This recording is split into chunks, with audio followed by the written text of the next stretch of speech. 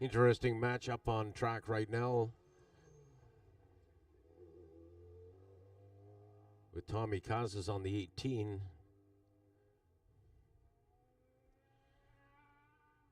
and Cole Alexander has hooked up with him.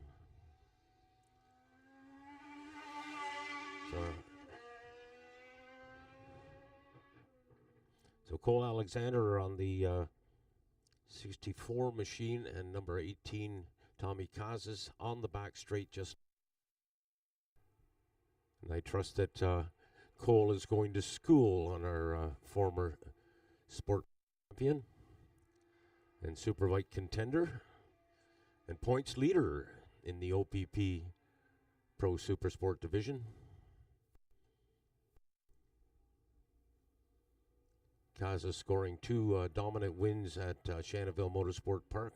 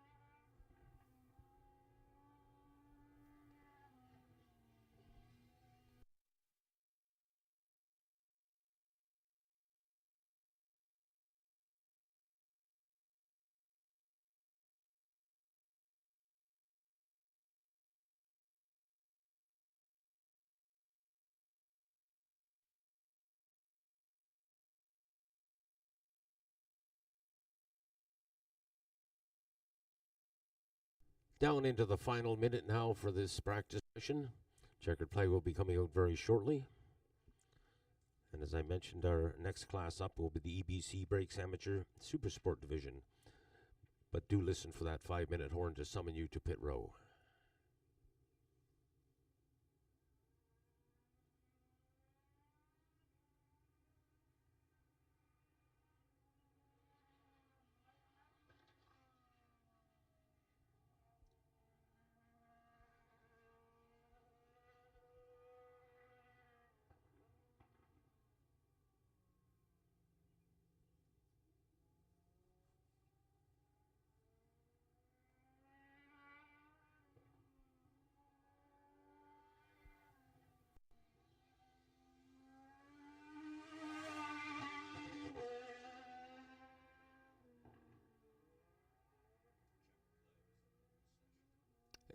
Checkered flag is now out on this session.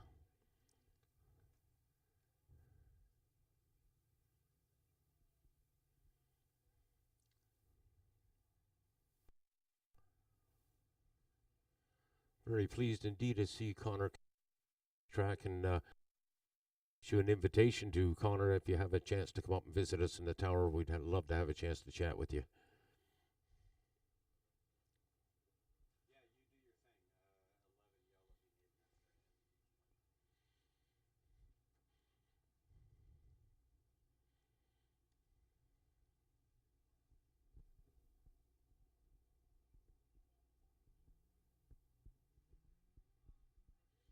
Corey Covier will be joining me very shortly up in the and hats off to Corey. Corey, by the way, is the voice of Atlanta Motorsport Park. He does all the announcing for the SARL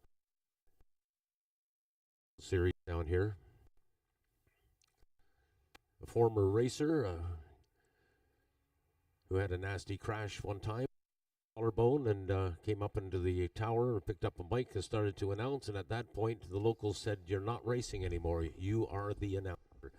So it is work alongside Corey.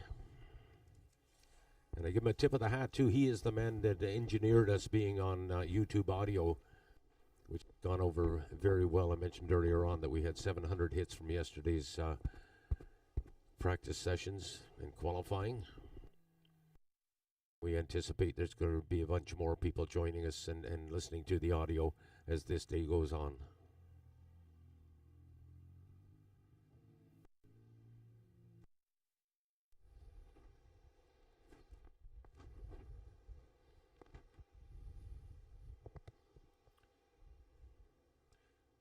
Testing.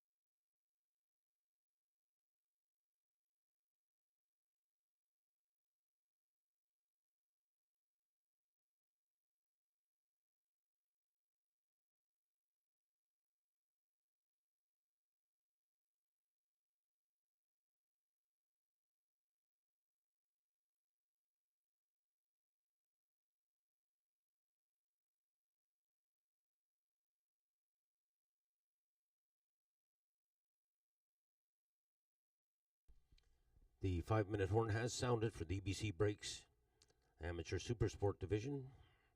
10 riders on call.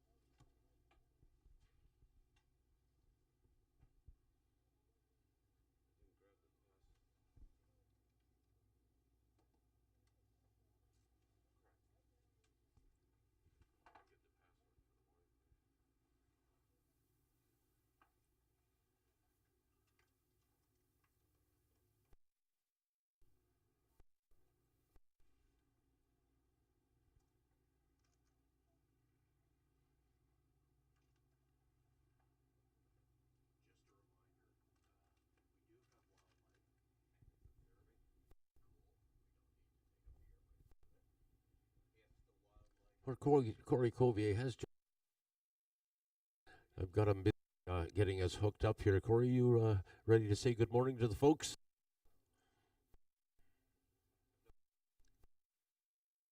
Excuse me. Corey is, as I mentioned, he's busy getting us hooked up. And I mentioned earlier, he's also the guy that got us on very pleased with that. And Corey, you mentioned that there were 700 hits, I think, from yesterday. 700 hits on YouTube yesterday. Are you pleased with that?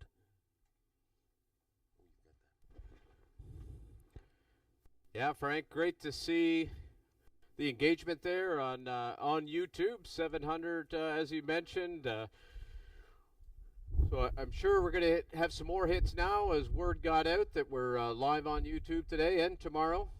But good morning, everybody. Welcome to Atlantic Motorsport Park. Great to see the fans there getting on the infield.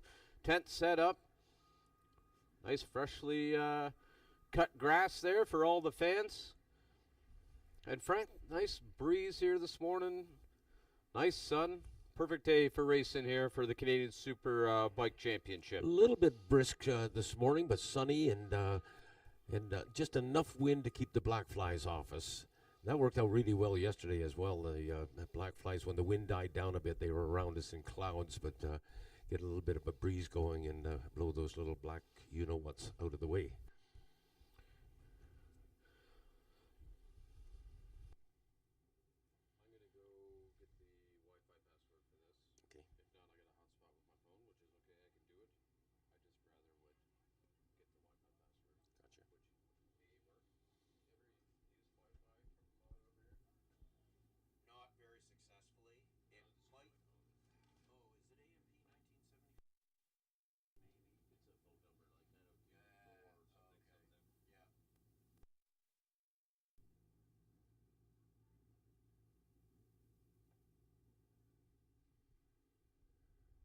Just before our next class comes out, we want to take a moment and thank the good folks from EBC Brakes for their continued support of the Bridgestone National Championships.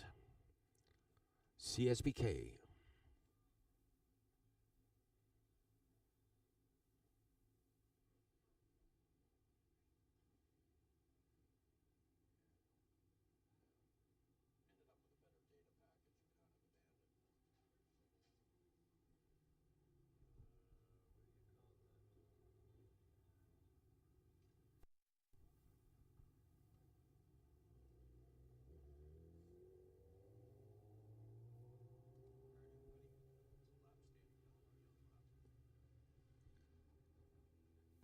Rolling out, and for the first lap of their morning practice, they will see a yellow flag. That is customary. Down after they've completed their first lap.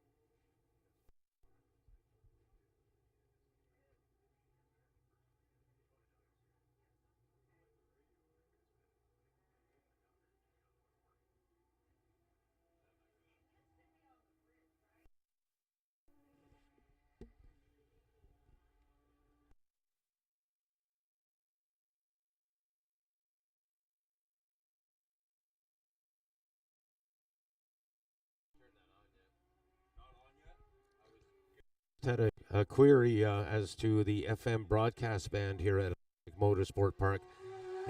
It is 88.9, but do have patience. We haven't quite got it hooked up yet. Corey is working on that, and we will be broadcasting. We are live on 88.9. I'll let you know.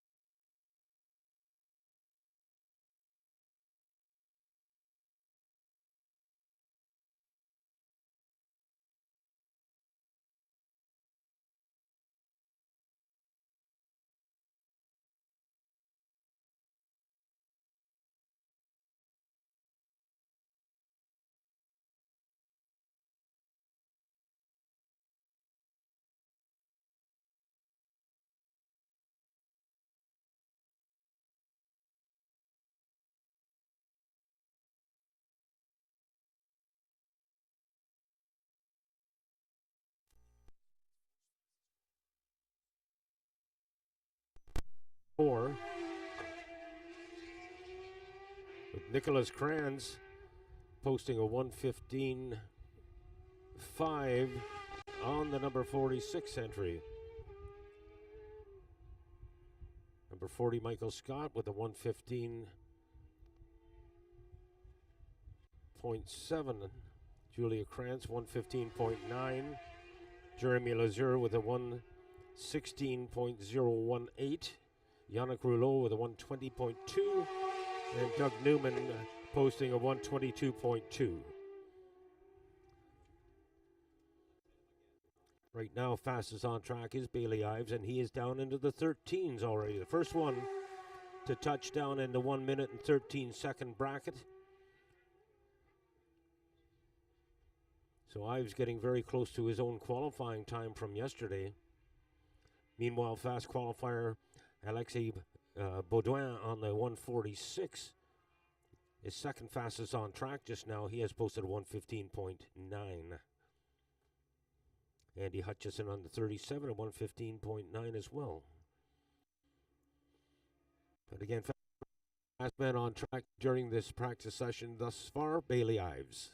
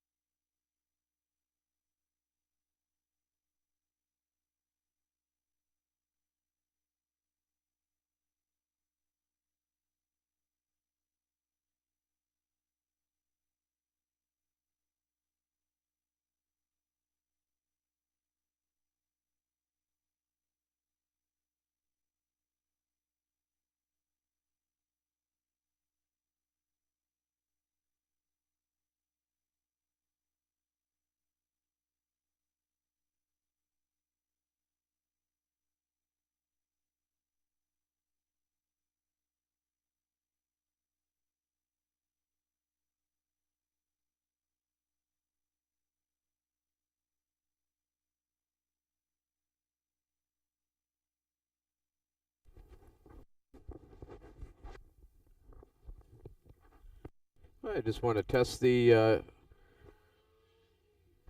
FM broadcasting. Testing.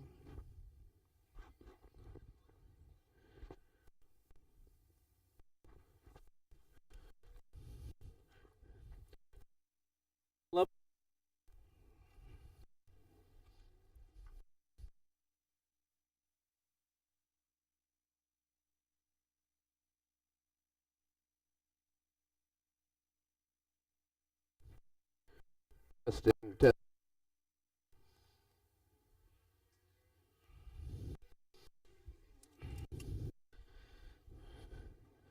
You with me?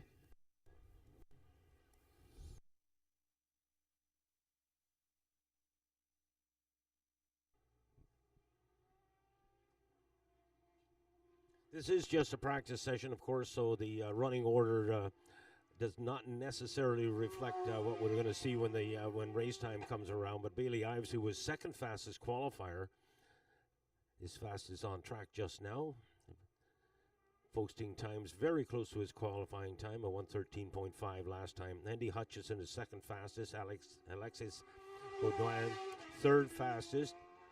Antoine Slater, fourth fastest. And Julia Krantz rounding out the top 5 on the number 5.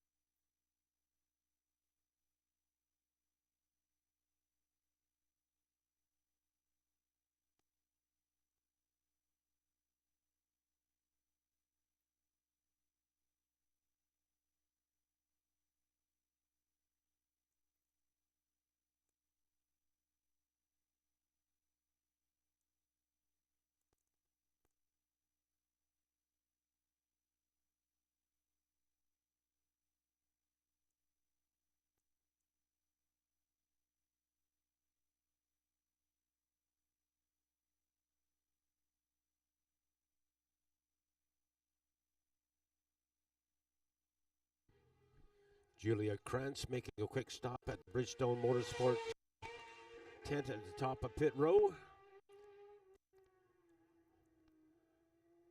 Tire technician is measuring the temperature on her front tire at this point in time.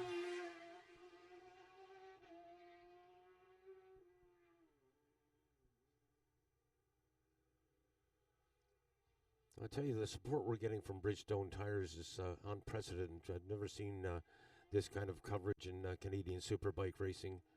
They've been at in every round, sometimes as many as 4 of them. Just 2 here this weekend, Rory and Andrew.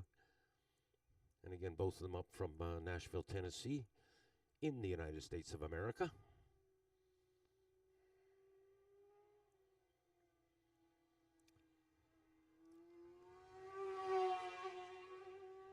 Yesterday, I stood by and listened to a conversation between Andrew and one of our riders, and a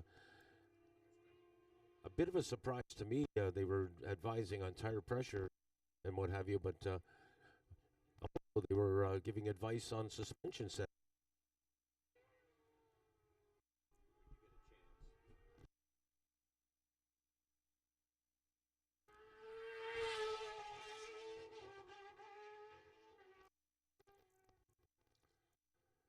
I'll probably do that a couple of times today. I've been asked to announce that if you have by chance brought your pet with you to the track, and we're talking about dogs at the time. If you have your dog with you, you're more than welcome to bring your dog, but make sure that that animal is on a leash the whole time that you're here, please. And if necessary, I'll remind you as the day goes on, but rider safety, of course, is of paramount importance to us, and we don't want any pets wandering around and making their way onto the racetrack.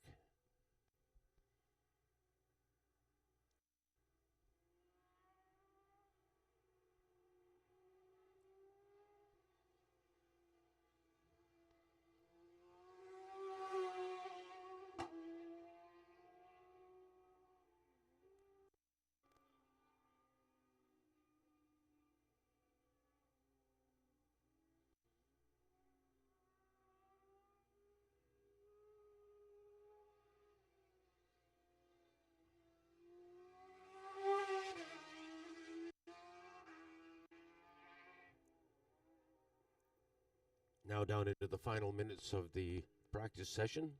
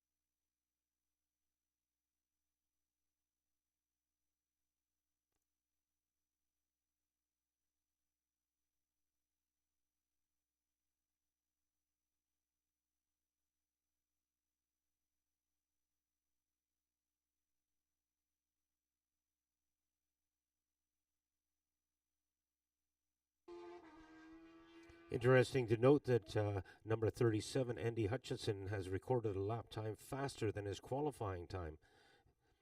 A 1:14.1 is what he's posted thus far, and his qualifying time was a 1:14.4. Keeping in mind that qualifying was done on a track that was somewhat warmer than the track that they're experiencing this morning. So Hutchison, it seems, has found a secret, perhaps.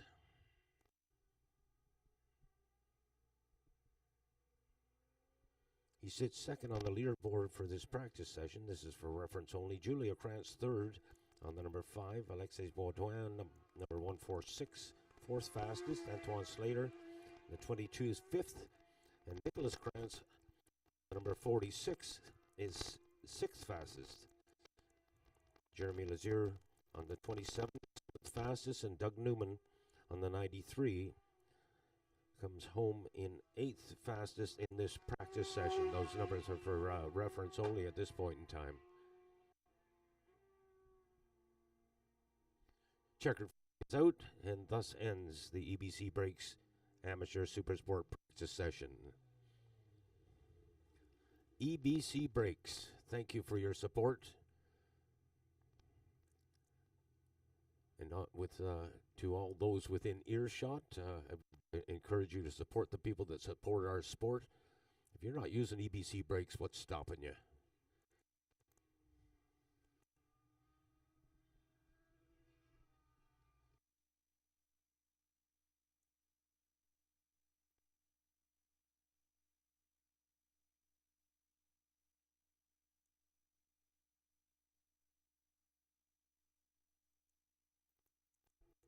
Next up on our practice session will be the lightweight sport bike class, presented here in Canada by Supersonic Road Race School.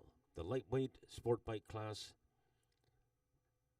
practice session coming up next.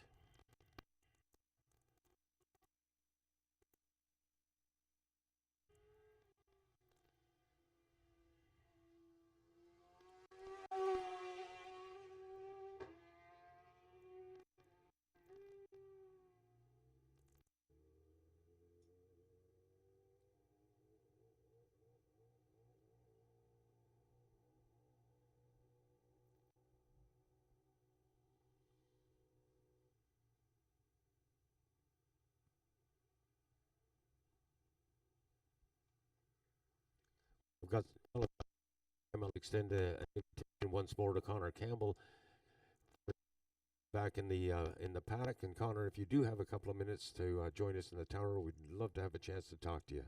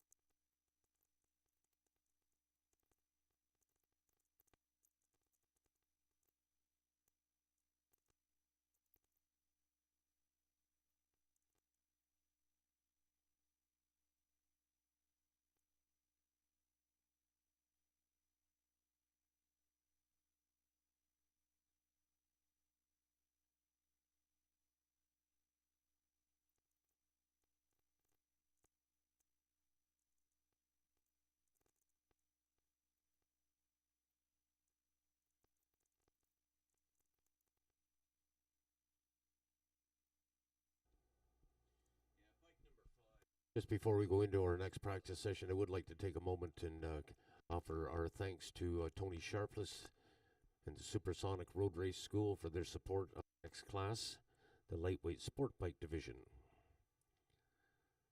At the opening round at Shannonville Motorsport Park, we were very pleased to see the Supersonic Road Race School in action as Tony Sharpless continues to train young riders, the best of which head to Spain for the World Championships.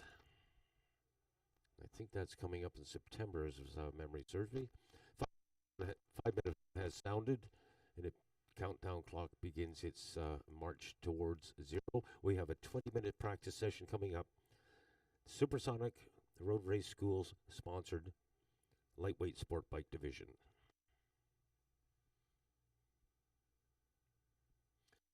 I mentioned Cole Alexander in the pro class, how well he's doing as a rookie pro. His younger brother Lachlan was fast qualifier on the number 32 bike yesterday in this lightweight sport bike division. Corey Canfield brought his bike home in second in qualifying, with Sebastian Silva qualifying in third position. Matt Covey qualified in fourth on the 76, with Mason Archer on the 819 rather, fifth fastest. Scott Solis on the 32 was sixth fastest, with Jacob Babnett on the 210. Seventh fastest, David Walker was eighth fastest on the 44, and the field rounded out by Thomas Lane on the 153, who was ninth fastest qualifier.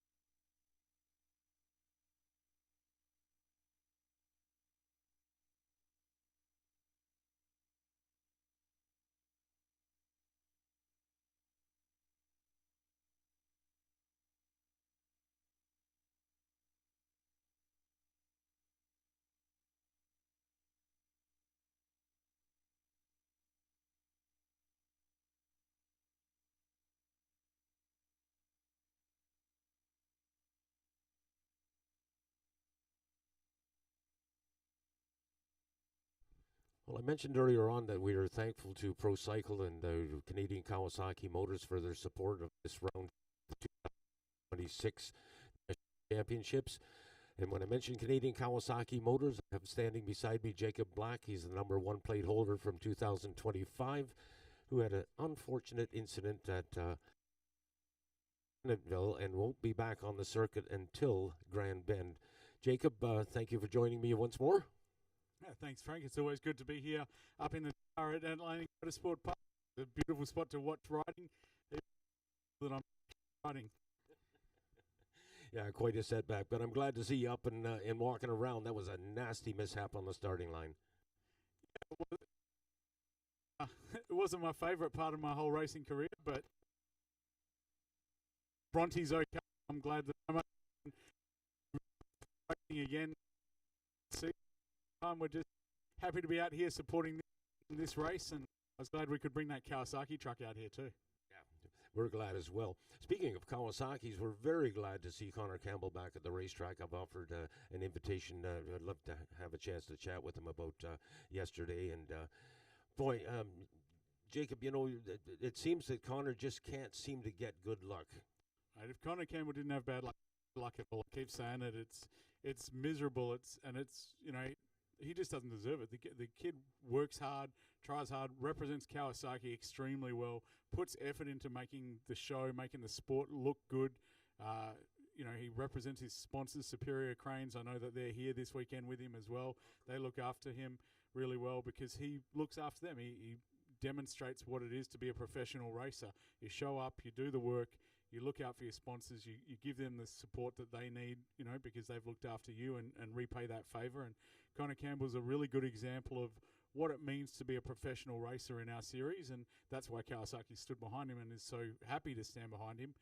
We do wish that he had better luck. It sucks for him, and I'm so sorry that he's going through it yet again here at this track. But yeah, I'm looking forward to seeing what he can do. I know that he's got some weaponry ready for Mosport, so hopefully he can get patched up and back on the track for Mosport, and we'll see how we go. And what a team player as well, Jacob.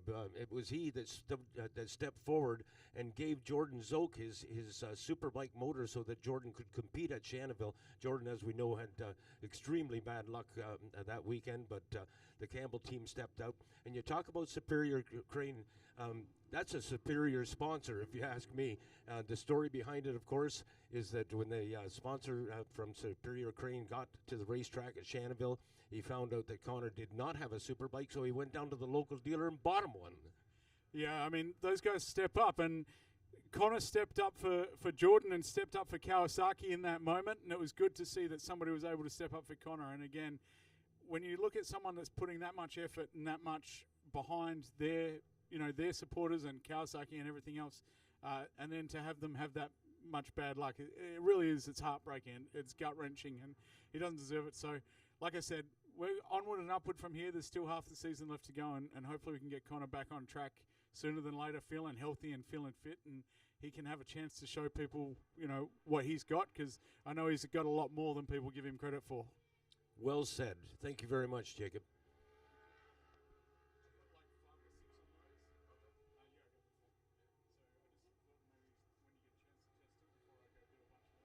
I'd like to acknowledge a young folk who has joined the Bridgestone CSBK series this year. He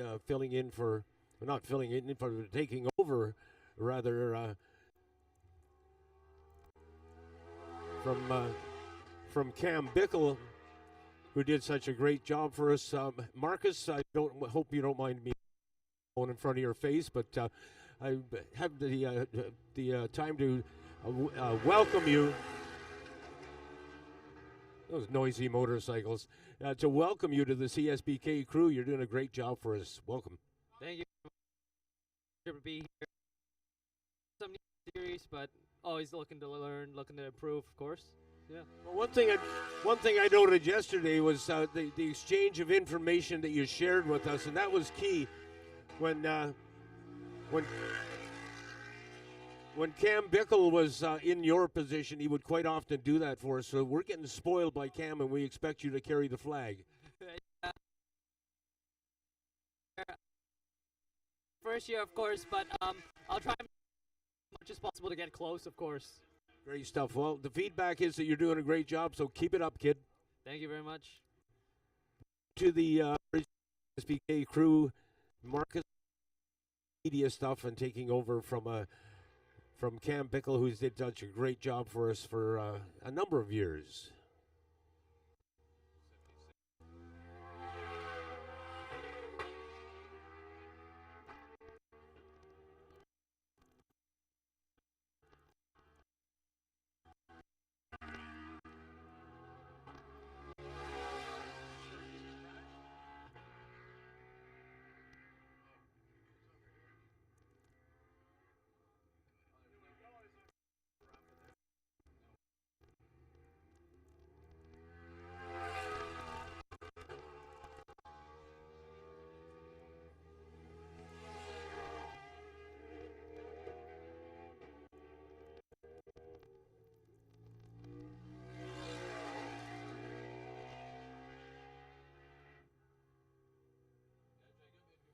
Well, I'll apologies. I had previous to this practice session, I had announced that it was the Supersonic Road Race School. I think I was looking at yesterday's timesheet.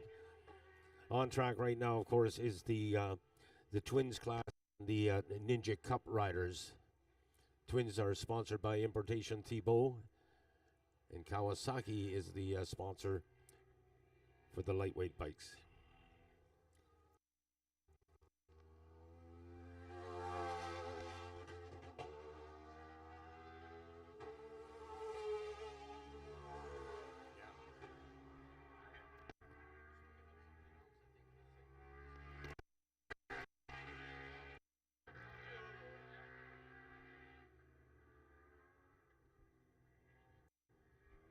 Well, Corey, have you finished all your duties here?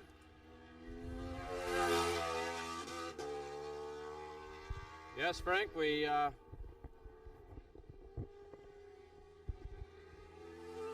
spent the morning getting things all set up there. Holy moly, that Twins bike right onto the grass there, Frank.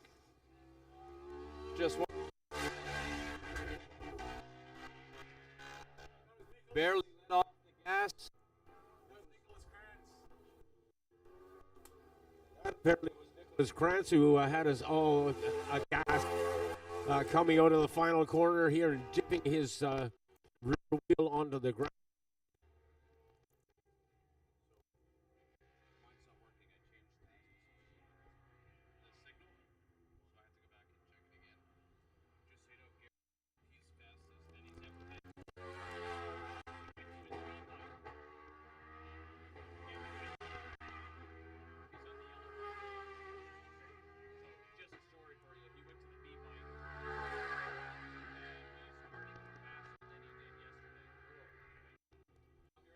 Corey is pointing out to me that Gary McKinnon on the number 9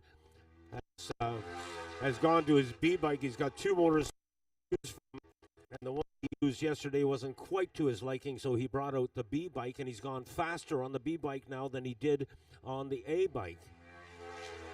His lap time, a 1:14.181. And right now, he is the fastest in the Twins division with JP Taché holding on to second fastest. Justin Marshall in third fastest. And Nicholas Krantz holding on to fourth fastest. Sebastian Silva is fifth. And first in the Ninja Cup. Oh, Louis Rafa now moving up to third spot. Justin Marshall shunted back to fourth. Nicholas Krantz fifth. Sebastian Silva.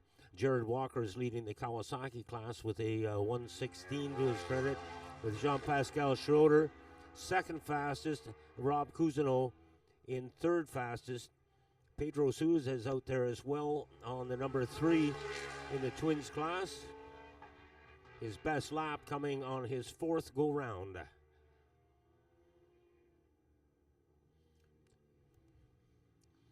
But McKinnon, the godfather of motorcycle racing, very highly respected. JP Taché now has hit pit row.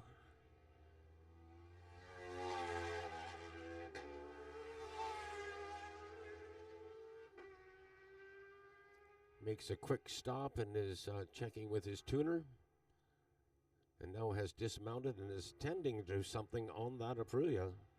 Watch.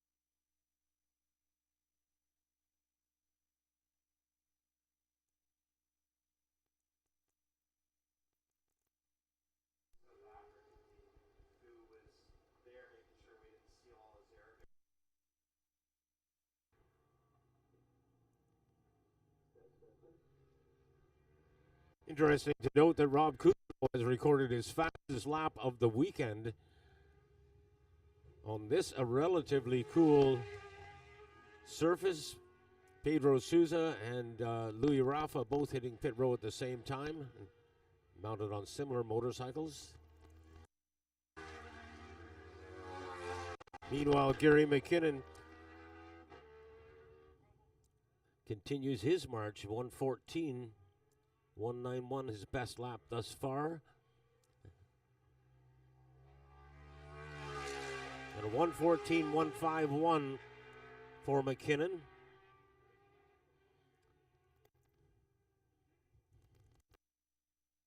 Number 1 plate holder J.P. Taché, second fastest. Nicholas Kranz, third fastest.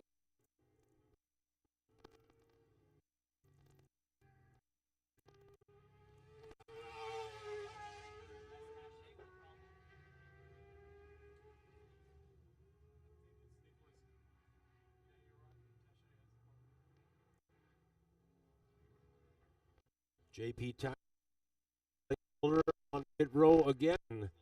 He was looking down at his motorcycle as he went down pit row. So it seems he has problems. Thank you. That last lap out, he also went very slow compared to his previous pace. So they are obviously having problems on that number 1 bike. And he had a runaway at the first round at Janaville Motorsport Park, and he leads the points, obviously. He still carries the number 1 plate from his last year's performance.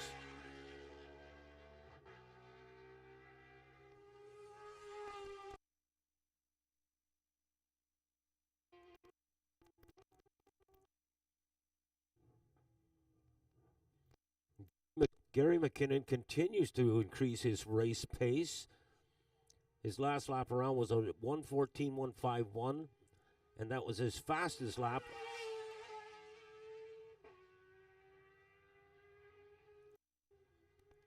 And again, that is on his B bike. So it seems that J.P. Taché is not the only one having problems. McKinnon has parked his bike. He's on the B bike now, and it makes it a lot easier to spot him out there because that is a brilliant yellow motorcycle.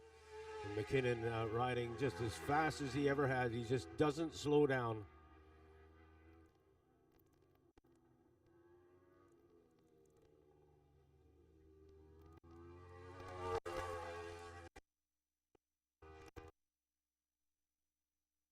Rolling out.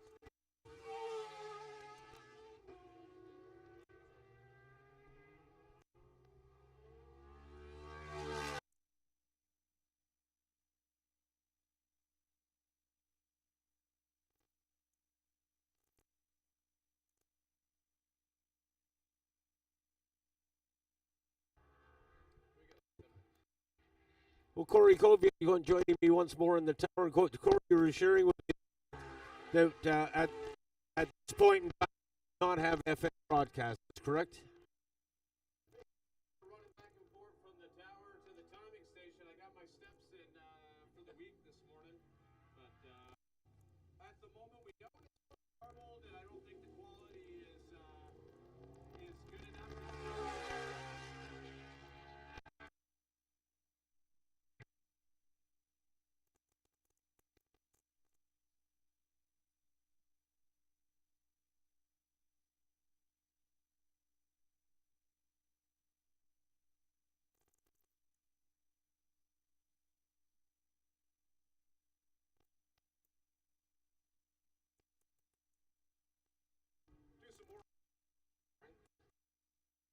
Something off, Mike, about the YouTube broadcast being a delayed broadcast.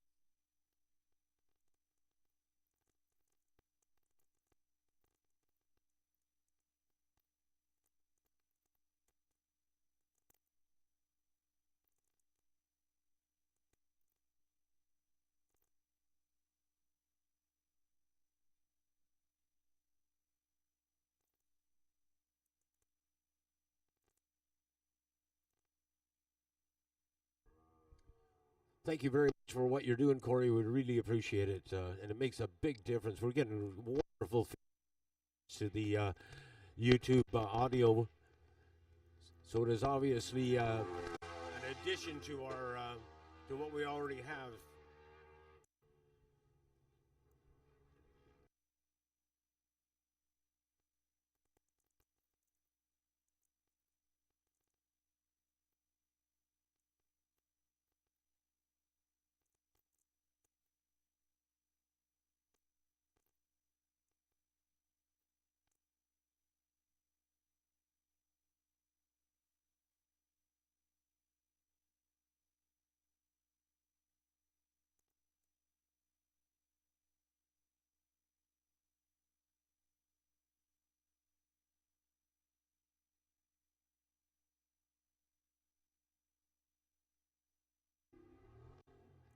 I noted JP Taché having another look at his motorcycle. He's not on pit road right now.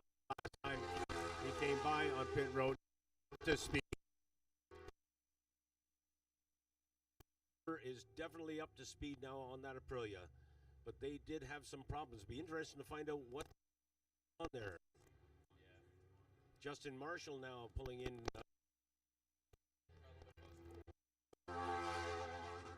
Marshall checking in with the Bridgestone tire technicians and getting some advice from them. They're measuring the temperature and air pressure on those Bridgestone slicks. Practice session. I think we are down.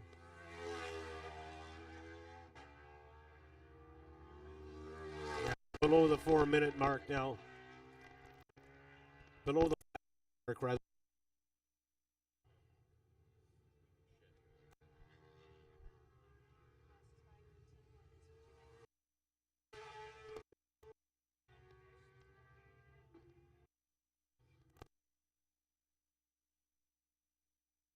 Mike's. Gotta love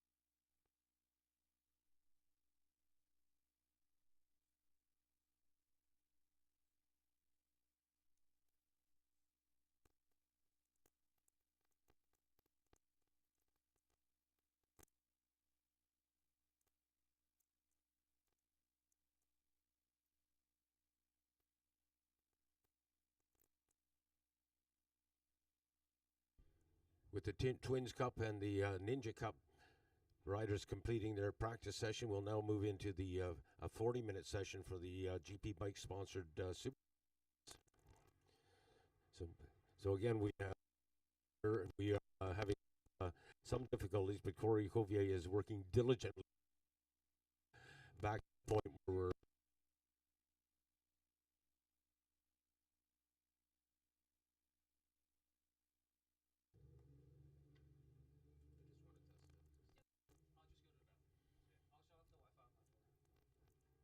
well, right now there is a van moving out onto the racetrack, and that van has the camera, and they will be deposited at their various spots around this race course. And meanwhile, we will continue to down the gremlins in our audio. By the way, if you're finding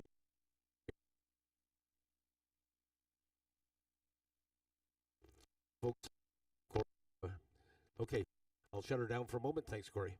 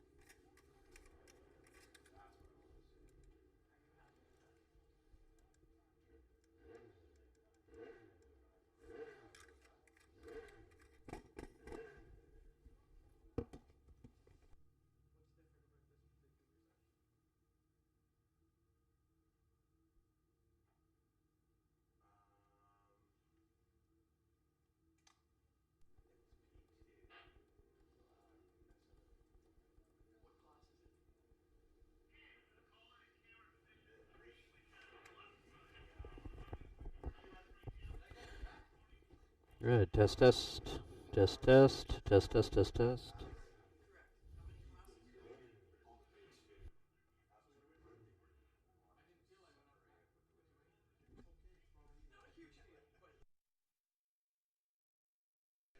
Test, test, test, test, test.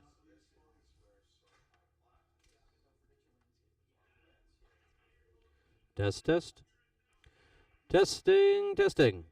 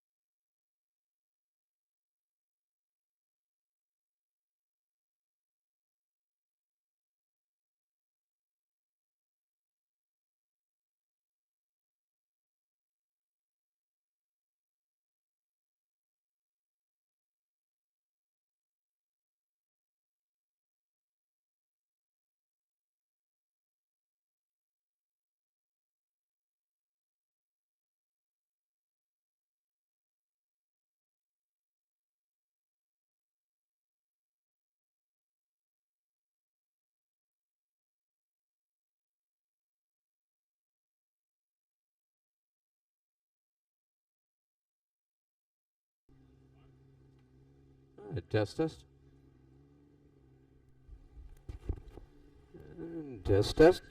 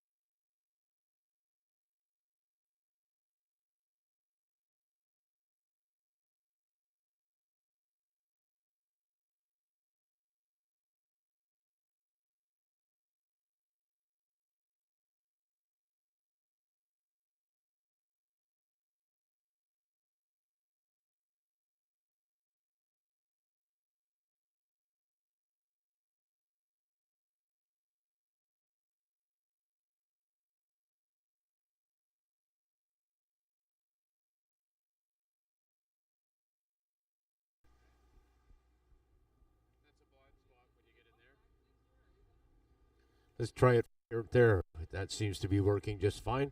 Connor, if you get a minute here, I would like to chat with you. And I've told the fans you were back at the racetrack, and I'm glad to see you back at the racetrack. We were just talking about the incident.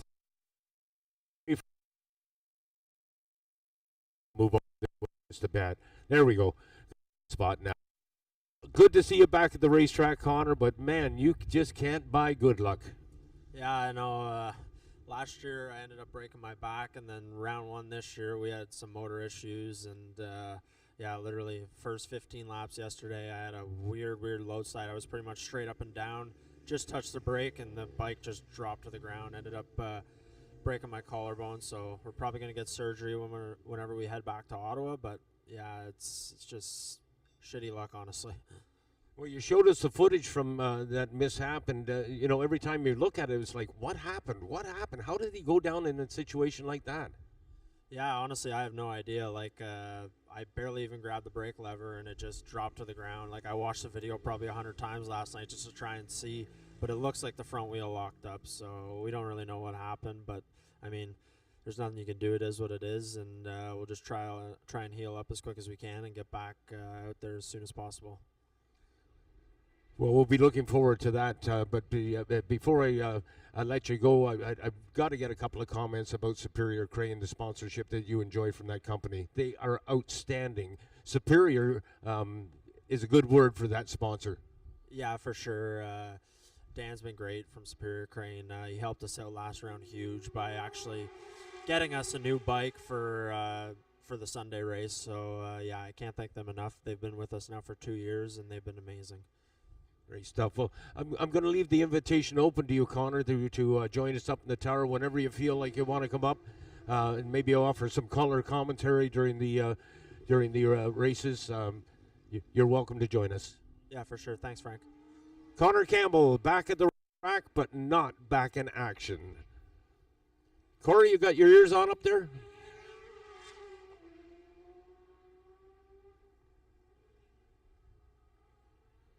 I believe we have sorted out most of our PA problems, thanks to Mr. Covier. He, of course, is the voice of at Atlantic Sport Park for the SARL regional series here.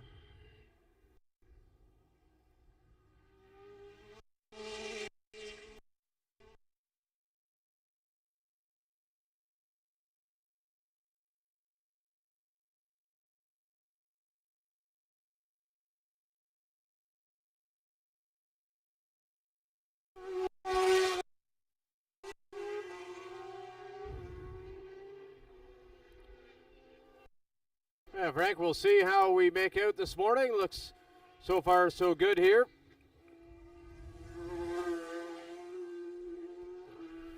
Jordan Zoke making his way down the front straightaway. I seen a post there from Jordan Zoke last night.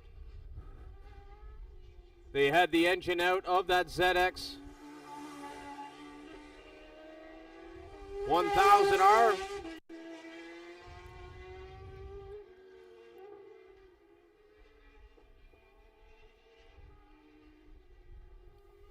Crew looking to see how that improvement from the stock engine is going to propel Jordan Zoke to some faster lap times here this morning. But at the moment, it looks like Ben Young is starting where he left off yesterday, and that is the top of the charts. First rider into the 109s with a 109.3. Riders quickly getting up to speed up there. Only 4 minutes into this session, already with the rider into the 9s, couple riders into the 10s.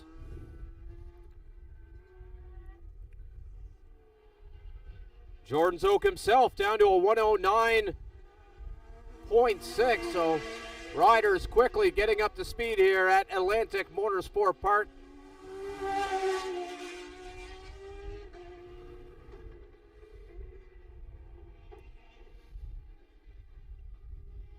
Long session here this morning, 40 minutes for the GP Bikes Pro Superbike practice session.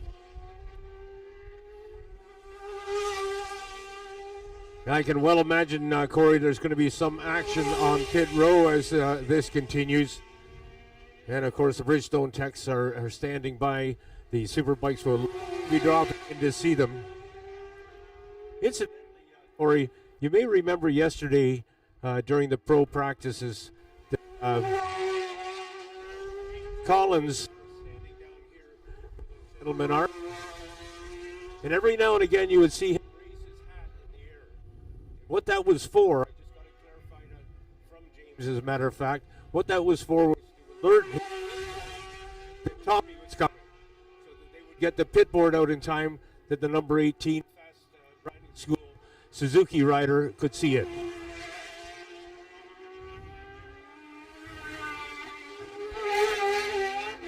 Zoke is on pit road.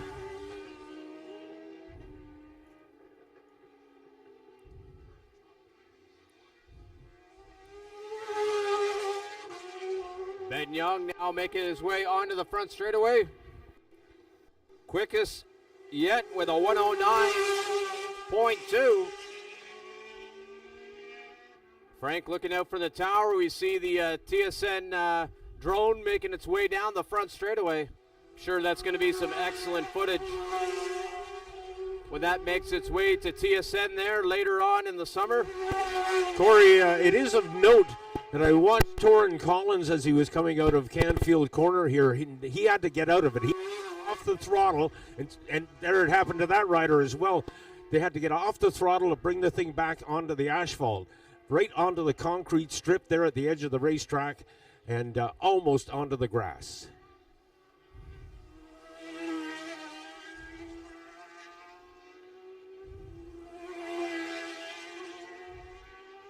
And with that lap from Torrin Collins, now brings him to the top of the practice session. Quite close, only 1/10 of a second.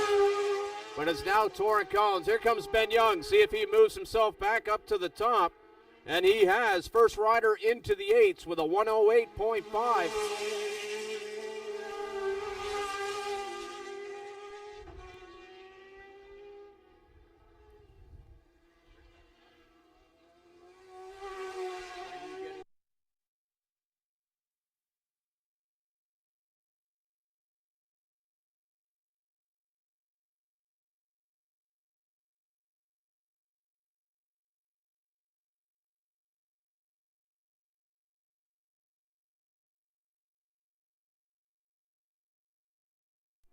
Well, I have some clear air there with no bikes coming by. Just a heads up to everyone that dogs have to be on leashes here at Atlantic Motorsport Park.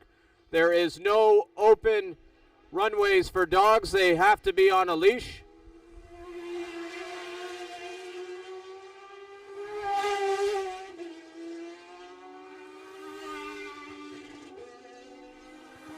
That is to prevent any dogs from running out onto the track, so it's for the safety of your dog, the rider, and everyone. So dogs have to be on a leash here at Atlantic Motorsport Park.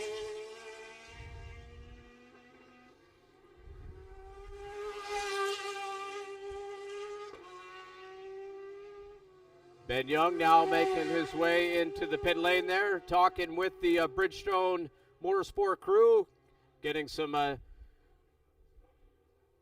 tire information for the fans here. There's a Bridgestone tent. As soon as you come off the track, the Bridgestone crew immediately jump to the bike to get tire temperatures, tire pressures. They want to know exactly how the tires are performing, and they offer as well some advice on tire pressures, adjustments, suspension adjustments. So another rider there, Alex Michel, queuing up behind Ben Young there on pit lane. If I just for a moment, 'cause I'm down on the level here, and one of the you'll look.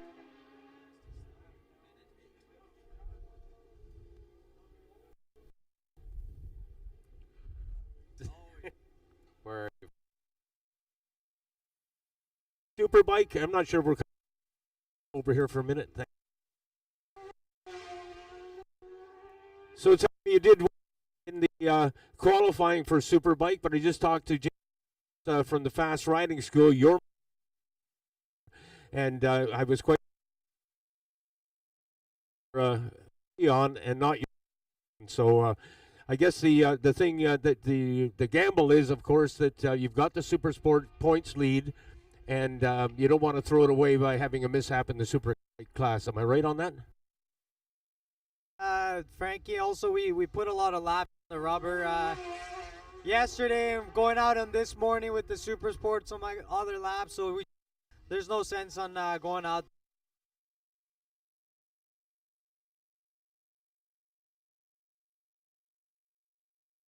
See if we can pick up winners here.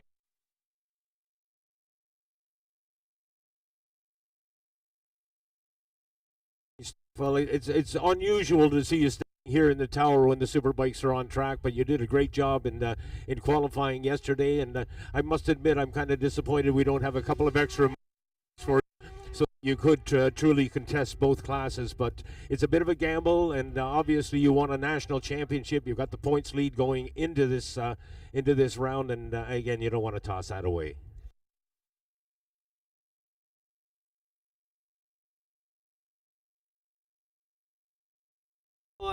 everyone that's been able to support us to make it out here. Just got to give a big thank you to Pro Cycle. You know, they've been supporting this round for a long time, and they're supporting me to get out here. Fast Riding School, Fast Sprinting Press, everyone that's been making the effort to get out here.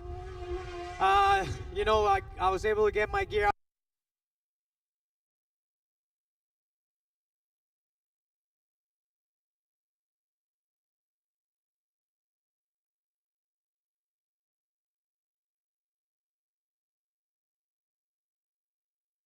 Thanks for taking the time to talk, Tommy, and let's enjoy the rest of the weekend. We'll be watching for you in Supersport, buddy.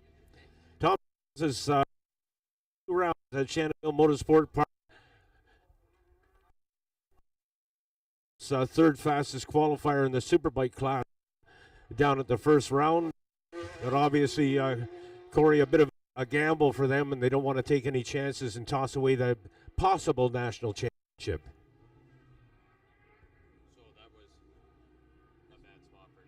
Seemed like I was coming through okay, but as soon as I put the mic to him and I was moving it to try to. This is literally right on the cusp. I don't know. It's like you stand a little closer.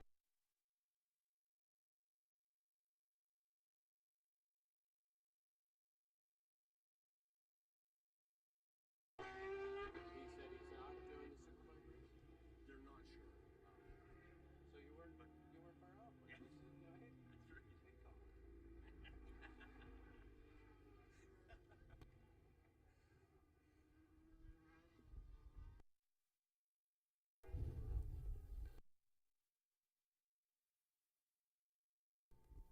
Well, thanks for pointing that out. Torrin Collins is the fastest Superbike rider on the racetrack right now. Ben Young, second fastest, then Sebastian Tremblay, then Jordan Zoke. Andrew Van Winkle, fifth fastest just now. David McKay, sixth. Cole Alexander, 17th, top rookie pro. Then Matthew Simpson on the 91. Vincent Wilson, good to see him out on the 262. Alex Michel on the 99.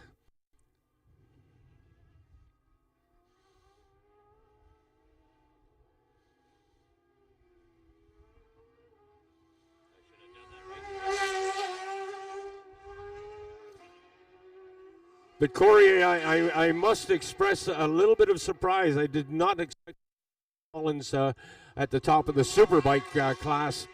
We'll see how long that lasts. And meanwhile, Andrew Van Winkle is having a chat with our Bridgestone techs.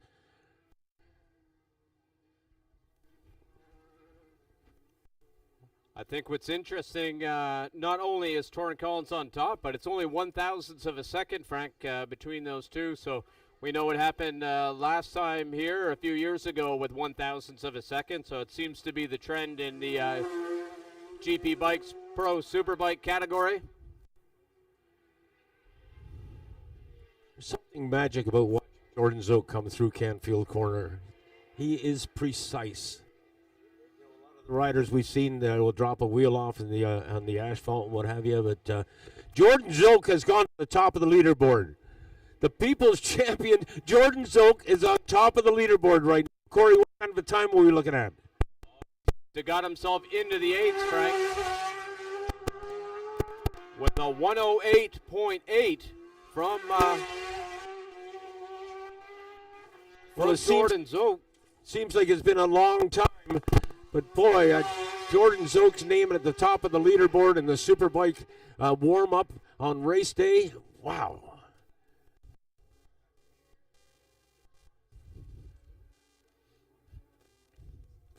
Well, it looks like Ben Young has perhaps a planned response to that as he rolls down pit road and will be heading out on the racetrack shortly on the Van Dolder's home team sponsored Honda Canada sponsored CBR 1000, the Fireblade. Zoke's on pit road.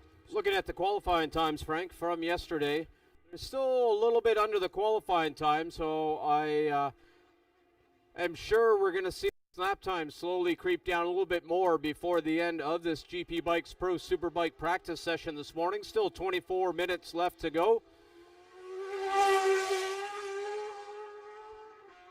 Ben Young's qualifying time down into the sevens. Jordan Zook a couple of tenths off his qualifying session there.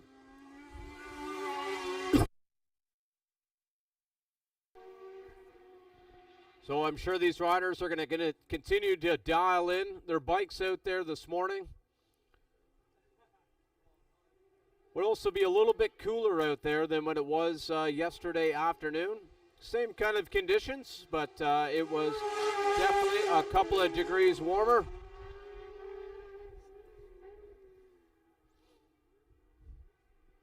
Holy moly, Frank. Ben Young on his opening lap did a 1:13. Coming out of the pits, crossing the line in a minute 13. He is flying out there, as we can see him now heading through turn 3. We'll see where he gets around this rider here. This lap here may be a little bit off his fastest times, as he's going to have to try to navigate around a rider there as he's now heading towards the roller coaster.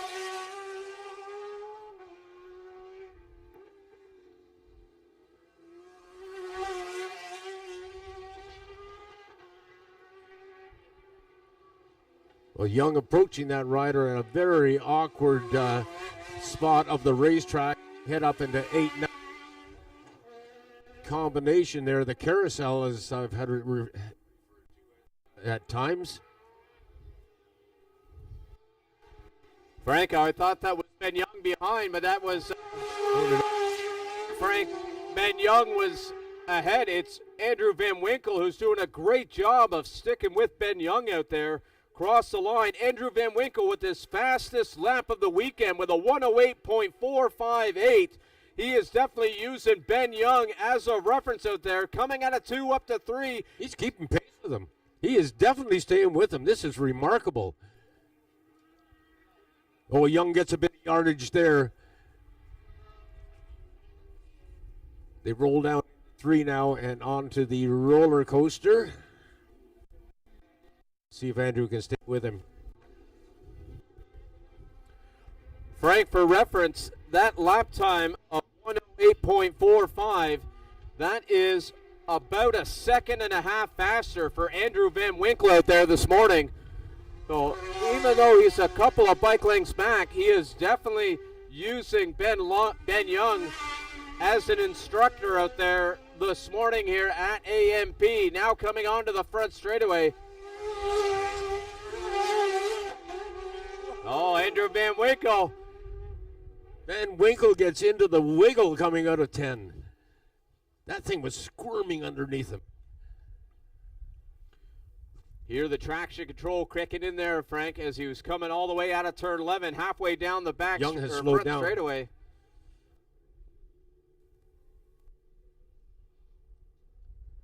Game assist, you suppose, Corey. Young obviously slowed down. You could see it yourself coming out of 2.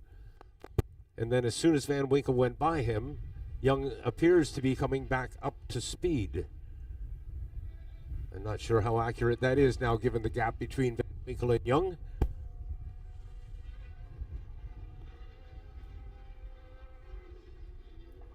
Van Winkle is definitely pushing here on this lap, pulling a little wheelie there down the back straightaway. Following now here into turn 9.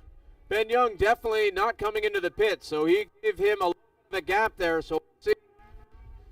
Oh, I see the hand here now. So Ben Young coming into the pits.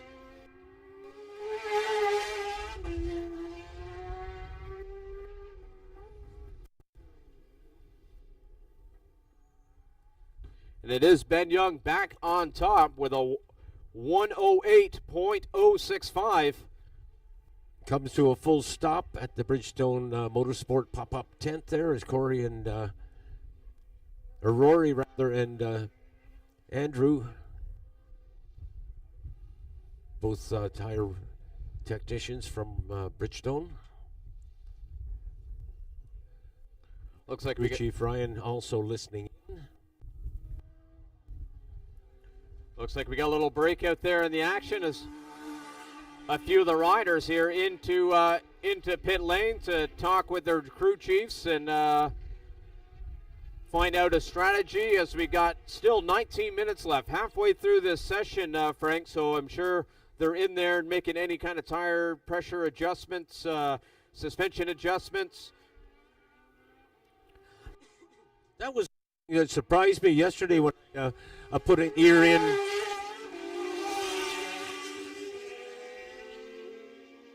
As Andrew from Bridgestone was talking to one of the riders, he started talking about suspension. That kind of surprised me. You know, they talk about tire pressure and temperatures and what have you. But for the tire technician to respond to that by suggesting that if you set your suspension like I told you, the tire will work.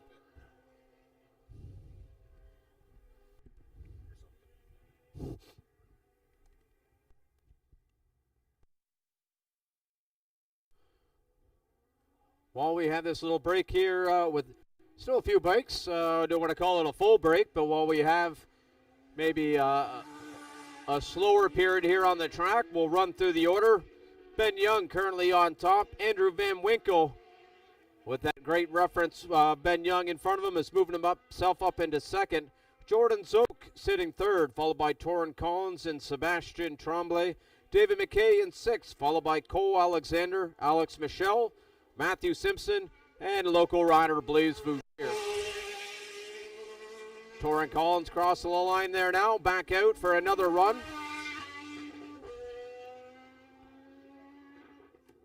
Sees himself getting his fastest lap there, Frank, from Torrin Collins.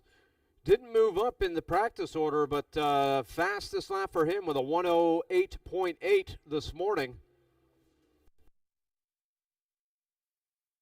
Look back to the practice or qualifying session, I should say, for Torrin Collins yesterday. Was a 1:08.565. So a couple of tenths off his qualifying session in the GP Bikes Pro Superbike qualifying session that happened yesterday afternoon here at Atlantic Motorsport Park.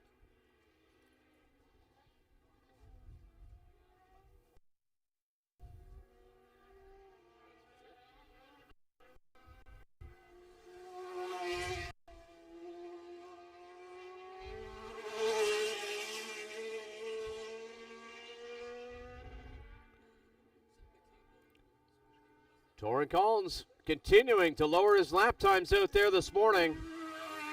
1:08.735 moves him up to third in this practice order. Same spot he is going to start the race this afternoon from that third place position.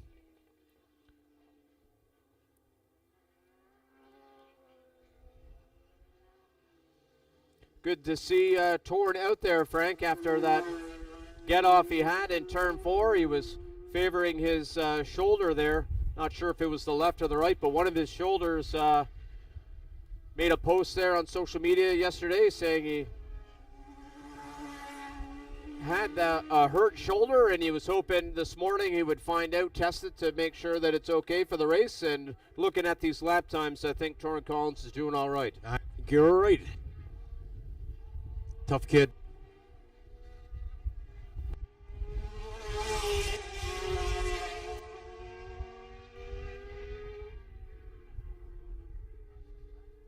See how close he was to that rider coming down the front straightaway.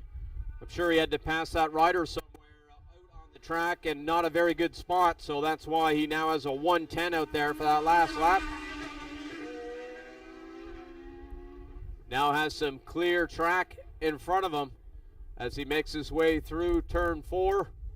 Keep an eye on Torrin Collins here through this lap. Now out of 4 over the top of 5. You'll see a little wheelie coming over the top of 5 all the way down to the bottom of what we call 6, now into 6B. Another little wheelie from Torrin Collins. Now tipping into the fastest corner here at AMP, heading up 7. Now 8 into 9. 9 here. We call it 9, but it's really kind of be 2 apexes with 9A and 9B, but some riders like to keep a sweeping corner as now he's coming onto the front straightaway. Barely onto the grass. You see him using body English to straighten. He's not the only one, but it's been a long time since I've seen a rider that is so exciting to watch as Torrin Collins.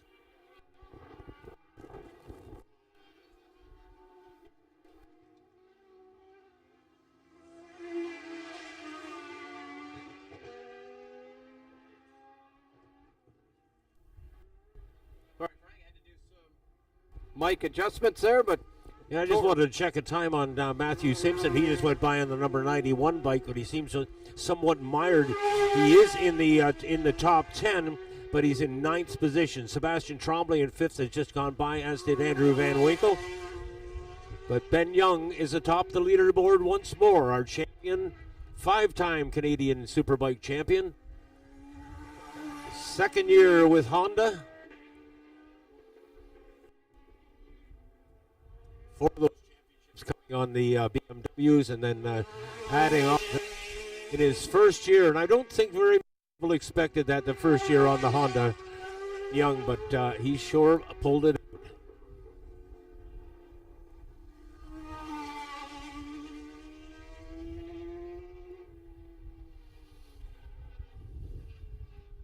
Corey, as a former racer, on you for this. What surprises me most about the lap times that we're seeing this morning is that racetrack surface is not warm.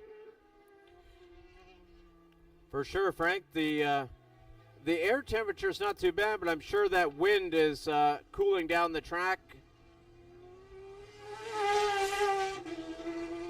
So they'll definitely be having to make some adjustments this morning. And the trouble is, though, you have to look at what your afternoon session is going to be. These riders aren't trying to adjust the bike for this conditions.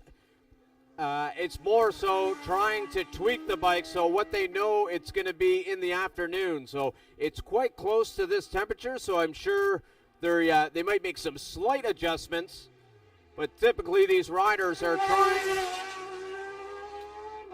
to set up their machinery knowing what conditions are going to be in the afternoon. So luckily it's going to be about 19, which is pretty close to what it is now.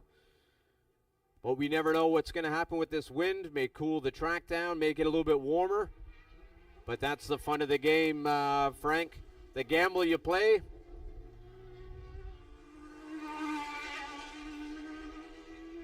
Now a little over 10 minutes left to this GP Bikes Pro Superbike qualifying session. As Frank mentioned earlier, Ben Young on top, almost getting into the 107s with a 108.065. Blaise Fouget up 10, the number 80 bike, the man who potentially will take over as godfather here at Atlantic Sport Park if and when Gary McKinnon ever decides to retire. So tip of the hat to Blaise Fouget for putting that number 80 bike so far just into the 10. We'll see if he makes any more headway.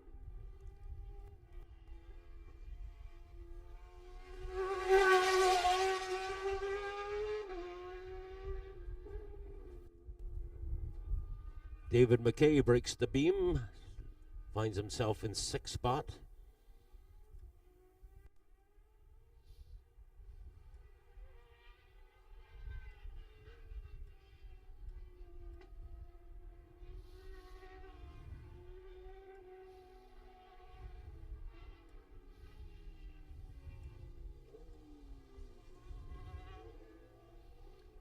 You may hear us go, there's Matt on pit road now. I was just going to suggest that you hear us go quiet every now and again because Corey's still fiddling with the electronics here.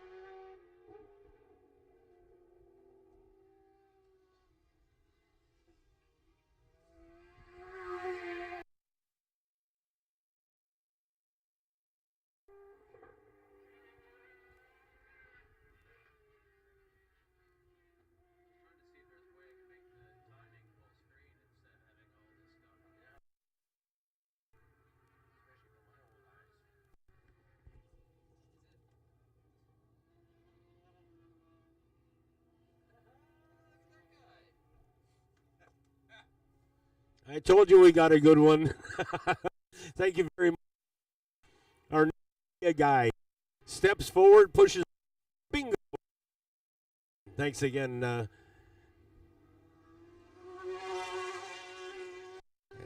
Winkle, as he pulls in, Jordan Zook is going. Jordan had been at the top of the leaderboard for a very brief time. He put in 12 laps thus far and is at this point in time fourth fastest.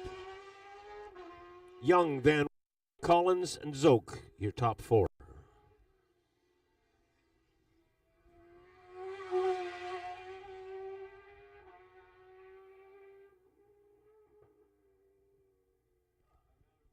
Sebastian Tremblay on the 24, most recently by. He is fifth fastest on the board.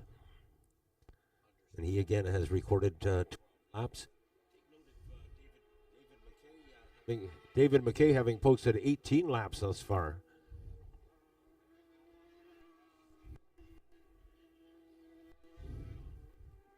Van Winkle's the workhorse there then, Corey. How many laps has he got in? 23 laps there, Frank, from Andrew Van Winkle. Definitely trying to tweak that bike out there. I shouldn't say he's trying to tweak the bike. He hasn't come in. He's at 23 laps. He's trying to maybe doing an endurance race here? Trying to see how the bike's going to perform. Maybe later on some more worn tires, less fuel in the tank. Maybe trying to do a full race simulation out here this morning in this practice session. Good point. Sure as hell hasn't slowed down at all. Still remains in second spot. But remember that period of time and racetrack, and Van Winkle, I'm sure, picked up a few tips from those laps.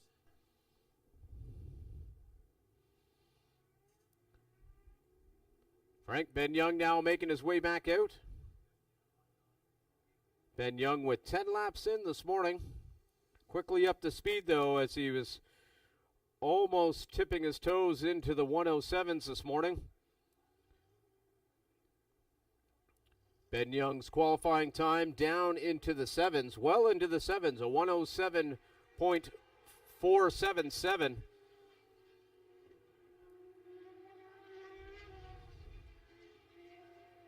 Jordan Zook now making his way off the back straightaway.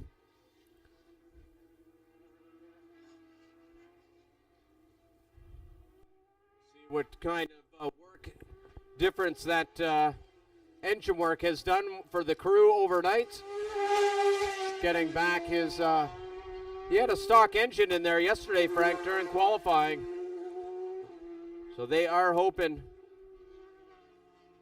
for that engine work to find a few more tenths out there and battle for the win this afternoon with Ben Young and Torrin Collins. Kudos to Cole Alexander on the 64 bike. He is the rookie pro, and he is sitting in 7th spot right now.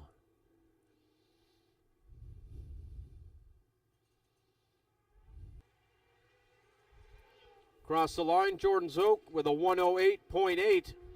Now heading down the back straightaway again. We'll see if he's able to lower that lap time. Going to have to find 0.8 of a second out there this morning if he wants to get to the top of the chart.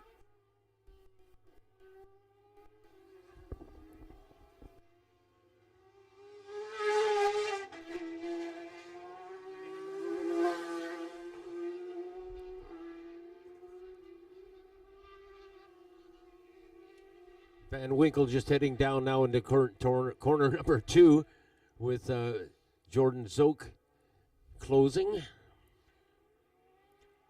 Frank, that last time by Jordan Zook was faster than his qualifying session yesterday. It was only by a few hundredths of a second.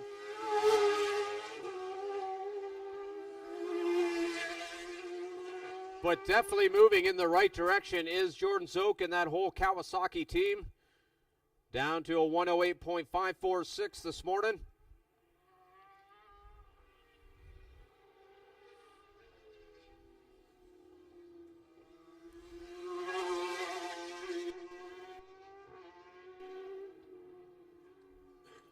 Looking at Sebastian Tremblay's qualifying times in the GP Bikes Pro Superbike was a 109.7.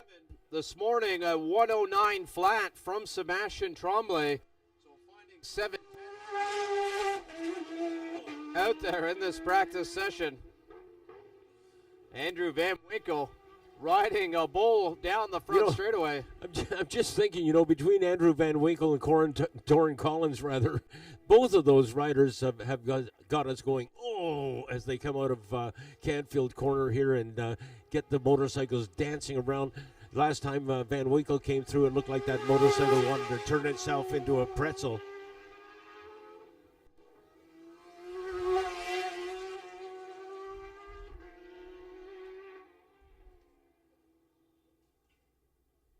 These young guns are the future of this sport, Van Winkle and Collins. Both of them hailing from out west. They're very good buddies. Now, that friendship may be tested when they get racing one another on the racetrack, but off track, they're good friends.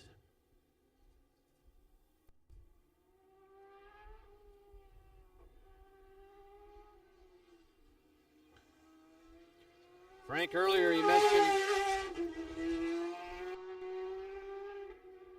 Cole Alexander looking at his lap time, a 1:10.775, a tenth of a second faster than his qualifying time. So Cole Alexander using this practice session to help him lower his lap times. Limited track time here this weekend. Mentioned it a few times yesterday. No track day on Thursday. In the past, there has been a track day here at Atlantic Motorsport Park for all the riders. This year it started off Friday, Frank. So all the riders trying to use up all the track time they can, and it's starting to show. And Cole Alexander dropping his lap times here this morning compared to his qualifying session yesterday.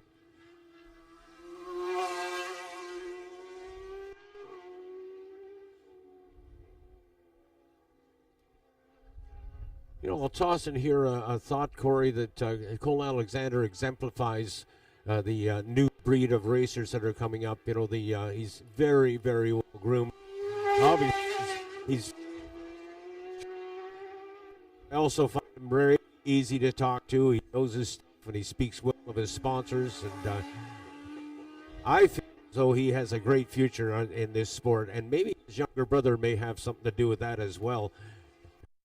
Has done it in his class and will most assuredly be moving into the classes here, so that Cole and will be on the racetrack at the same time in the same class.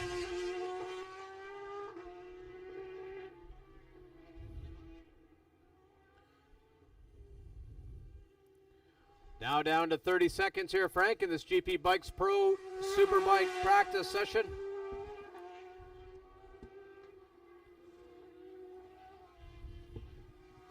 Seeing what riders are left here out on the track. Looks to be about 10 riders out there taking advantage of the last couple of laps here. They can get out here this morning before their race this afternoon. The number 1 plate, Ben Young, coming down the back straightaway.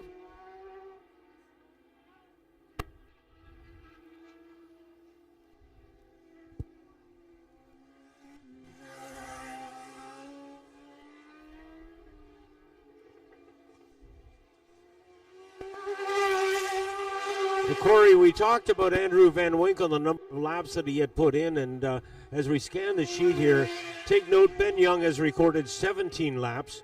Torin Collins has recorded 15 laps. Jordan Zook has recorded 15 laps. Sebastian Tremblay has gone 15 laps. David McKay has recorded 21 laps. But Andrew Van Winkle, endurance or what? Andrew Van Winkle has recorded 30 laps through that practice session. Most by far. Now you'll see the riders stopping there, in turn number 3. That's where they get to do their practice starts here at Atlantic Motorsport Park. Perfect spot here, because as you're coming around turn 3, you'll see the riders stop. So it's one of the safest spots here to do your practice starts at Atlantic Motorsport Park. Couple of riders electing to do that. Now with one rider left there, just on the outside of turn 3. Some fast times coming in at the end there, Frank. David McKay, Cole Alexander, Matthew Simpson, all on their last laps there, putting in their fastest lap of the practice session. Mentioned earlier, Cole Alexander, he got down to a 10.2, Frank. In the qualifying session, he was a, if I remember correctly, a 10.8. So found 0.6 of a second out there this morning on that Super Sport machinery running in the Superbike class.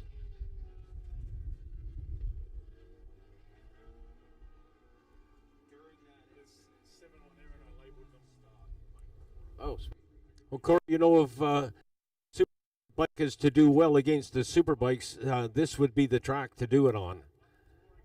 Although the Superbikes obviously have an advantage in terms of horsepower, this racetrack can oftentimes interfere with that.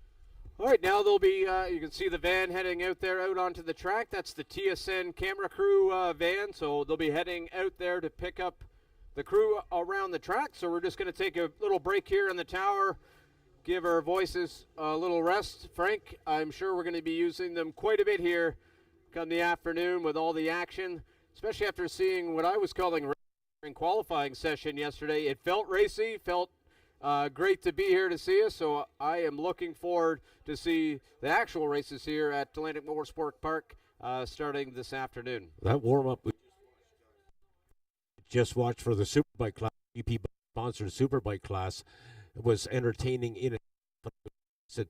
Collins, Andrew Van Winkle, and of course Ben Young and David McKay contributing to the entertainment factor in a warm-up session. It was a good one.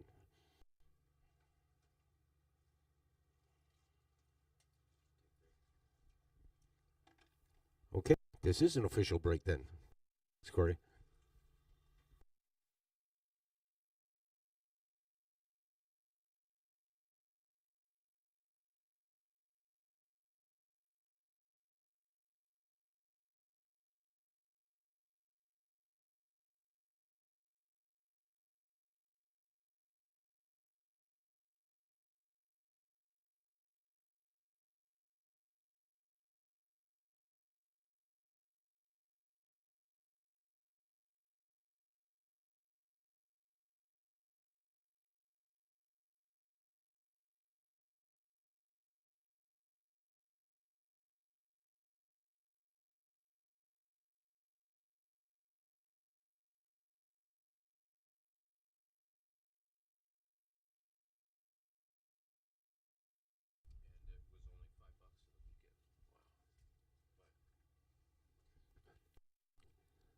Corey, I want to take a moment and talk insurance. AIM Insurance. AIM is here on site this weekend. We have two representatives from AIM Insurance right alongside Jordan's Oaks pit area. And Jordan's Oak, of course, enjoys the support of AIM Insurance. He actually works for them now. Drop by and see them. If you need insurance, and you know you do, get a business card, have a chat with the young ladies down there, and see if they can do you a few favors, save you a few dollars in your insurance. And perhaps more importantly, we're dealing with a company that supports our sport. Very happy to have them on board. Insurance actually has been with us for quite some time, but they have really stepped up this year and made themselves well known. I myself have an insurance inquiry, I guess would be the most polite word that I could use, but I'm definitely going to have a chat with them if I can get my own personal insurance sorted out. It's a little more expensive than I would like to see, and I think AIM Insurance may have a much better policy for me and a much better price. And I want to deal with them. To be honest with you, if they charge me more, I think I'd want to deal with them. These are people that are supporting our sport, and their support, Corey, is, you know, you can't put a dollar figure on it. 5 has sounded, so the AIM Insurance Amateur Superbike class riders will be on track for a 20-minute test session here this morning. And once more, a tip of the hat and many thanks to the good folks from AIM Insurance for being part of the Bridgestone Canadian Superbike Championships. Thanks, guys. Else.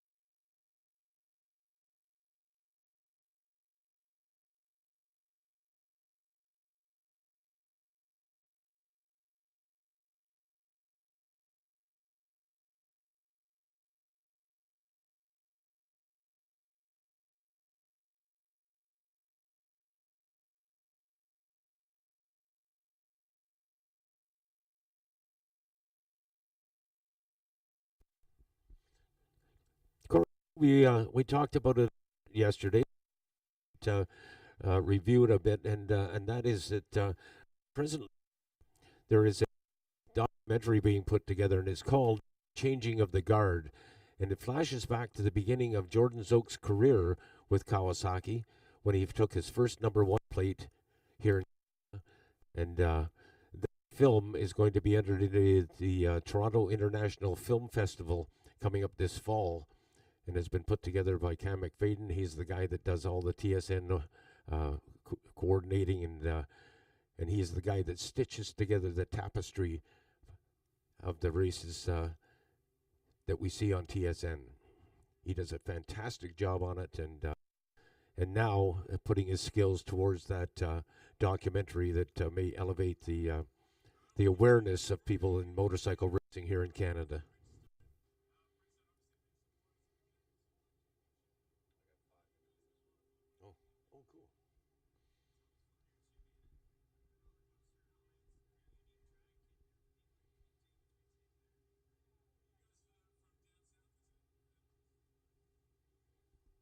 And in mere moments, we will have our field out for their morning practice session. They include Bailey Ives on the #6, the #146 of Alexis Baudouin, the 37 of Andy Hutchison, the #40 of Michael Scott,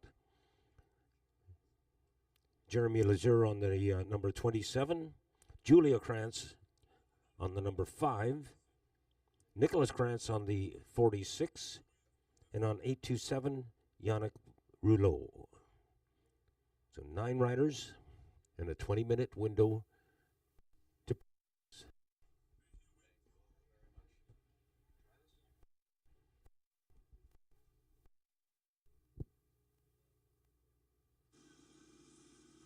We're here with the 498, the Twins Cup racer, Justin Marshall. Justin, tell us about your thoughts about AMP this year so far. Shuby is always a roller coaster of a ride. It is the demon love child of Shannonville and Calabogie, but you make it work, and it is one of the most interesting tracks on the calendar. It's one of the tracks where horsepower doesn't count, so if you look at the top of the Twins Cup times, even the ZX4 times were all really close together, so it's going to be a really great race throughout the day. And what are your goals for the race today and tomorrow? To stay upright is always goal number 1. If you stay upright, you get ice cream at the end of the weekend.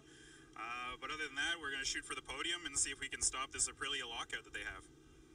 Good work. Thanks, Justin. Thank you. That there, Justin Marshall. He's getting himself ready for the Importations Thibaut Twins practice session.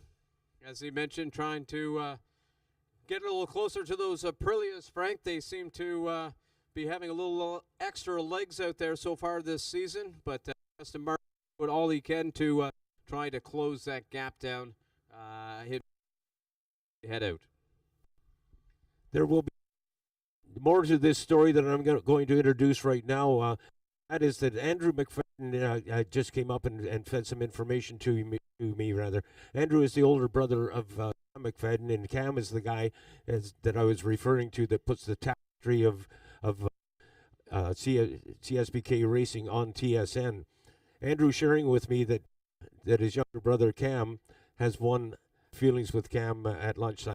Emmy Award-winning director who's putting this Bridgestone CSBK footage on TSN on our behalves. Pretty cool stuff.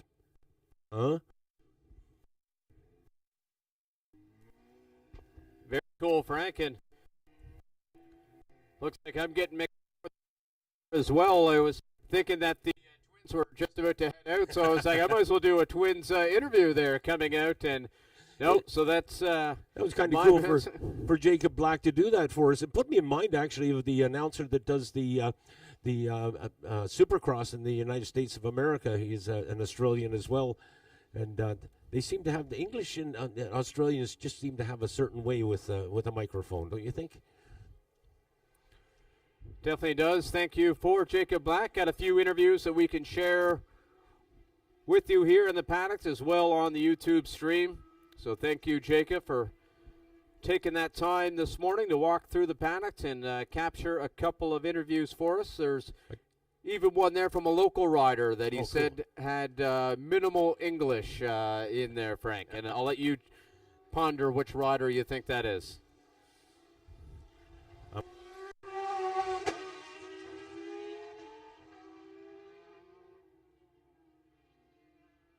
The Kranzbrat added number 40 Nicholas and number 5 Julia. First two past the tower and breaking the beam on the front straightaway.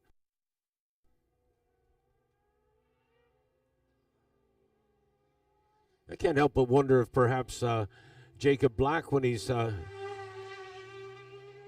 finished with his racing career, perhaps he's going to step behind the microphone and do some live broadcasts on behalf of Bridgestone CSBK.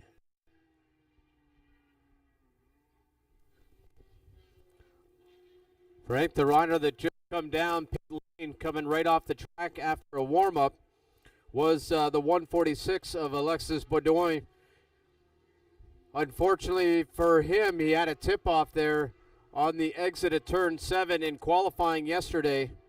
He was able to get in a banker lap right off the bat, but unfortunately not able to continue in the qualifying session.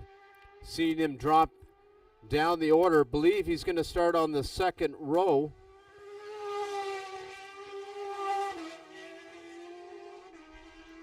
Looking here now at the grid from qualifying. He did finish second in this qualifying session. That was in the, must have been in the Super Sport race, or qualifying, sorry. But he came off the track right away because that would have been his last session on the machinery there. So maybe fine-tuning that bike after that get-off there yesterday in qualifying, as immediately after one lap came back down pit lane. Rider at the top of the charts, local rider number 6, Bailey Ives, with a 114.2. Nicholas Kranz with a 15.2, sitting there in second, followed by Julia Kranz in third. Another local rider, Michael Scott, sees himself sitting in fourth. And we got to wait for the other riders to log some fast times, as their first couple laps being some warm-up laps. One of them here, Andy Hutchinson. Now moving up to second in the practice session with a 1:51.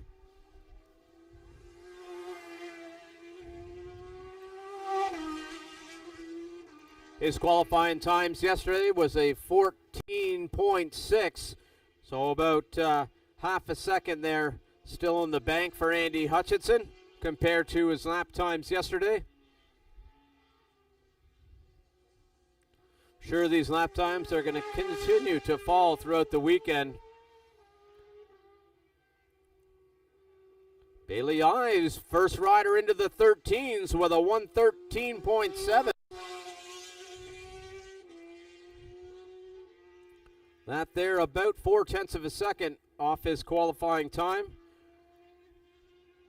Bailey Ives, of quickly getting up to speed here this morning, as he's now coming out of 3 heading to 4.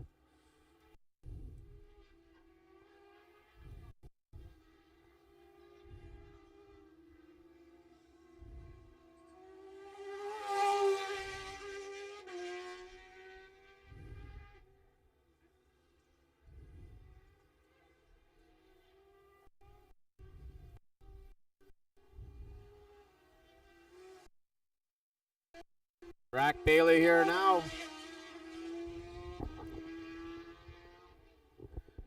Coming around turn 9, couple of corners. We'll see what kind of lap times he has here. Looking pretty racy. 10 on to the front straightaway. Keep an eye on this race monitor.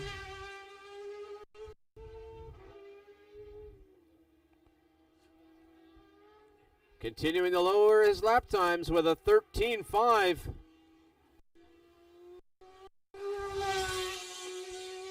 Getting a little closer to his qualifying times from yesterday afternoon. Michael Scott crossing the line. A little bit quicker out there with a 1:16. Sees himself currently in the 4th position.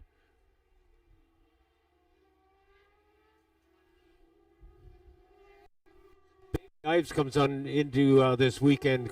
A bit of a burr under his saddle in that at Shannonville Motorsport Park at round 1, race 1. He was unable to compete because of a motorcycle problem.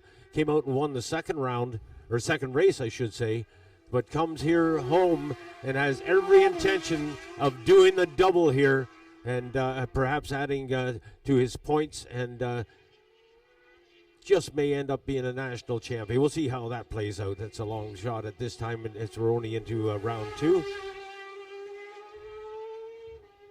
But nonetheless, you've seen Bailey Ives ride here. I've seen him on the national circuit for a couple of years now, and he shows great promise. And it's been a while since we've seen a hot shoe from the East Coast competing at the front of the Superbike class, or indeed the Sport Bike class in Bridgestone CSBK competition.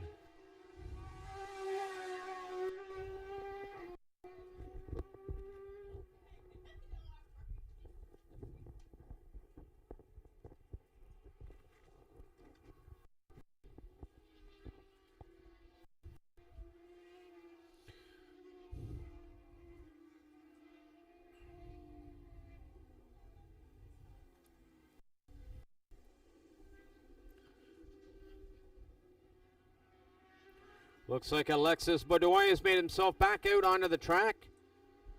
Now with 4 laps in of this 20-lap session.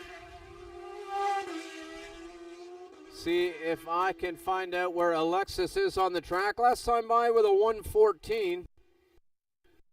13.9 was his qualifying time, so he's only a tenth off his qualifying time. So whatever adjustments they need to make on pit lane, looks like the machinery is a go, full go there with a 14 flat.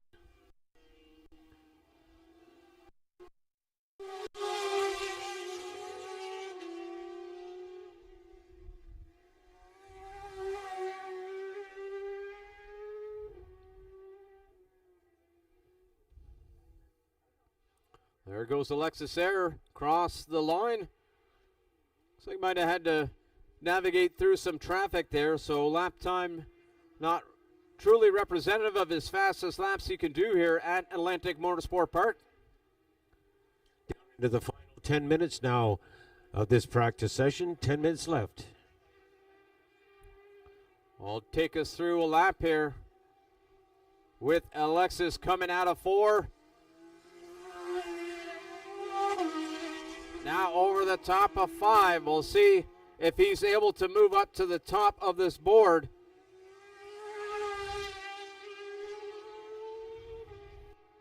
Pushing hard into turn 7. He is definitely on a heater of a lap here, coming into turn 9 now.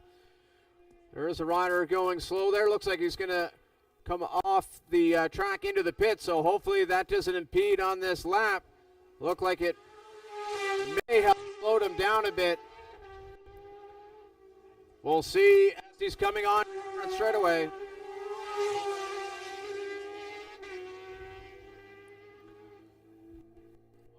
13.6. So might have impeded him a little bit there, Frank, coming out of turn 9. Yeah, Ives still atop the leaderboard. Alexis Baudouin, it's second. Nicholas Kranz holding on to third on the number 46 machine with the 37 of Andy Hutchison in fourth. Jeremy Lazur on 27 is in fifth. Julia Krantz sixth. Michael Scott seventh. And Yannick Rouleau in eighth. That's the top 8 from the AIM Insurance Amateur Superbike class. Baudouin just the track there on exit of Canfield Corner. You mentioned Bailey Ives on the top. He's just done a 13 flat. That is 0.3 of a second faster than his qualifying time. So Bailey has found some time out there this morning. Now a second clear from Alexis Baudouin.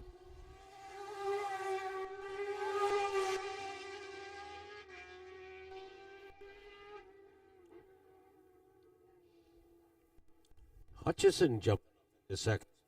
Alexis Baudouin into third. I thought Alexis Baudouin might have something for us on that pass, but it didn't come to be. Yes, local rider Andy Hutchinson finds himself down into the 13s. That there himself from the qualifying times is, let's see there, Frank, 0.6. So that's 0.7 of a second faster than his times yesterday, as he's now making his way onto the back straightaway.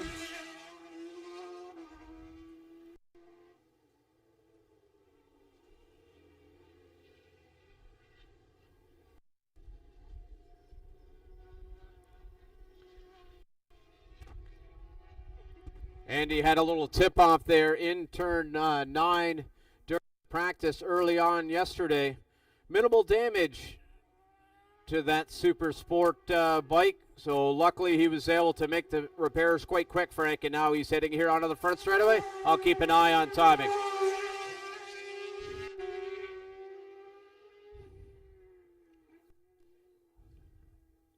I think Bailey Ives just gave the Bridgestone technicians a bit of a scare. Instead of pulling up in front of the tent here, as most of the riders have done, he pulled up right in under the tent, and you can see both Drew and Rory both stepping aside to allow for some room. So Bailey actually got off the motorcycle at one point. I'm not sure if he was looking for something on the bike. We couldn't quite make that out from our vantage point, but he has fired up his bike now and is pulling away after chatting with the technicians down there. Perhaps just a little more self-confidence in those Bridgestone tires. Check it on timing and scoring now. Andy Hutchinson found a couple of more tenths out there with a 13.7. Alexis Baudouin also finding some time with a 13.8, Frank. So now only 0.8 of a second separating the top 3. Nicholas Kranz right there as well, 14.3.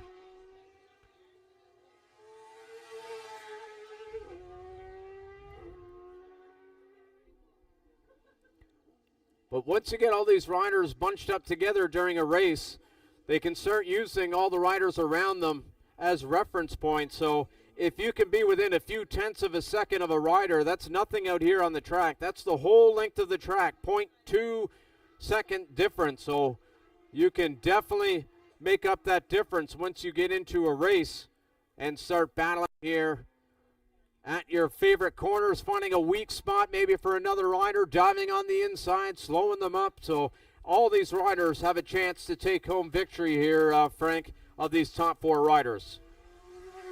Yeah, I've got a suspicion this may be entertainment when we get into it this afternoon.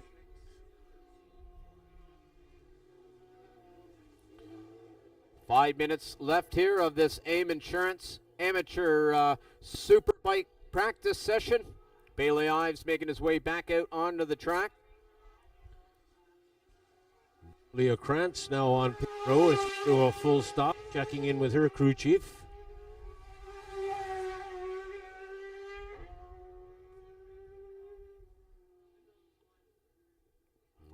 Alexis Baudouin putting in his fastest lap of the practice session.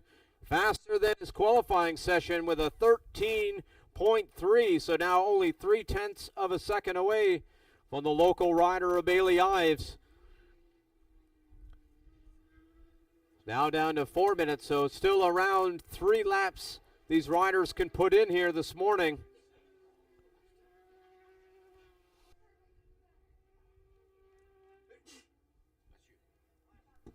Thank you. Rider here coming down. Who's this? 27. Jeremy Lazur.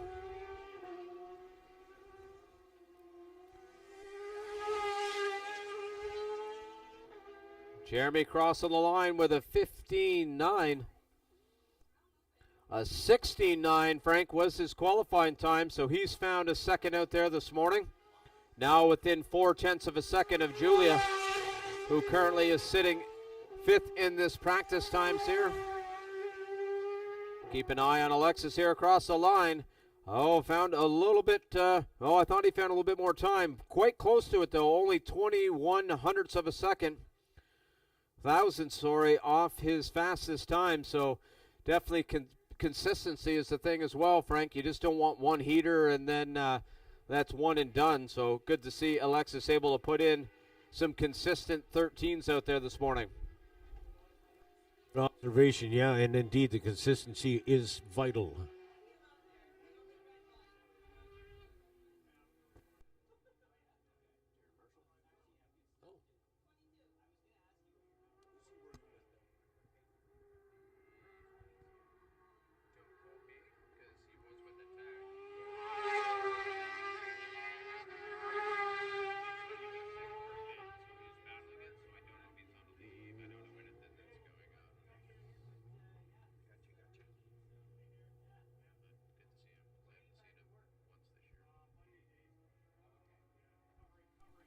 Now 2 minutes left to go here in this AIM Insurance Amateur Superbike practice session.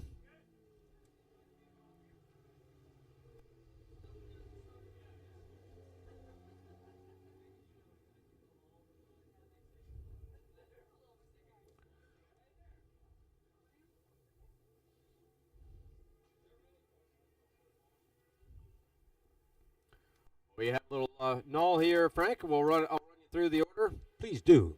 Top, Bailey Ives. 0.3 of a second back is the 146 of Alexis Baudoin.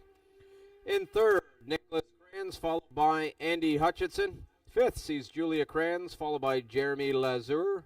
Michael Scott in seventh, followed by Yannick Lowe.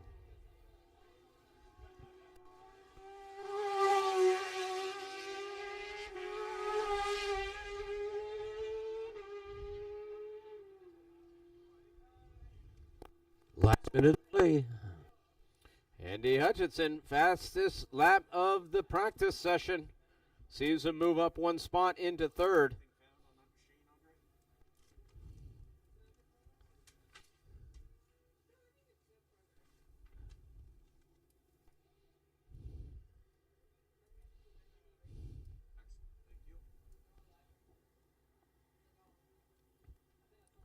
Frank, now the top 4 riders separated by 0.6 of a second out there this morning. I am getting more and more excited for the AIM Insurance Amateur Superbike race this afternoon. How's your insurance coverage? You okay with it? Are you pleased with the people that are supplying your insurance? Frank, after having a few conversations with you over the weekend, I am definitely going to head down there and grab a card because I need to make some adjustments, and I am happy to support the people that support our sport. Here, here. I'm pleased to hear that, Corey. I encourage all fans and racers alike to pay a visit to the AIM tent, grab a business card, or better still, talk to them face-to-face and see what they can do for you. When it's time for insurance, take AIM. Checkered flag here now out in the AIM Insurance Amateur Superbike practice session, ending the 20-minute session for these amateur riders. Up next is going to be the Supersonic Road Race School Lightweight Sport Bike 20-minute practice session. And then, Frank, we head in to lunch. Where has the morning gone?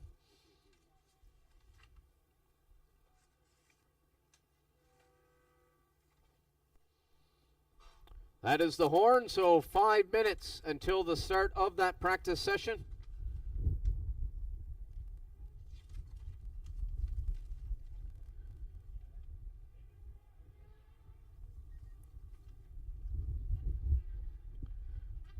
Well, this is our chance to once more to see the second barrel from Shotgun Alexander, with Lachlan Alexander, who is a fast qualifier. He qualified with a 1:16.487. Corey Canfield with a 1:18.755. Corey Canfield had the lead qualifying for the longest time, and okay.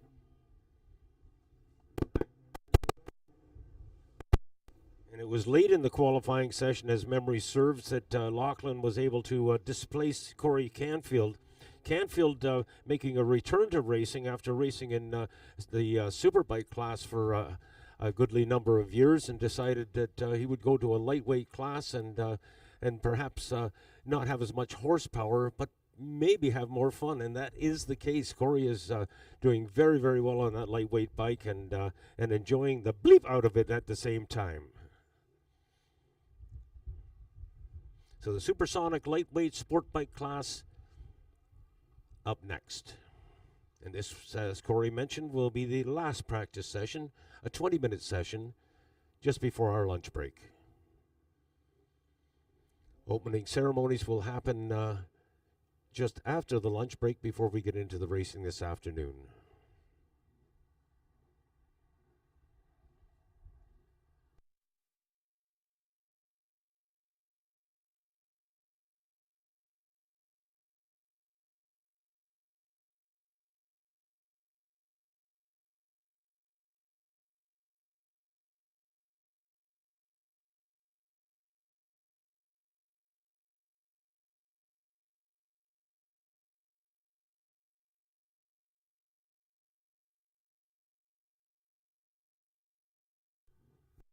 Very pleased to see our numbers growing in terms of fans arriving at the racetrack.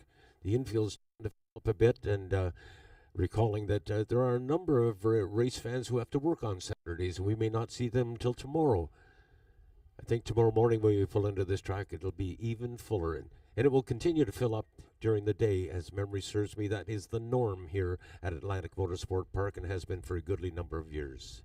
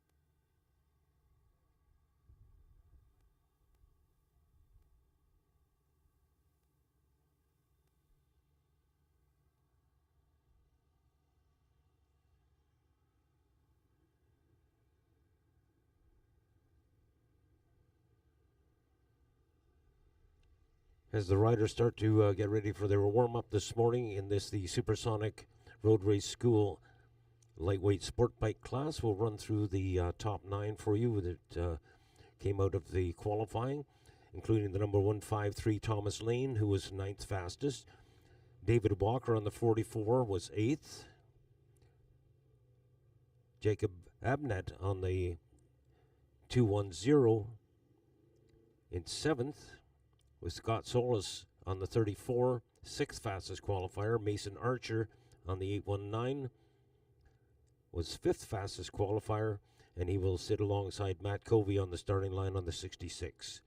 The front row, although we're using FIM rules now and there is no row, they're offset. Nonetheless, 3rd fastest qualifier, Sebastian Silva on the 98. Corey Canfield on the 132. And Lachlan Alexander on the 32.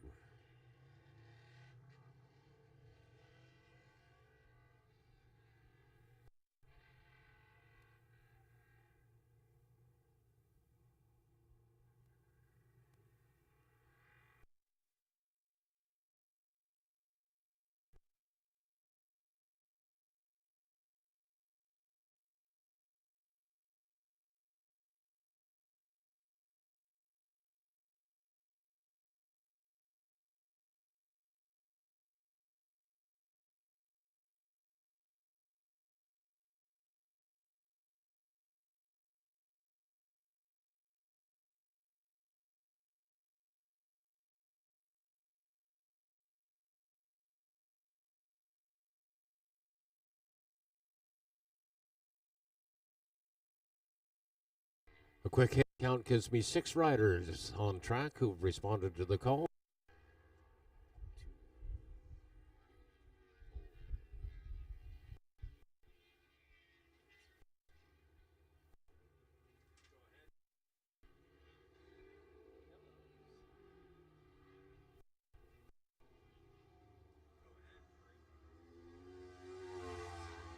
Now we have a 7th rider joining the fray. Matt Covey coming out a little bit late. He was 4th fastest, making his way along slowly. Got a full 20-minute session, so he's in no rush just yet.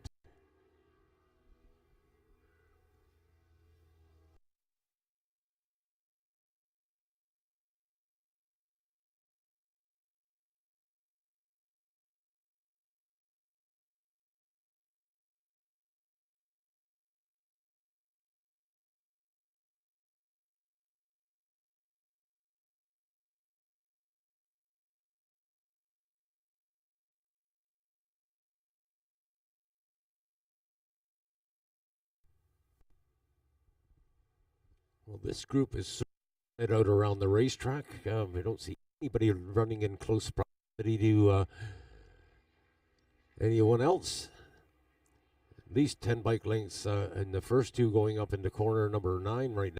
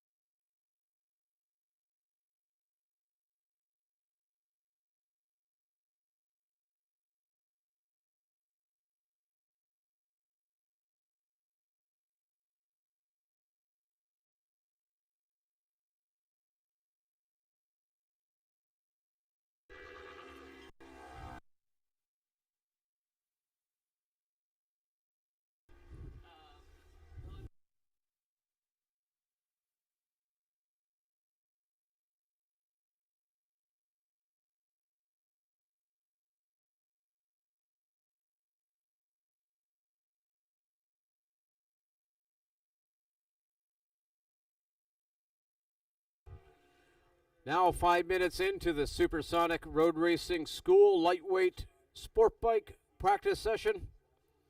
On top is the 132 of Corey Canfield, local rider here. Lachlan Alexander sitting second. Alexander late in the qualifying session had to get off there in turn 3. Heard that he has some soreness in his thumb there, so he'll have to ride around that. Typically when you're a rider, the first lap you'll feel the uncomfortableness, but then as the adrenaline sets in, it acts like a natural painkiller, and I'm sure he'll be able to ride around that soreness this afternoon, but right now sitting second.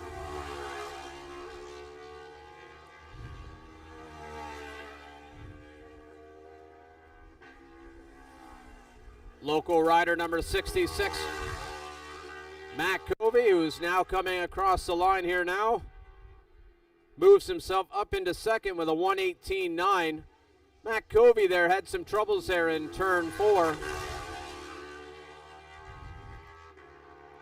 We were getting reports that it was a chain that he blew, but actually there was internals in the motor that separated the gear linkage, and he lost the drive. So whenever they came in, and fortunate it was just a couple of bolts they had to fix. So Matt Covey back out there with minimal work done, or required I should say, to that Kawasaki 500. Quickly moving himself up, getting up to speed with a 1:18.9. Looking at his qualifying, he was a 1:18.2. That's a new machinery for Matt Covey. He was on the CBR 500 on the regional round here. Quick times he was putting in was 16s on that CBR 500, so he's just getting used to this new Kawasaki 500. But I have a feeling we'll see Matt Covey battling for the podium positions this afternoon. 98 of Sebastian Silva crossing the line, 1:18.5.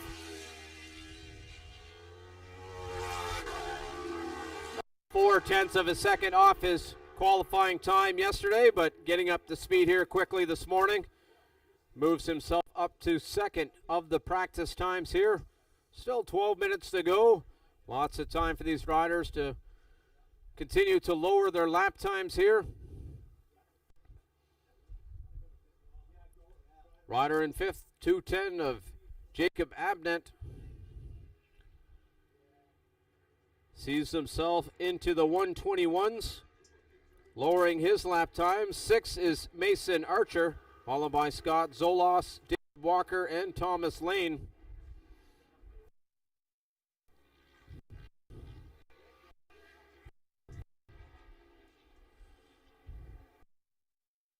Riders here now. See if they are lower in their lap times.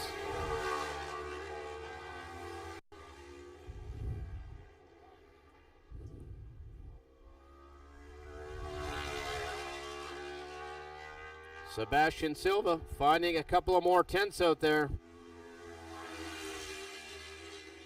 Continuing to sit in the second place with an 18.3.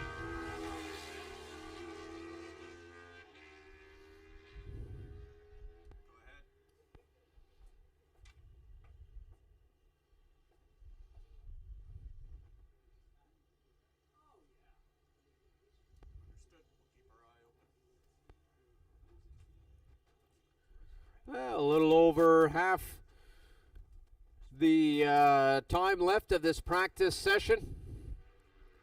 All the riders out there making use of the time here out on the track.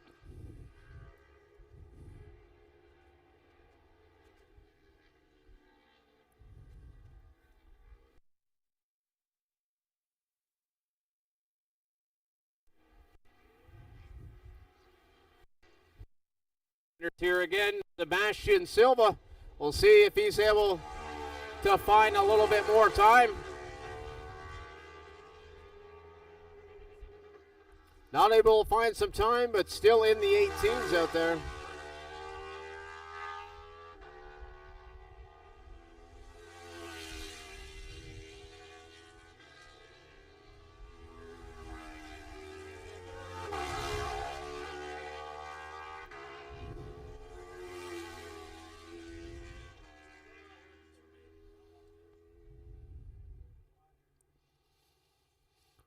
Rider I'm keeping my eye on Lachlan Alexander.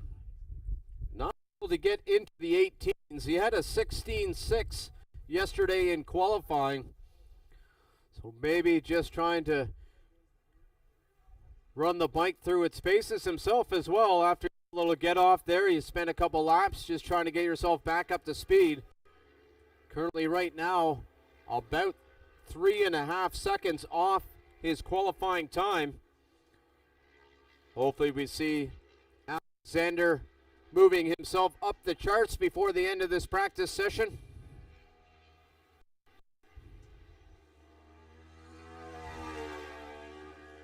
Is the young like off pace, is he, Gory? Yeah, Frank. Alexander with his fastest time in the practice session is a 19.2. And if we have a look there at the qualifying sessions, a 16.4. So a little less than 3 seconds off his pace from yesterday.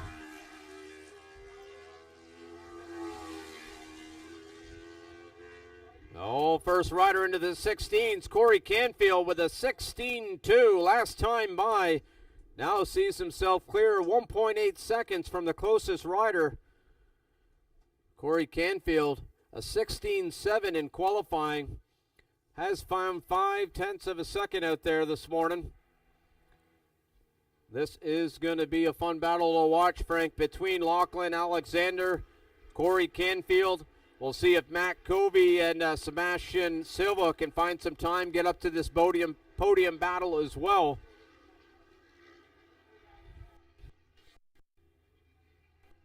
Sebastian Silva coming into the pits there. Still has almost 8 minutes left, so make him in for a quick debrief and head back out again.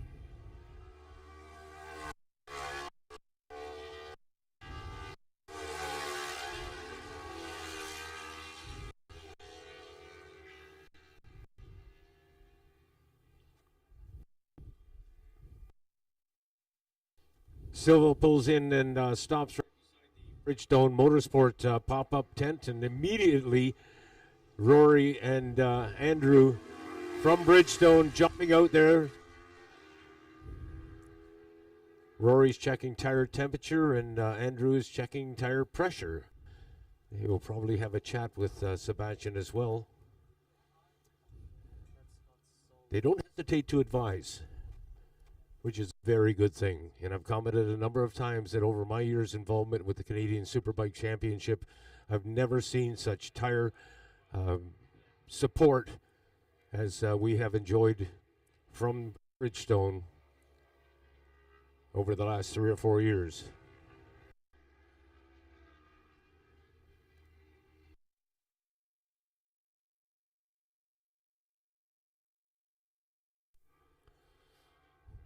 A little over 6 minutes left to this Supersonic Road Racing School lightweight sport bike qualifying or practice session.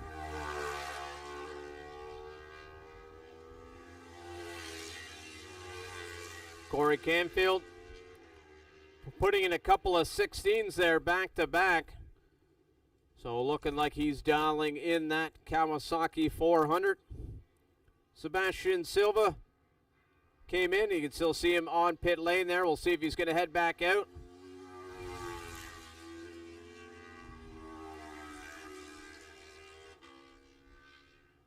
Sure enough, Sebastian Silva heading back out. Currently sitting second.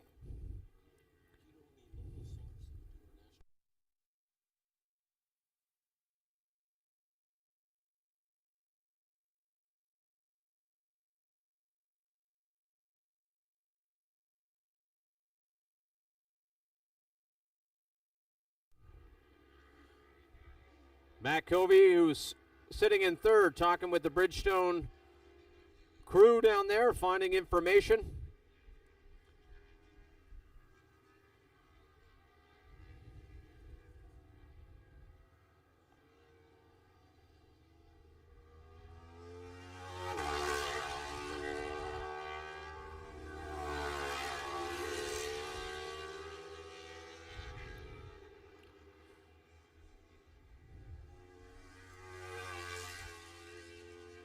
Checking out some of the riders a little bit further down the order here. In fifth, Mason Archer.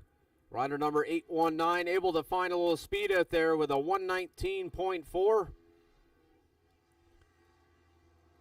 Only 3 seconds, or 3/10 ahead of Jacob Abnett, who also recorded his fastest time out there in this session.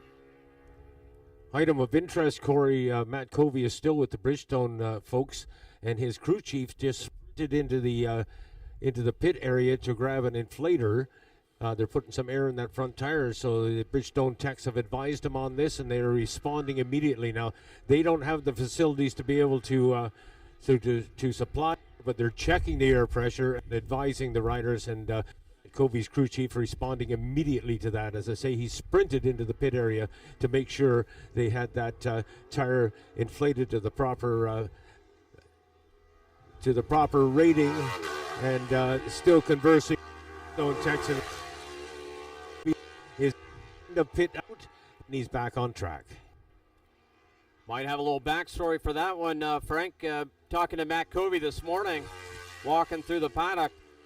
He checked his tire pressures when he got back to his pits there, and he had 25 PSI in his front tire, and he said it found like it was super spongy, and turned out only having 25 PSI. Sorry, whenever he was talking to the Bridgestone. So he had a feeling maybe his tire gauge was off. So I have a feeling that his pit crew has bought their tire gauge to look and try to calibrate to see what their gauge was saying for pressure versus their calibrated equipment. So I'm sure that's what is happening down there in the pit lane. Right. Good insight, man.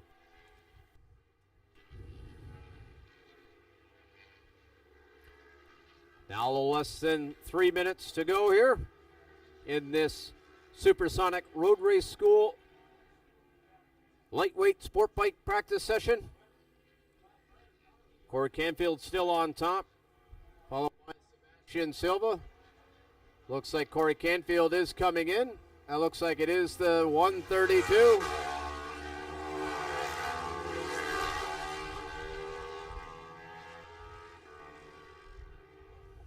You know, I have a black and white photo in my picture collection on my phone, and it shows the number 32 rolling out onto this racetrack back in 1975, and that number 32 was Jack Canfield, of course, and now his grandson Corey in competition here. And I can't help but wonder how long it has been since a Canfield won a motorcycle race here at Atlantic Motorsport Park. I know Steve Canfield competed here for years, but I don't recall him bragging about any race wins. Do you have any insights on that, Corey?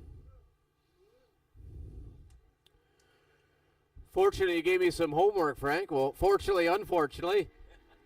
But I know the exact person to go talk to for that, and I'll certainly get back to you on that information because I'd like to know that as well.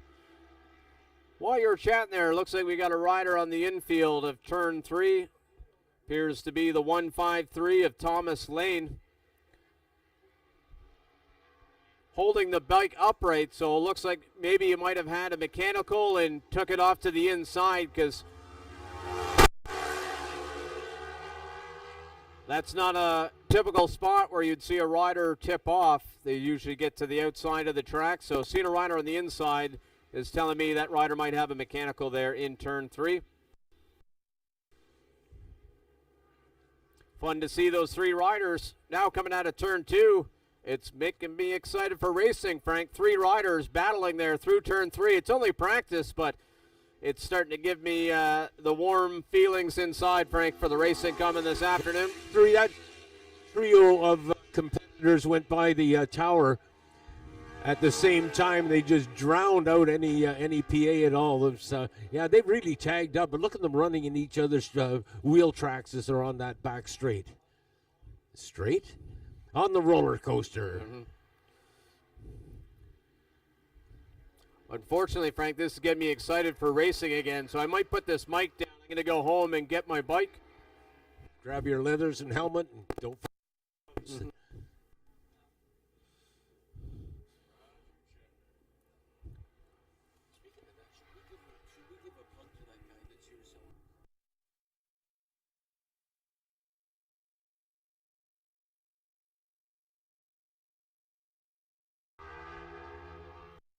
Checkered flag is out. And those guys were racing as though it was the last lap, weren't they? Very entertaining. Okay, thus ends the final practice session of the morning. We will now go into our lunch break, and unofficially it's going to be about 50 minutes long, and then we'll do our opening ceremonies. And then, Corey, the national championship races begin.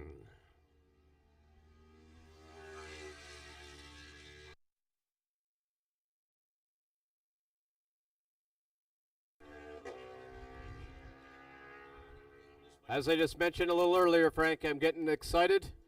And now, as you just mentioned that, I literally get a buzzing inside announcing with you. So this is one of the highlights of my year when Canadian Superbike Bridgestone Championship comes here. So I'm really looking forward for this racing action this afternoon. I don't want to hear any more talk about you going racing again, at least not until I'm at the door.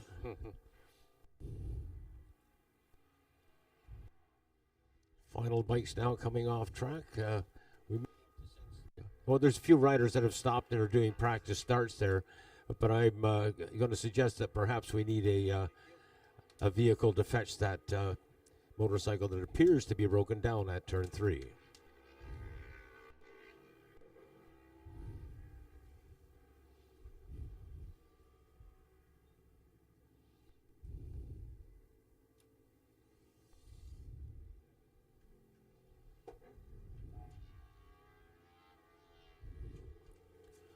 As Frank mentioned there, we're going to get off the airs here for a little bit. Frank and I go get some lovely food from the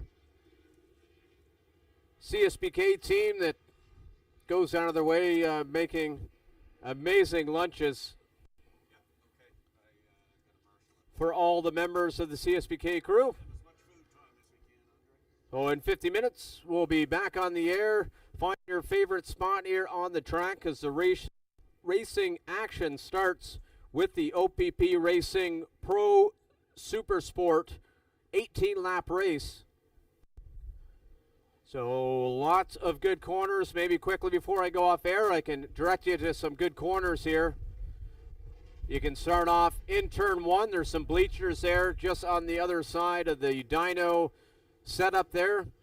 Another good spot in turn 3. There's some bleachers up there in turn 3. You get to see the action coming down turn 1. You get to see the hairpin down in turn 2. Then 3, 4, and 5. That's a good spot. That's a really good spot.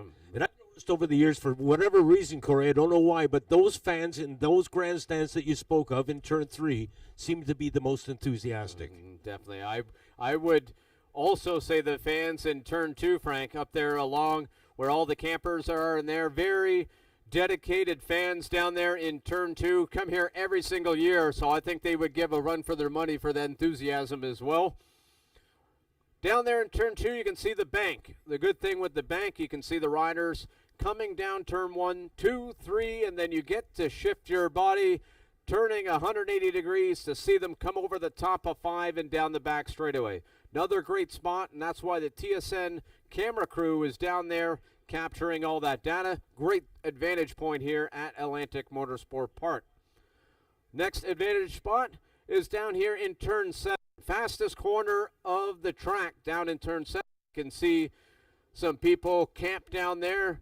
Few tents right there by the guardrail in turn 7.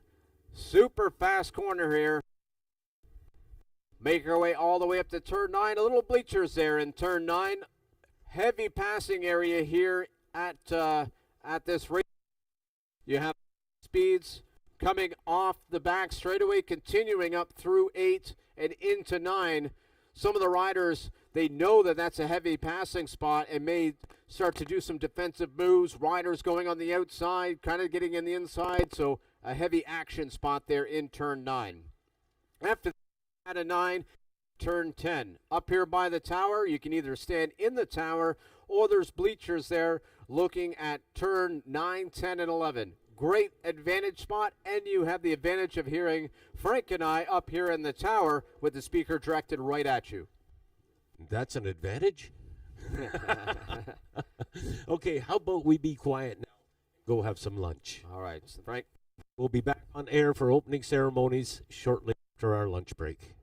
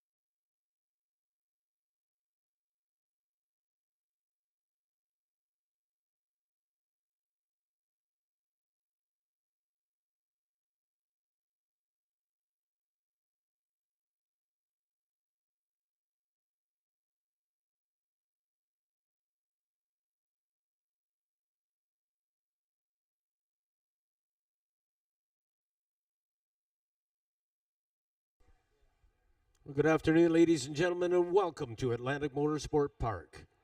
Welcome to the Bridgestone CSBK National Championships. So glad you could join us here this weekend. Weather's holding out for today. We are about 10 minutes away from opening ceremonies. I'll be joined by Dave Oakley from Invitation Thibault and Ross Milson, who is the owner of and operator of Bridgestone CSBK. Again, opening ceremonies in about 10 minutes' time.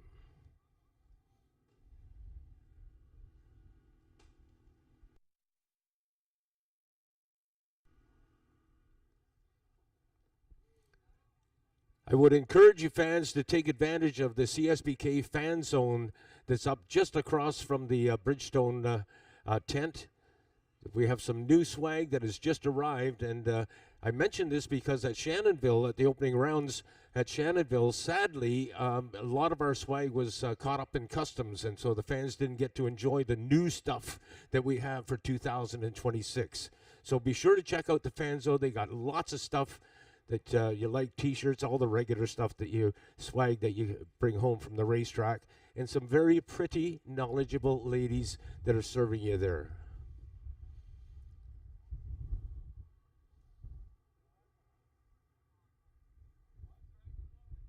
Again, opening ceremonies in approximately 8 minutes' time.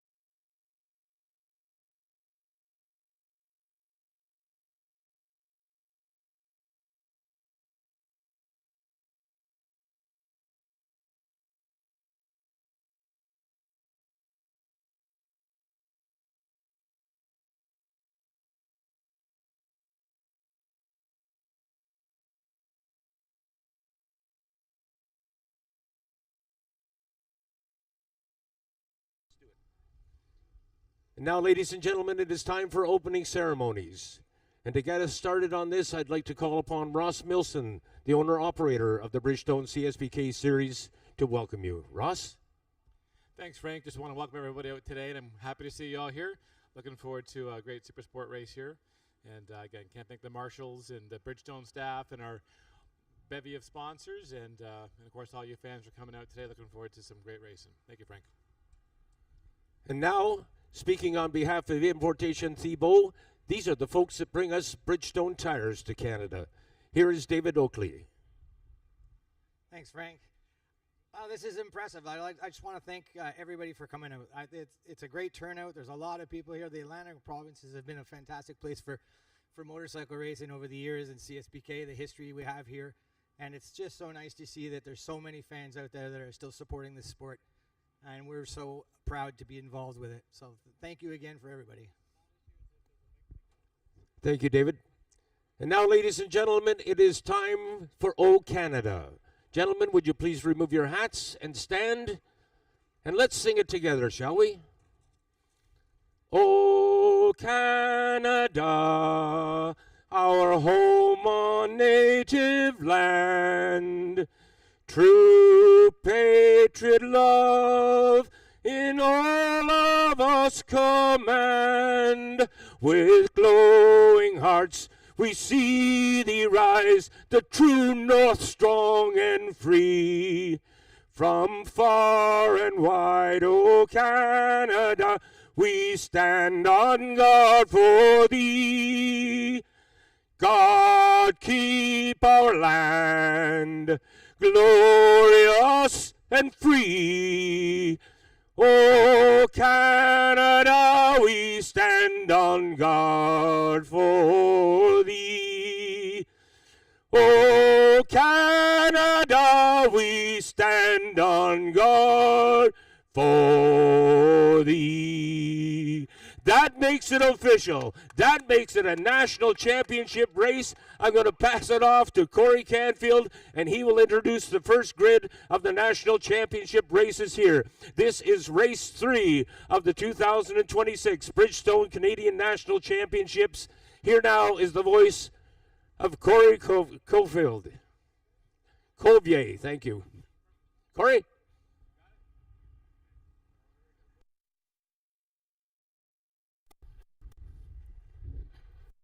Thank you, Frank.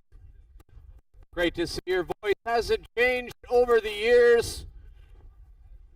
The sound of silk.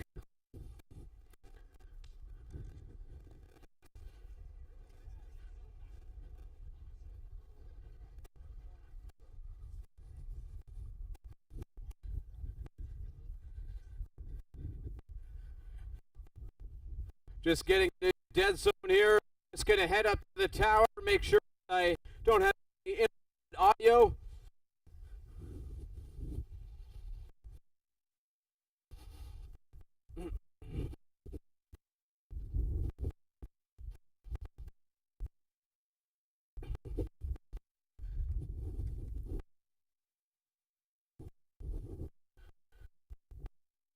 Position.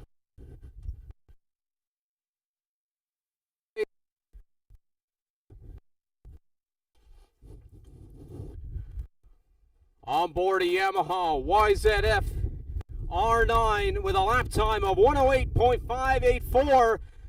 Rider number 1, Torrin Collins. In the second position, out of Peterborough, Ontario, on board a Suzuki GSX-R 750.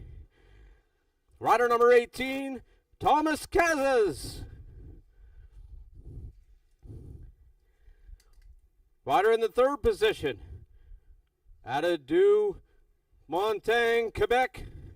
Also on board a Suzuki GSX-R 750, Sebastien Tremblay. Rider in the fourth place position, out of Amherst, Ontario. On board a Suzuki GSX-R 750, Cole Alexander. On to the fifth position, out of Bowmanville, Ontario, also on board a Suzuki GSX-R 750, Matthew Simpson. 6th position, out of Montreal, Quebec, on board a Kawasaki ZX6R, Alex Michel. 7th position, rider number 79, out of Keene, Ontario, on board a Kawasaki ZX6R, Mackenzie Wheel. Rider 262, out of Moncton, New Brunswick, on board a Kawasaki ZX6R, Vincent Wilson. 9th place rider out of Guelph, Ontario, on board a Triumph Daytona 765 Moto, number 17, Dante Busek.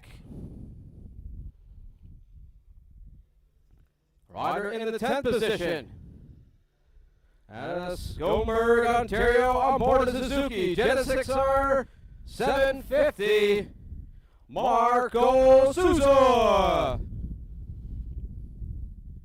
And the rider in the 11th, making up the field out of Calgary, Alberta, on board a Suzuki GS6R 750, Ryan McGowan.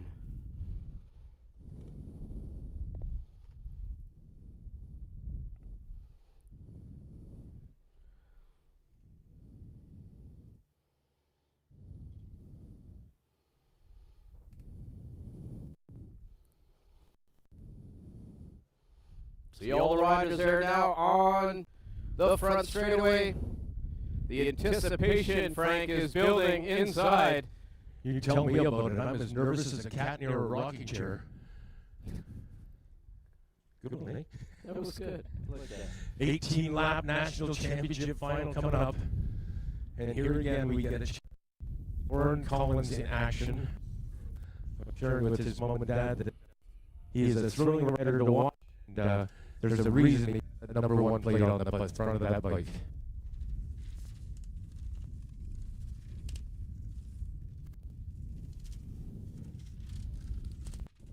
Tell you, Frank, a little windy here in the tower. But I'm sure the riders out there, they've been dealing with the wind a little bit here all weekend. I don't know whether this translates into a crosswind or it's going to be right into their faces. I'm thinking it's going to be crosswind, huh? Judging by those BS battery flags that are on the infield there. BS Batteries, of course, the proud sponsors of our qualifier. And in the Superbike class, and Ben Young took that honor. Please bear with us, as you may have noted, on occasion we do have interruptions in the PA broadcast, so we'll do our best to keep you hooked up. Very, very pleased to see the number of fans that have come out, Corey.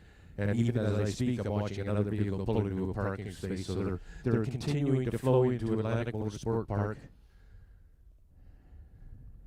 Yes, Frank, walking down the infield as well. Whole family's down there, chairs in hand, coolers.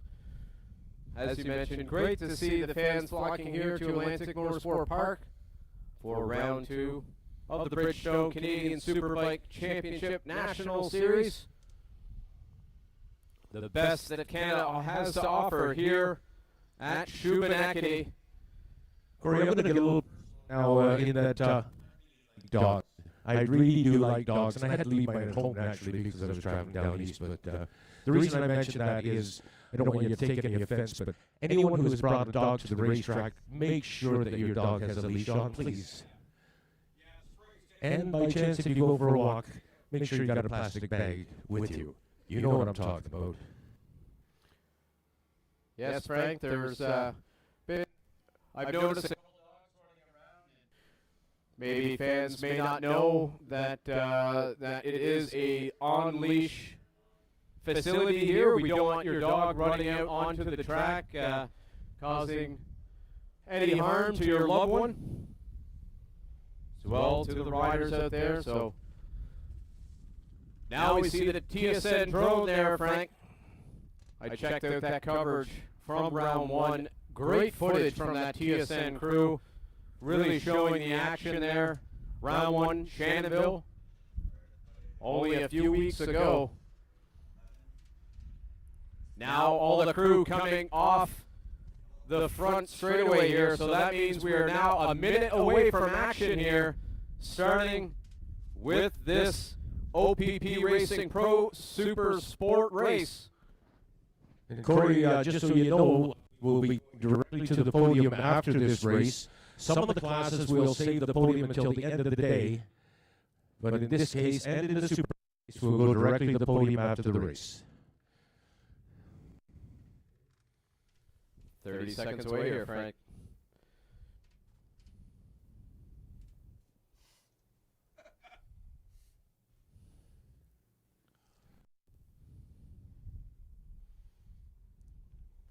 Is this building shaking or just me? I think that's your legs, Frank.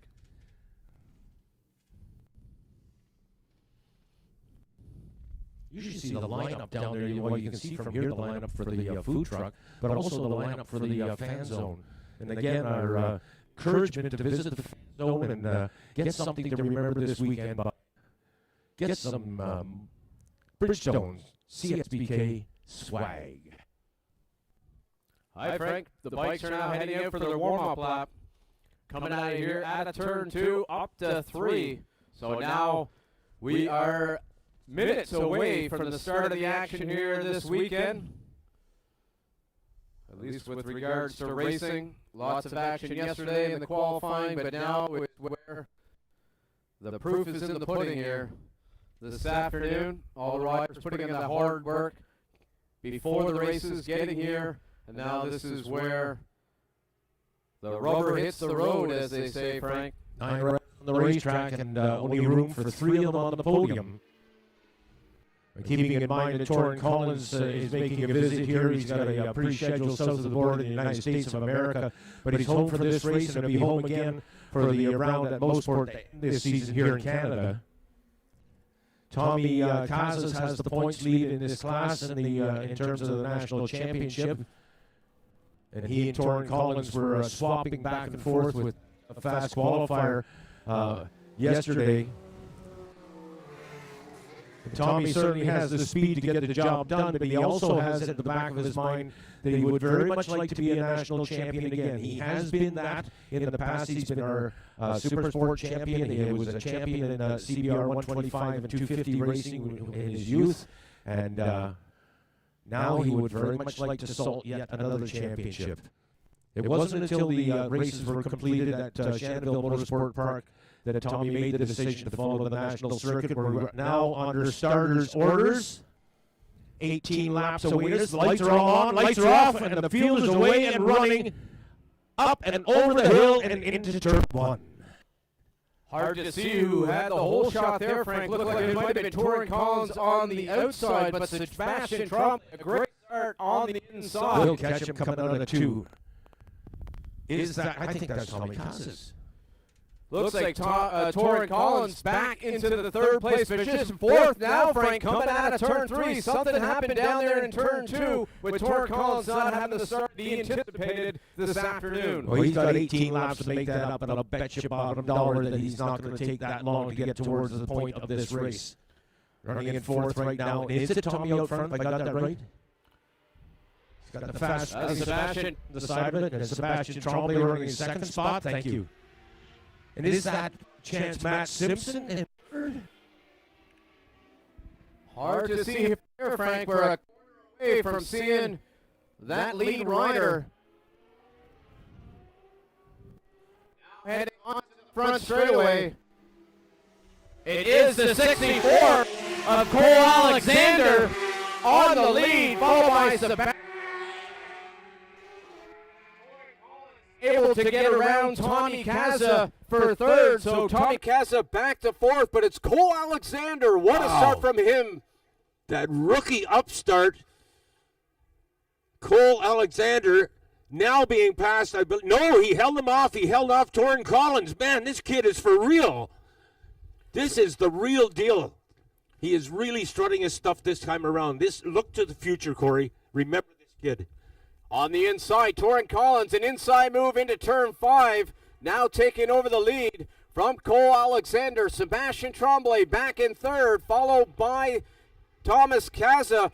4 riders all separated by about half a second out there. So as they tip into turn 9, Frank, it's anyone's race. Kaza's right side there. Moves up into third spot. Matt Simpson running back in 5th now. Torrin Collins opening up a little bit of a gap here onto the front straightaway. Oh, no! No! This has crashed. Tommy Kazas has crashed coming out of 10. The motorcycle is in pieces. Now, Tommy is in what I would call an impact zone, so we'll see what the officials do on this one. But that motorcycle is well and truly destroyed. Fortunately, Tommy is up and okay, but what a nasty tumble by our points leader. This is a serious erosion of his points lead, Corey.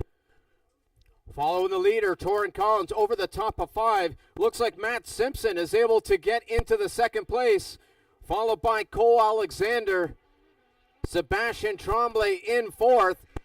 That was across the line, but it looks like Sebastian Tremblay has 3rd place, tipping into turn 9, Frank. Yeah, and Matt Simpson right on his tail in 4th place. Now the followers there on the Kawasaki's, I believe that to be Alex Michel rather.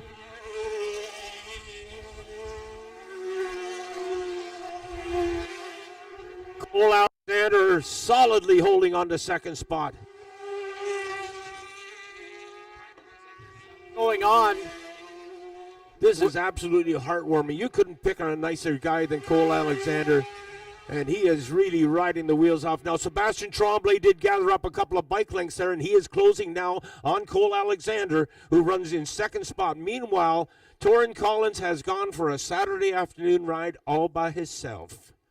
Yeah, if we're looking at timing and scoring, it does have Sebastian Tremblay ahead of Cole Alexander, and briefly Matthew Simpson was in 2nd.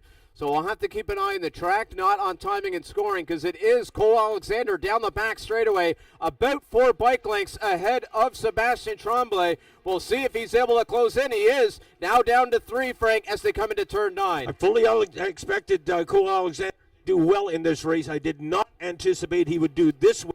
But now he has got his cart full, has got a former champion and a longtime veteran of CSBK racing right on his tail.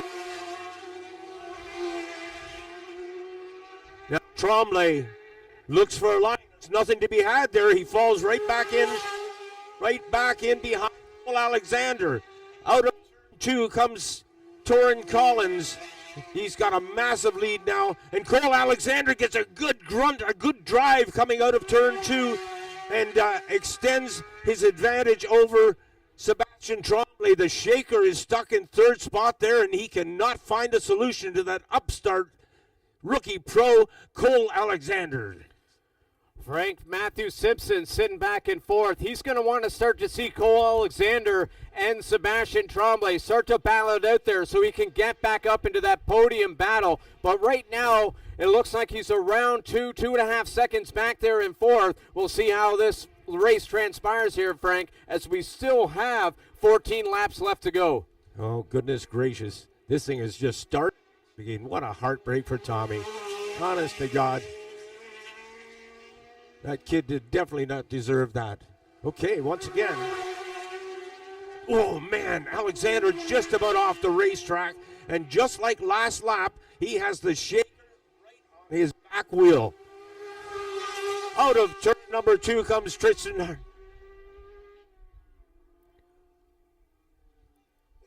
Alexander still got it. He's still got the advantage.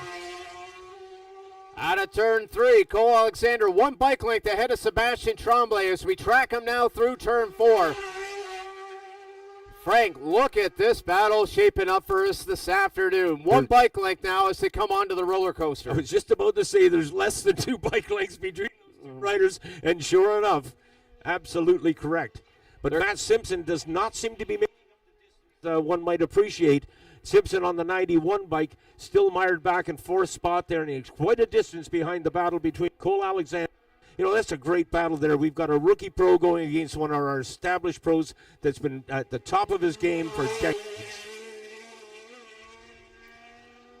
Torrin Collins coming onto the front straightaway. He is not slowing down at all, Frank, even though he has what appears to be about a 10-second lead over Cole Alexander. He is not slowing up out there this afternoon.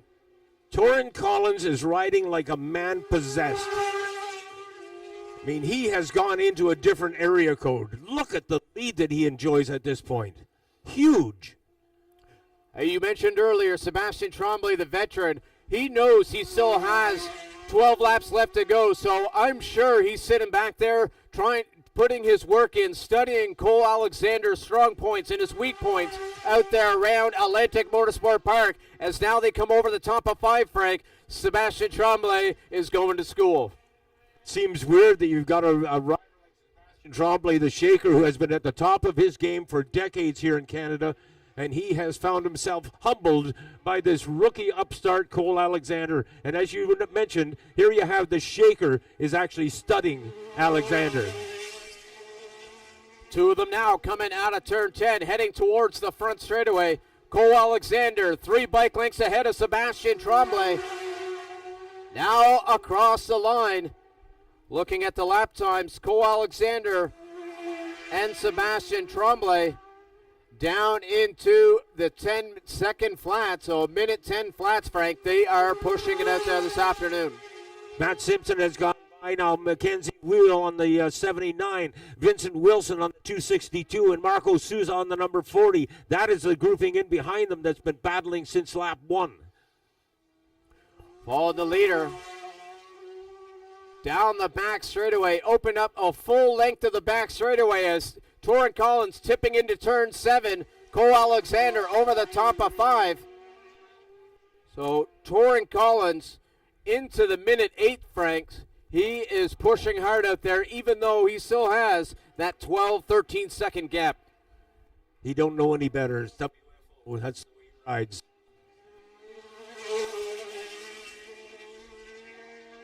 Cole Alexander, Sebastien Tremblay now making their way to the front straightaway. Still the same gap. Sebastien Tremblay coming right onto the back of Cole Alexander there in turn 11. He gobbled up about 3 bike lengths between turn 10 and 11. He looking hungry, Frank. I think he's tired of sitting in third, and he's going to try to make a move here in the next couple of laps. I'm not sure. I think he's obviously on the same pace as Cole, but I've got a sneaky suspicion he doesn't want to pass him too early because he realizes full well that young rookie has look at the pace. There, perfect example of it. That young rookie Cole Alexander has wicked pace, and I've got a sneaky suspicion if Sebastien Tremblay, the shaker, was to put a pass on him, that would be like waving a red flag in front of a bull, and almost certainly Alexander would try to return the favor. We'll see how it plays. Frank, there's another healthy battle going out there between Mackenzie Wheel and Vincent Wilson. Coming over the top of 5 right now. A bike length separates those two riders. So we have 2 battles to keep our eye on. Right now, it is Vincent Wilson. No, Mackenzie Wheel ahead of Vincent Wilson. But Vincent Wilson pushing hard into turn 9. He's going to try an inside move here, Frank. No, Mackenzie Wheel shuts the door on Vincent Wilson going into turn 9 as they now make their way to the front straightaway. Meanwhile, Matt Simpson, 91, having a relatively lonely ride out there and hoping to get a sniff of the action up front. Cole Alexander now heading into 3. And make that 4. Frank, they had such the same color machinery. I thought it was Mackenzie Wheel in front of Vincent Wilson, but it is Vincent Wilson able to get around Mackenzie Wheel, but Mackenzie Wheel is not giving up. Right on the back wheel of Vincent Wilson through turn 3 now. 2 bike lengths separates that battle for 5th and 6th. Sorry. Wheel is having a great ride out there. But meanwhile, I'm catching up on the action between Cole Alexander and Sebastien Tremblay. Well, the shaker picked up his nickname very early in his career. And it just may be that after this weekend, Cole Alexander may just have a new handle. Mackenzie Wheel having a look up at the inside of Vincent Wilson into turn 9. Not close enough to pull off a move there, but the two of these riders are not giving up on that 5th place position. Now heading onto the front straightaway. 2 bike lengths between those 2 Kawasaki's as they tip into turn 9.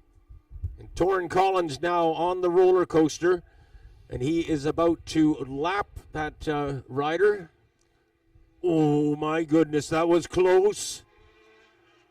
Collins wanted to stuff it in there, but decided better. Now he's made the pass cleanly in through 9. Back up to this battle for 2nd and 3rd. Cole Alexander still holding off Sebastian Tremblay. Couple of bike lengths there into turn 9. So now these riders getting into a rhythm. But you can see here, Frank, watch the drive that Sebastian Tremblay gets through 10. He'll be right on the back wheel of Cole Alexander right here. Coming onto the front straightaway, 1 bike length separates the 2 riders. Those riders on the very edge of the racetrack, coming off of Canfield Corner, rather up onto the concrete and then onto the asphalt. Corey. Mackenzie Wheel able to find an inside move on Vincent Wilson in turn 9. Mackenzie Wheel now back into 5th place position. Heading on with a nice little wheelie there down the front straightaway into turn number 1. Mackenzie Wheel taking over 5th place. Watching Cole Alexander on his acceleration away from corner number 3, and that boy has power under him. He was definitely pulling away from the shaker. As you noted, shaker is definitely when we get into the top end of the course. Cole Alexander through turn 7, still 3 bike lengths separating these 2 riders. Looking at the lap times across the line, we're going to have 6 laps to go of the OPP Pro Super Sport race number 1 of the weekend. So 6 laps left to go, Frank. I have a feeling we're going to start to see some shaking happen here up in the order. This battle between Mackenzie Wheel and Vincent Wilson now coming out of turn 9. The 2 of them continuing to battle here, Frank. Coming onto the front straightaway. Great action here in this OPP Pro Super Sport. Corey, this is a perfect example of one of the first rules that I learned in announcing. It was Pat Gonzalez that taught me it. If you've got a race leader that's gone and it's getting to be a boring race up front, look for the race within the race. And we've got 2 of them. Yes, and it's coming. Versus the shaker, Sebastian Tremblay, and of course that ongoing battle between Vinnie Wilson and Mac Wheel. That battle you're talking about, Frank, Cole Alexander and Sebastian Tremblay. They're coming up to some lap traffic here in turn 9. We'll see what happens here out of turn 9, Frank. This is where the lap traffic, right here, it's going to come into a play. Cole Alexander on the inside. He's able to gap. That traffic is a bit. Sebastian Tremblay says, oh, no, you don't. He puts a pass on. He stays within stabbing distance, albeit has expanded slightly. Yes, Frank, he knew he had to make that move quickly because if not, Cole Alexander would be able to pull out a gap, and he knows with 5 laps left to go, a few bike lengths is a mile here with a couple laps to go. He had to make that pass where he did, because if he had waited, he would have been right into Ryan McGowan in turn 10. Smart move by the shaker. Cole Alexander and Sebastian Tremblay over the top of 5. Sebastian Tremblay able to get within a bike length there. I think there might be a move coming here soon, Frank, and it might be into turn 9. Sebastian Tremblay right on the back wheel of Cole Alexander. Here we go. Just not close enough. But Sebastian Tremblay definitely still at school, trying to find a spot there of Cole Alexander. Oh, he is right there. Sebastian is right on him. Now realize full well that Cole Alexander is getting those pit signals. He knows he's there. You can probably hear him at times. Onto the front straightaway. Sebastian Tremblay, he is getting anxious into turn 1. He was looking on an outside move, it looked like, Frank, maybe setting him up for an inside of turn 2, but we'll wait here a couple of seconds. The Shaker is hungry. He's starting to salivate. He's only 2 bike lengths behind now. But watch here now. Watch as they come out of turn number 3. Watch Cole Alexander accelerate. You see what I'm talking about? He grabbed 2 bike lengths there on acceleration alone. Vincent Wilson able to get around Mackenzie Wheel. Not sure where that was on the track, but down the front straightaway, it is now Vincent Wilson moving up into the 5th place position. Onto the roller coaster once more is Cole Alexander on the 64 and Sebastian. He now makes a wicked acceleration out of 8 and into 9, but it did not bear fruit. Frank, across the line means we have 3 laps left to go when Torrens back into the 9s now. Look at this battle. Frank going down into turn 1. Cole Alexander only has the luxury of 1 bike length now ahead of Sebastian Tremblay. I don't know if you noticed this, Corey, but Cole Alexander is hanging his right foot off the footrest, the same as Torrin Collins does, the MotoGP style. Dangle the foot off the footrest and get a bit of weight transfer. Sebastian Tremblay now is a paint job on Cole Alexander. What a race this is.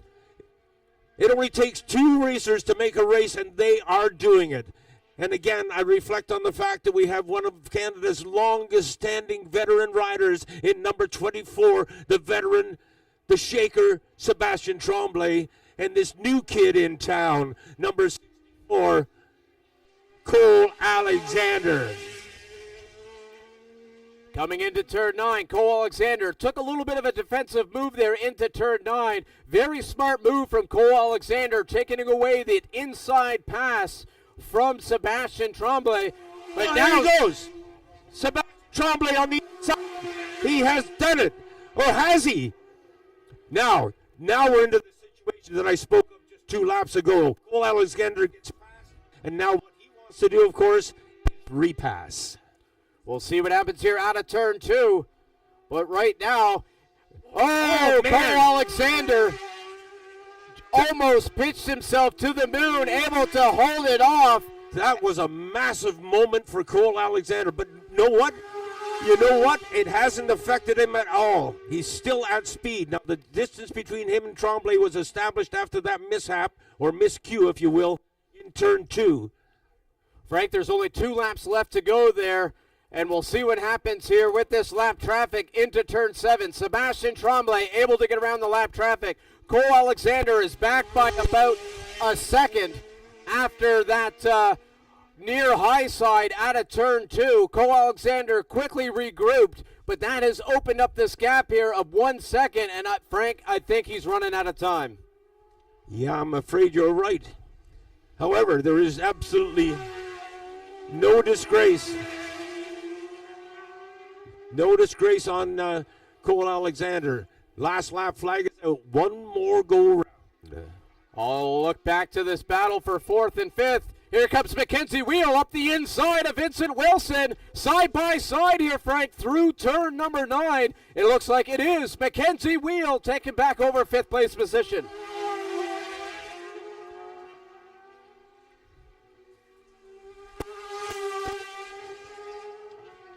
Following the leader, Torrin Collins, through turn 9, 2 corners to go of this OPP Pro Super Sport. Race 1 of the weekend. Torrin Collins now 1 corner to go onto the front straightaway. Checkered flag is out, and Collins scores again.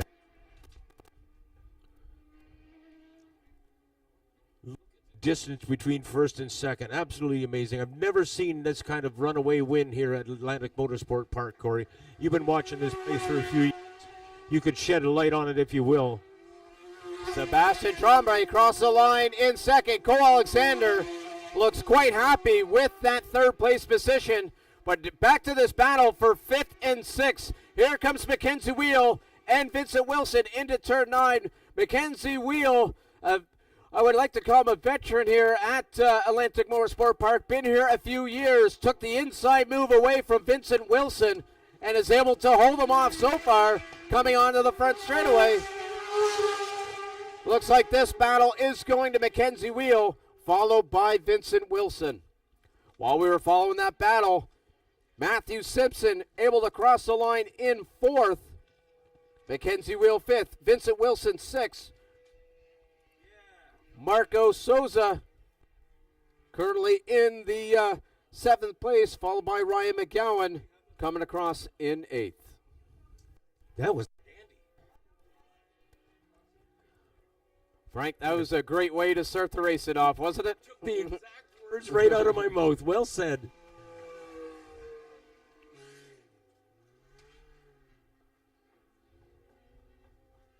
And now the checkered flag lap for Torrin Collins. Sadly, we only get to see him twice this year. First of all, here at Atlantic Motorsport Park. And then to end the season, he'll join us at Canadian Tire Motorsport Park. Meanwhile, he has some business to contend to south of the border.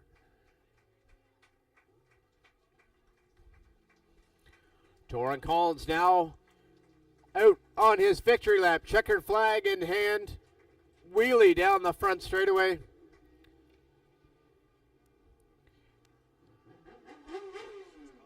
For a second there, it was looking a little grim for Torrin Collins after that get off there, Frank, in turn 4, holding his shoulder, not knowing what was going to happen here this afternoon. Was Torrin going to be able to compete? Sure enough, not only is he able to compete, but what dominant fashion from Torrin Collins. Makes you wonder what would happen if he was healthy. Okay, the top 5 bikes will go to Parc Fermé. And we'll take a couple of minutes to gather up our TSN crew before we head to the podium. There's Mac Wheel and Vincent. Yeah, they're exchanging pleasantries. They know darn well they had a great race together. The race within the race, Corey. Meanwhile, Tommy Casas' crew over fetching him, our points leader coming into this round. A disastrous crash here in turn 10, or turn 11 rather, very early in this contest. And his crew chief, James Collins, trying to console him.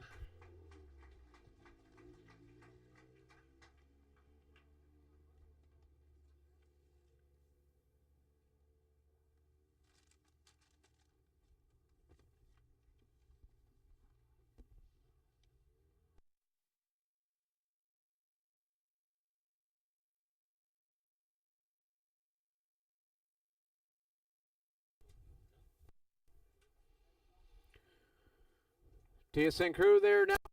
The van heading now to get the crew. So we'll be off air here for a few minutes. The next time you'll hear us will be Frank down at the podium. Feel free to head down to the podium for the celebration, which is in the middle of the paddock behind the Beefy Winter food truck. Feel free to head down there and cheer on these riders. Until then, we'll talk soon.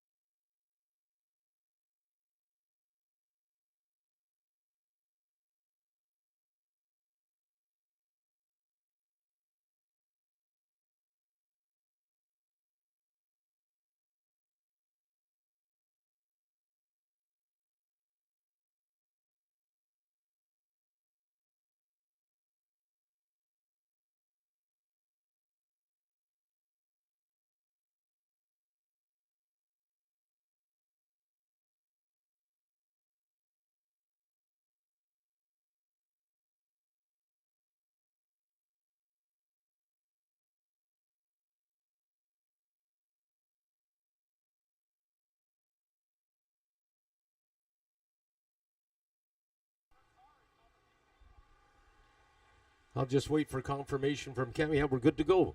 We are good to go on the OPP Racing Pro Super Sport Division. What a thrilling race it was for second. Would you welcome, finishing in third spot, Cole Alexander.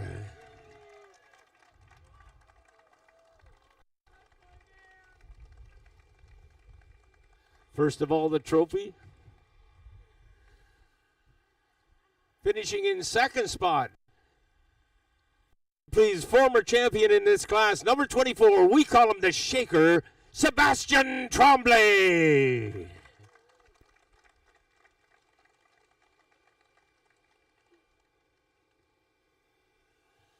And to the top of the box, the Magician, a disappearing act by this young rider. Great to see him back here in Canada. We only get to see him once more this year. Would you welcome, please, Torrin Collins?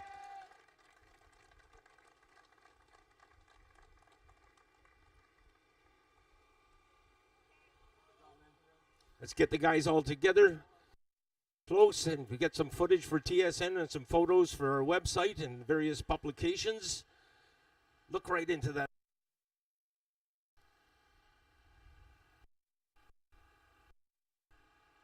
There we go. And now to present the Bridgestone Race Podium hats, Carol Matheson. First of all to the Shaker. Now Torrin Collins gets his. And now Cole Alexander. And I can now go to work.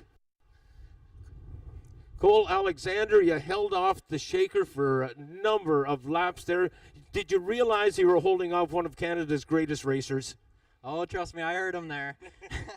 It was, yeah, that was a crazy race. I got the start of my life again. Apparently, I went around the outside everyone and won, so very happy with that. And then Torrin got by me, and I tried to go with him, but he's just too quick. And then I knew Seb was there. I actually don't think I looked at my pit board once. I was looking at his to see the gap behind him, and because I knew he was going to try something, and then he did right at the end there. I tried to go with him, but just sent myself to the moon out of turn 2 and decided I was happy with the podium. So, yeah, lots of positives, and hopefully we can race in the dry again tomorrow. You did a great job there, Cole, but there's a bunch of people that made it possible. A bunch of people you need to thank. Yeah, biggest thank you goes out to my dad, my mom. Big thank you to Scott Cartier. He, without him, this wouldn't have been. I wouldn't have been up here. Bike was feeling a little rough on Friday morning, and he helped me get it dialed in. And then, yeah, French Glass, KYT helmets. Helmet was amazing, and everyone else who helps me out. Big thank you. Gentlemen, third, Alexander. We now wander over and visit the veteran Shaker, Sebastian Tremblay. Boy, this kid was holding you off for some time. For sure, it was a race. I had a pretty good start, but Cole had an amazing start and passed out. So I tried to follow him. Yeah, he's got pretty good line. So I could not find any way to pass in the first few laps, and like Torrin and Casas passed me on the first 2 laps, and I was like, okay, just try to follow and see where I can end up. And Tommy just sent it right in front of me in the last corner, and it scared me a little bit. From there, I was like, okay, I don't think I can catch Torrin, so let's just sit there and see what I can at the end. So I kept my energy for the end, and when I made a pass, I made it stick and put my head down and did some pretty good lap, and was able to pull away and secure the second place. We have people to thank as well, Sebastian. Oh, for sure. The whole ST Motorsport team, they've been a phenomenal job. Alex Baudouin, Jeremy, Clément, and my girlfriend Roxana as well. Thanks a lot for this weekend. We got Suzuki Canada helping us a lot this year. Fast Riding Company. We've got us Indol, Bickle Racing, and that's pretty much it. Congratulations, Shaker. Thank you. And now to the top of the box. I quite often say that when you have a runaway win like that, don't you like racing? Torrin, that was a brilliant performance. Oh, yeah, it was pretty typical bad start. And Cole got the start of his life over there, and I was kind of surprised, to be honest. I saw him fly by me, and I was like, man, I thought I got an okay start, but no, I was buried, and I think me and Tommy made contact in the first corner because someone pushed me wide, and I thought I was going for a trip in the grass on the first lap there, but managed to keep it on the track, and then just trying to carve my way through the group, and once I got I got free, I put down some heaters. I saw an 18.2, and I wasn't expecting that or 8.2, and I was that's the fastest I've been on this track. So obviously this R9 is flying out there. It handles so good, and it puts down the power amazing. So yeah, I'm really happy with that, and just trying to manage the gap. That was the biggest thing. Obviously, I need to go to the drag strip and work on my starts, because that's pretty pathetic there. But really happy to get the win nonetheless, and really looking forward to the Superbike race later today. I had good luck last year here, got in the box in the Superbike race, so I'm going to try it again, and elbows out. Some folks you want to thank, I'm sure, Torin. Oh yeah, this whole effort, it wouldn't have come together without Octagon Energy Services, Navalda, Yamaha Canada. It's a great package that we put together for the couple CSBK races I can do this year. Obviously, thanks to Mom and Dad, none of this is possible without them. They've been the supporters since day one. They've been the main sponsors for my whole career, so this wouldn't be possible without them. Congratulations, young man. That is your podium, ladies and gentlemen, from the OPP Racing Pro Super Sport Division. We get them all nice and tight again, trophies and new hats and helmets in hand, with Cole Alexander in third spot. Sebastian Tremblay takes second, and on top of the box, Torin Collins. Thus completes our podium presentations. I'll now pass it up to the voice of Atlantic Motorsport Park. Here now is Corey Covier.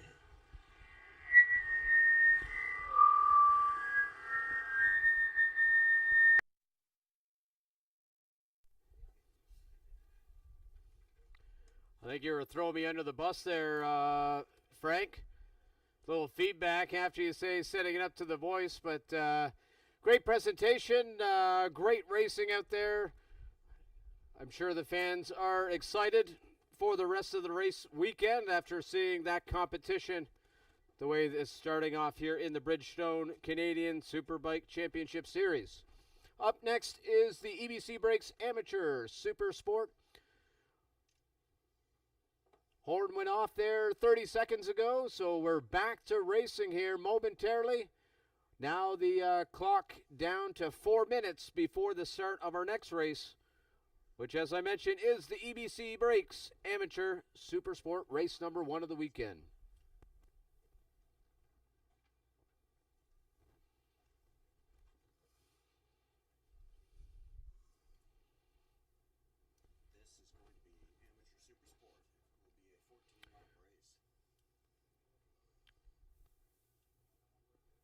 EBC Brakes Amateur Super Sport 14-lap race. Run you through the order while we have some quiet time on the air before the machinery kick on. On pole position, rider number 146 out of St. Maurice, Quebec, on board a Yamaha YZF R6. Alex Baudouin. Local rider out of Brookfield, Nova Scotia, on board a GSXR 600. The rider number 6, Bailey Ives. Rider in third, another local rider out of Lower Sackville, Nova Scotia, on board a Honda CBR 600. Rider number 22, Antoine Slater.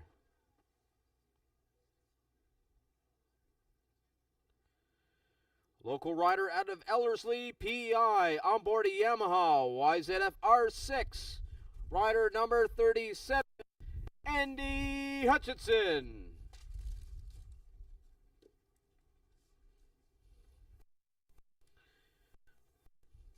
Rider in the fifth place out of Caledon East, Ontario, on board a Kawasaki ZX 636. Rider number 46, Nicholas Krenz. Local rider out of Dartmouth, Nova Scotia, in the 6th place position, on board a Kawasaki ZX 636. Rider number 40, Michael Scott.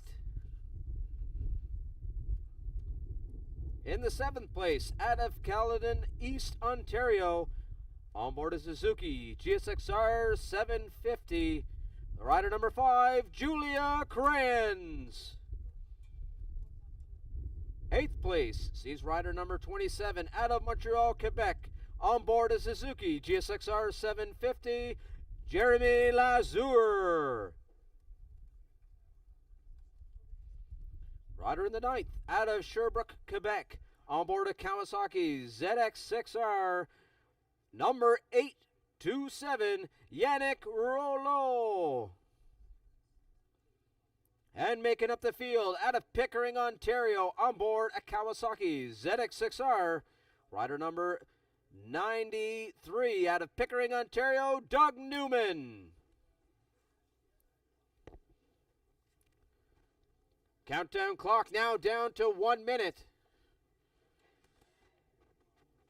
Looking at these lap times, there are 4 riders within a little over a second apart, so some more great racing moments away here at Atlantic Motorsport Park as the riders now making their way down pit lane. I encourage you to get to your favorite spot as you are about to see some great racing here. Moments away.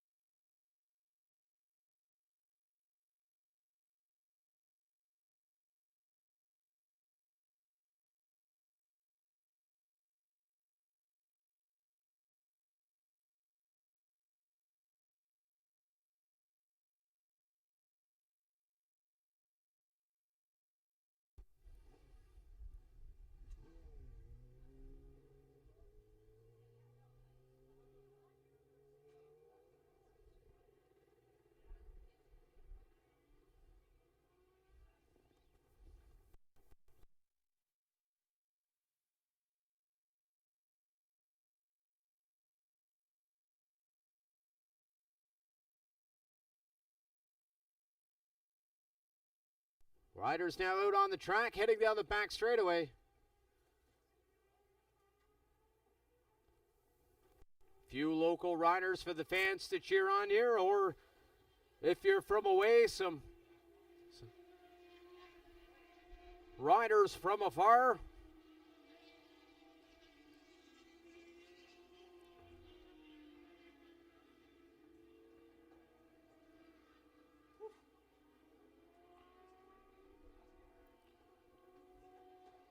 Riders now coming onto the front straightaway. They're going to be in the starters' orders there as the red flag there. I believe that is Chris Chappelle on the front straightaway, waving the riders to a halt in their grid positions.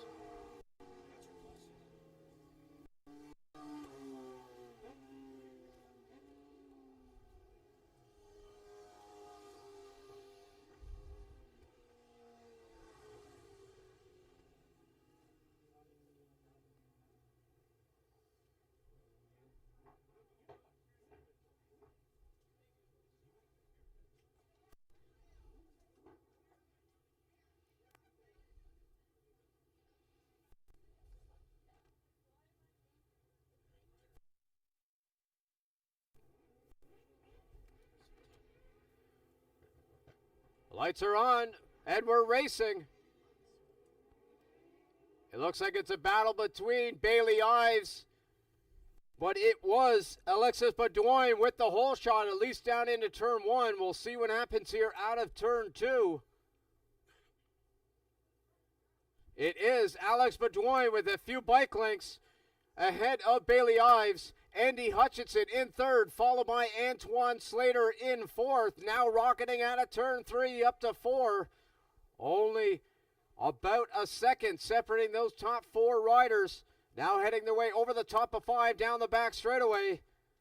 But quickly, Alexis Baudouin opening up around 3-4 bike lengths over Bailey Ives. But this is just half a lap in as they now tip into turn 7, heading towards turn 9.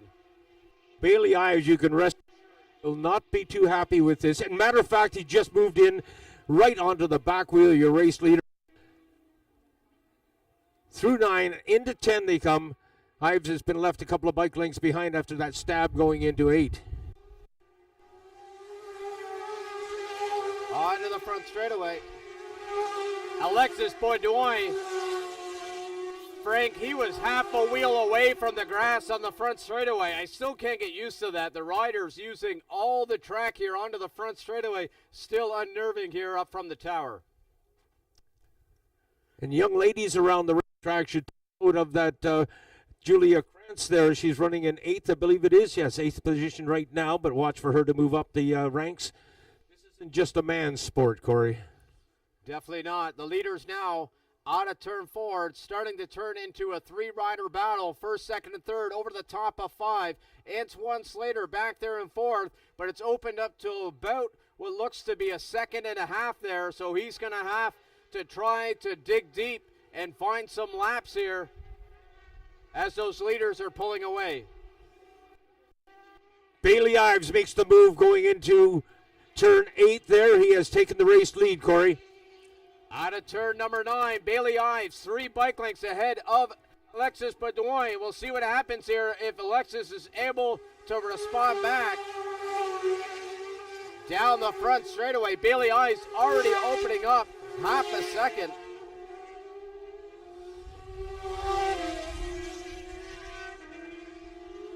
On the move, Julia Krantz has passed yet another rider. She moves up in the 7th position.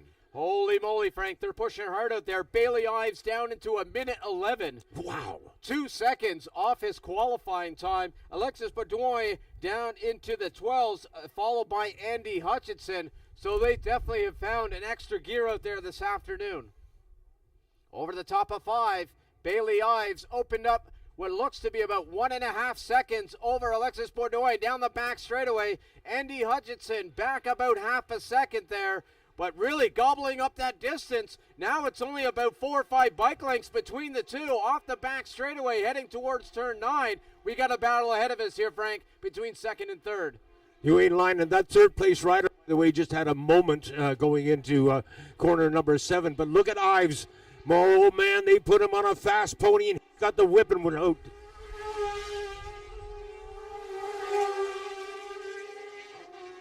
Riders struggling now even to keep some. You might look upon this as a career ride by Bailey Ives, running with information and help and mentorship from Gary and his idol. McKinnon wears the number 9. Bailey Ives wears the number 6. And Bailey Ives has gone for a ride. I'd give him about 20 bike lengths right now. Gary McKinnon giving Bailey Ives pit signals, let him know he has a sizable gap over 2nd place rider Alexis Baudouin down the front straightaway. So we'll see what happens here with the lap times with Bailey Ives. Across the line again into the 11s, and you can see he is pushing hard off the back straightaway. Now opening up a gap of over 2 seconds over Alexis Baudouin.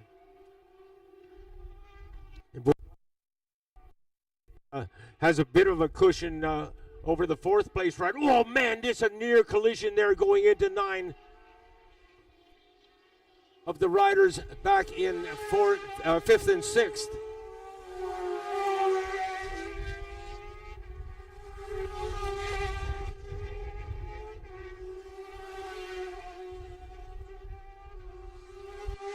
Antoine Slater, Nicholas Kranz getting close. They're out in turn 9 and 10. But the battle now is for 2nd and 3rd between Alexis Baudouin and Andy Hutchinson. Now coming out of turn 3.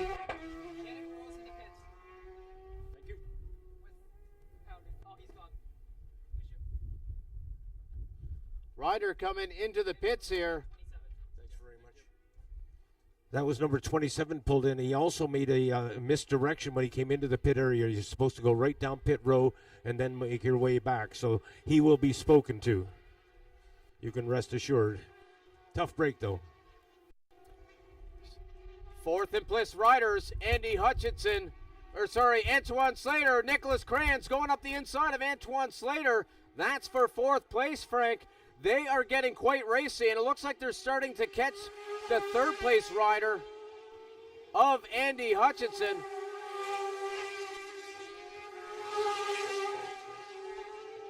We'll see what those lap times are across the line. Frank, they were 1 second faster than both second and third place riders, so there is still 9 laps left to go. Well, that honored with a fourth place position right now, but there's another Kranz out there on the number 5, that being, of course, Julia Kranz, and she's running in 7th spot just now. Same place we got her last time around. Second and third coming over the top of 5. Alexis Benoit holding off Andy Hutchinson.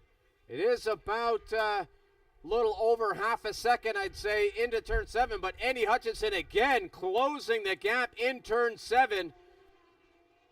Transitioning here to 8 and 9, Frank. Look at this, he's right on the back. Yeah, he moved in there. He gathered up about 2 or 3 bike lengths of distance between himself and the rider in front of him. Then he got hard on the brakes, so he holds position as they come through 8, 9, and 11, chasing the 140 machine.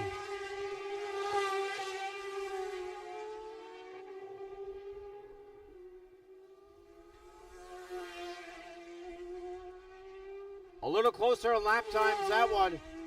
Only able to close in by about 0.2 of a second. But definitely closing in on that second and third place battle happening up the road.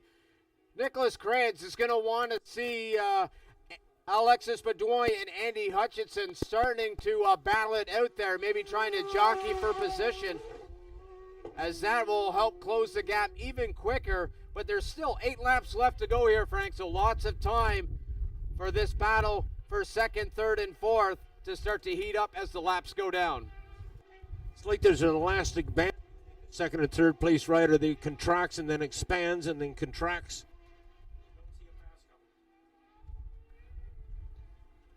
Look at Nicholas Kranz there, Frank, coming out of turn 9. He is definitely on a heater of a lap. I am going to say he is a second faster than Andy Hutchinson this time by. He is pushing hard. We'll wait to see what the lap times are. He was half a second faster than Andy Hutchinson. Now that gap, only 1.5 seconds, Frank, with still 7 seconds to go, or 7 laps, to go. Lots of time for Nicholas Kranz to get up onto the back of Andy Hutchinson and battle for that last podium position. Yeah, top 4 riders now make that the top 5 equidistance. So it doesn't look like any particular dicing going on as of yet. However, if you follow this sport long enough, you know how things change very quickly. You can see Nicholas Kranz heading down the back straightaway, quite racy down the roller coaster. He's got that body language that he is pushing hard, trying to get up into that, close to that third place rider of Andy Hutchinson as they now come out of turn 9. I'm going to say we're only a couple laps left to go here before this battle shapes up, Frank. Well, it appeared to get distance between himself and Bailey Ives. As I mentioned, that contracting and expanding elastic band between the two of them expanded at that point in time, and the distance between them separated.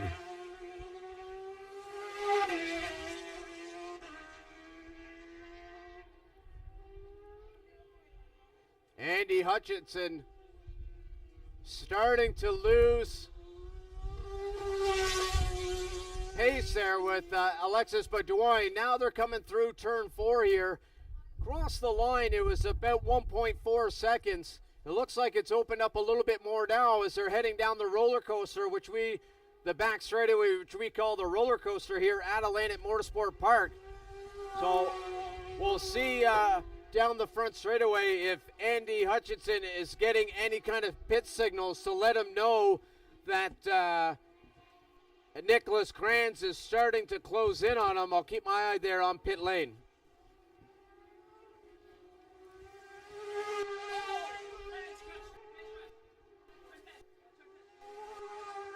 We've got a waved yellow down at 8, 9, and 10. I'm not sure exactly what happened on there, but we definitely have gone to wave yellow. We have a bike down, laying on the racetrack, the rider on the side of the track, immobile at this point in time. So we're almost certainly, yeah, we have gone to red flag. Red flag, drapeau rouge.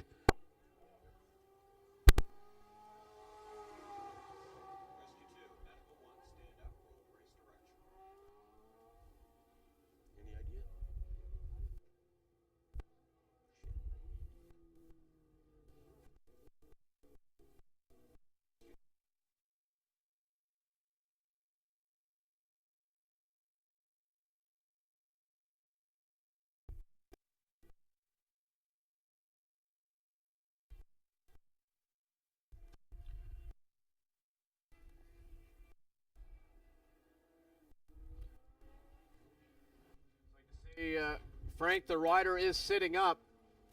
That's a good sign, Corey. I always make a point of making sure that we have clear, concise communication in a situation like this. So we quite often just shut them down and keep an eye on things. But that is a good news item to see the rider sitting up. Marshals are attending. An emergency vehicle is rolling.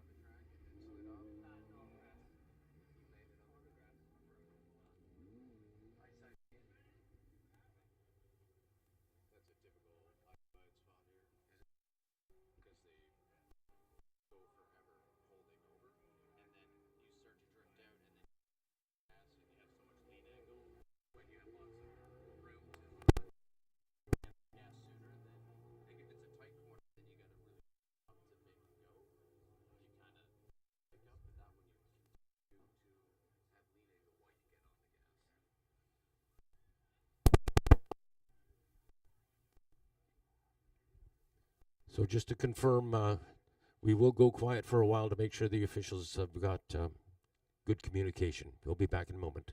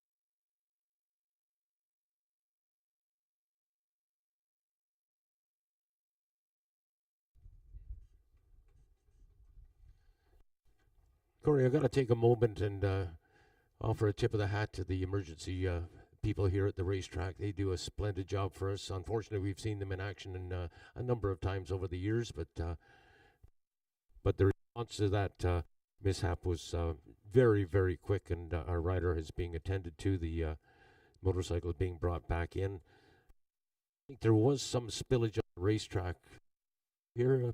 Was there? No? Maybe oil? Okay. You can rest assured again, if that is the case, they'll have it cleaned up very quickly.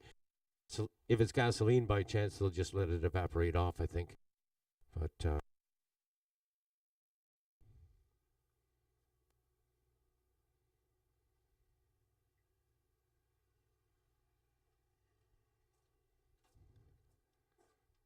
Marcus, correct me if I heard. Did you see that mishap? Yeah, Nicholas Kranz just had high side flung him out of the bike, and he landed on the grass. And fortunately enough, and I don't think he hit the pavement, which was great. So yeah. Much fun. Keep up the good work, by the way. A great job for us. Appreciate it.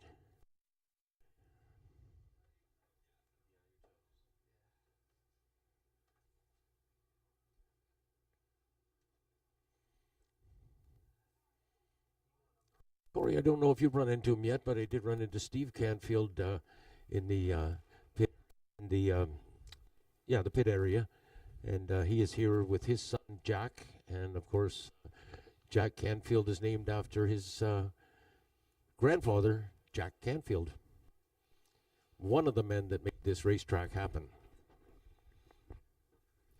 Well, Frank, haven't had the pleasure yet to see Steve out there. Always a supporter of racing here at Atlantic Motorsport Park. He used to be the announcer here, actually. He was the announcer here for the regional series the first year I came down with the Nationals. And he was also a competitor.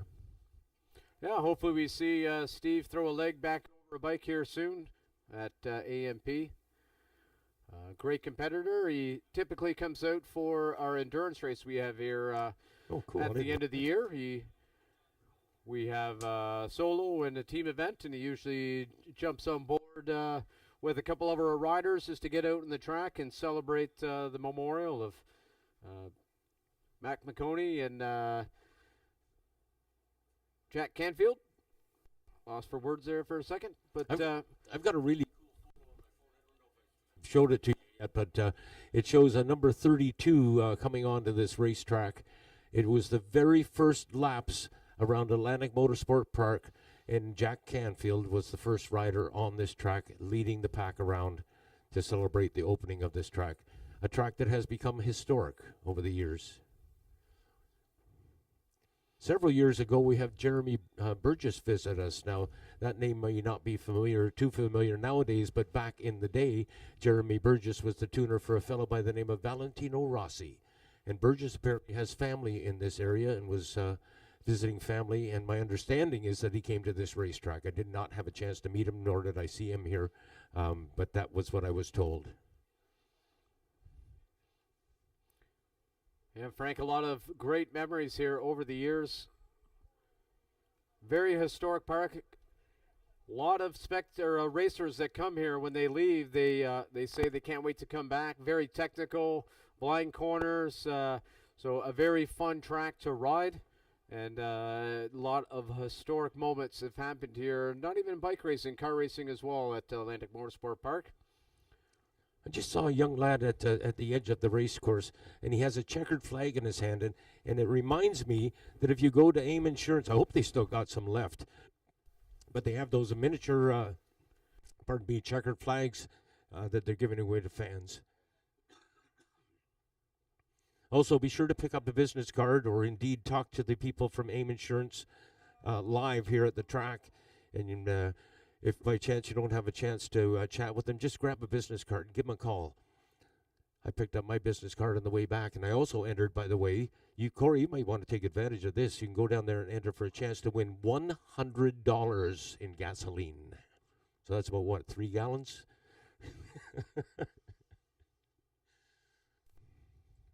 Have some quiet time here on the air as well. Just it's up to the fans there sitting on the pit wall on the front Straight away, during a hot track, you're not allowed to sit on the pit wall.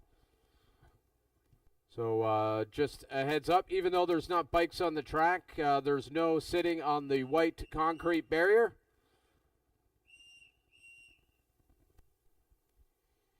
Thank you for that. So, Racetrack etiquette, huh?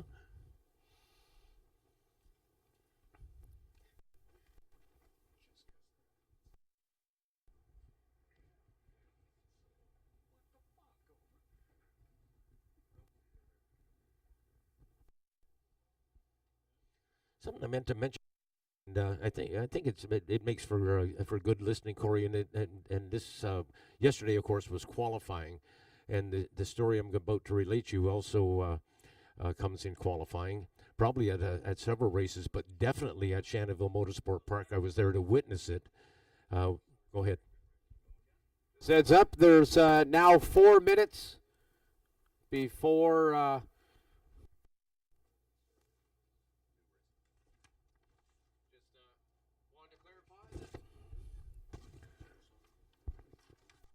So we now have 4 minutes before the next race. The last race was over halfway through, so they have called that race complete. So the next race is going to be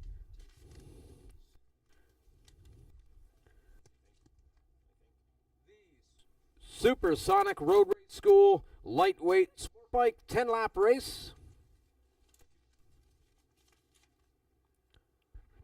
Now with the countdown clock down to 3 minutes.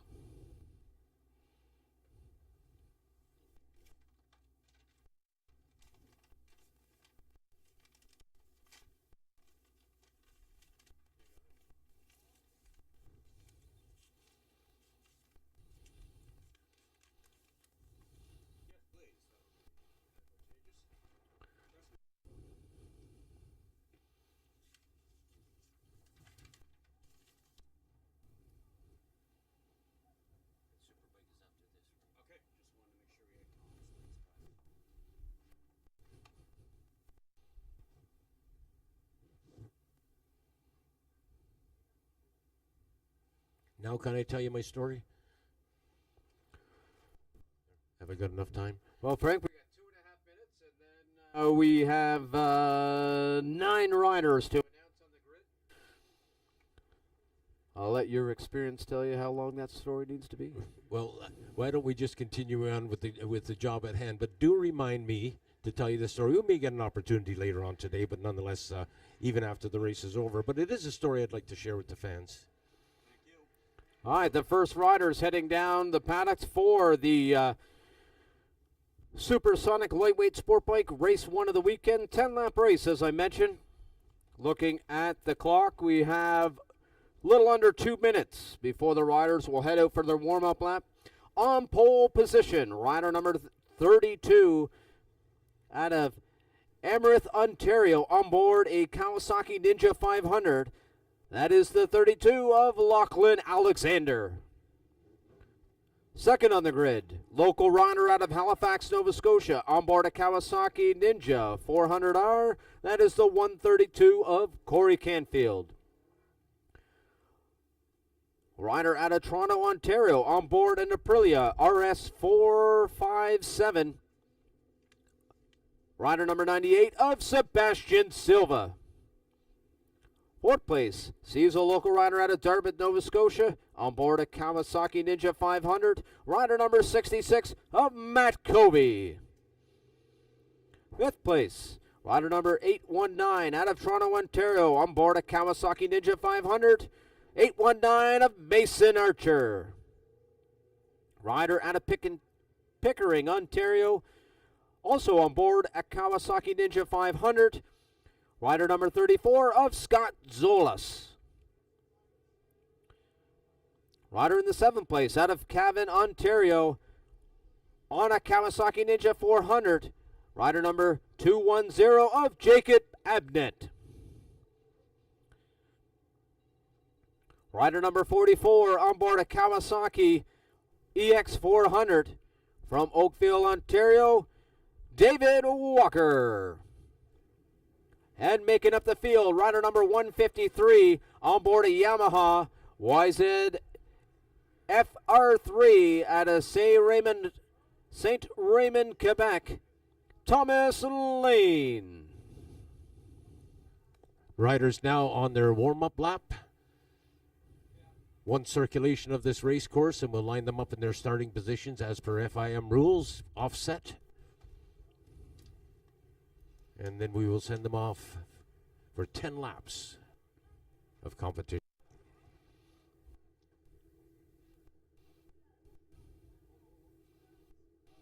Frank, looking at the lap times here, quite close with the top 3 riders. Looking at the 4th as well, Matt Covey not able to get much time into the qualifying session. Having that mechanical with that Kawasaki 500 was a small technical issue there, able to resolve it. So we'll see if he's able to stick with those top 3, but I'm sure we're going to have quite the battle ahead of us here in this supersonic lightweight 10-lap race this afternoon. Riders now heading onto the front straightaway. Chris Knoll with the red flag in hand, letting all the riders know to come to a stop to their grid position. So we are seconds away from the start from the 3rd race this afternoon.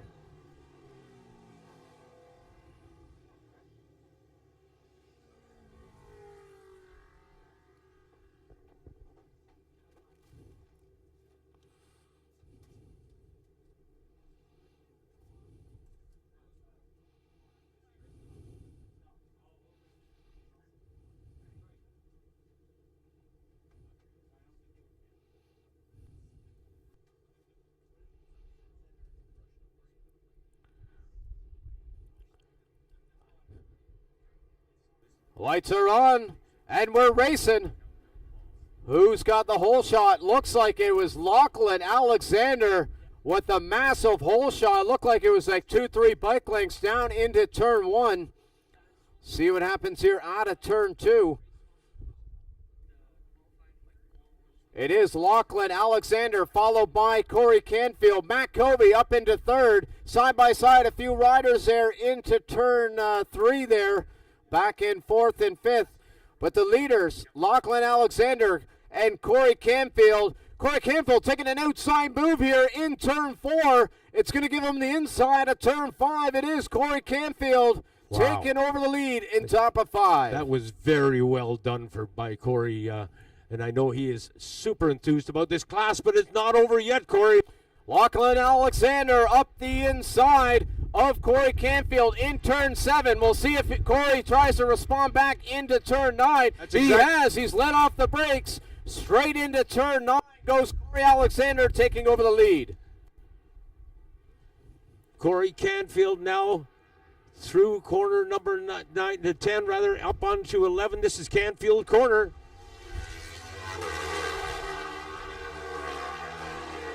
Now, Mr. Canfield,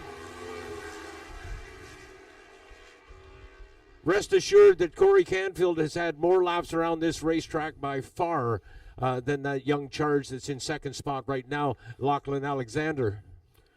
Corey Canfield opening up what looks about 6-7 bike lengths there from Lachlan Alexander. Matt Covey looking racy there in 3rd. He's only about 4 bike lengths back there, Frank, as they head towards turn 4. Well, the lead that Canfield has right now is far more than 6. He's gathered up a bunch of distance now as he heads out onto the roller coaster with a clear field of vision.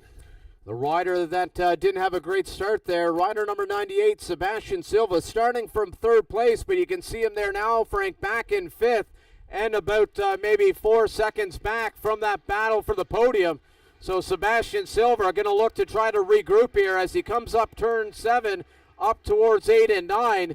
Going to see if he's going to be able to get up to that battle for 3rd. Well, he definitely closed in a couple of bike lengths now on the rider in front of him. Sebastian Silva doing a good job. And the worst thing he can do right now, Corey, is to get frustrated from a 4 start. He's concentrated on his game and take it one lap at a time, one corner at a time, one rider at a time.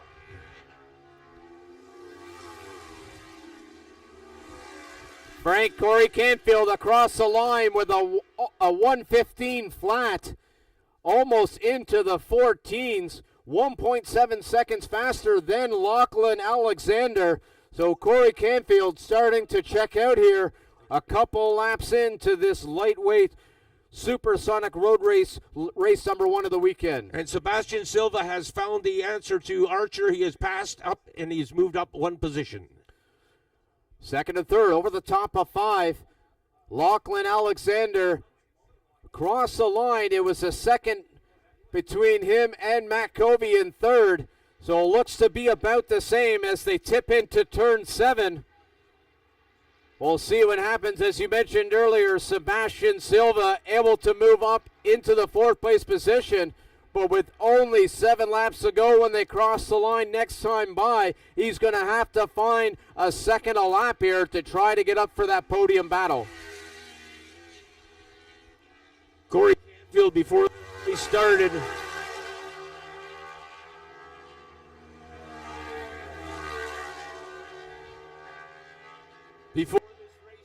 Corey Canfield paid a visit.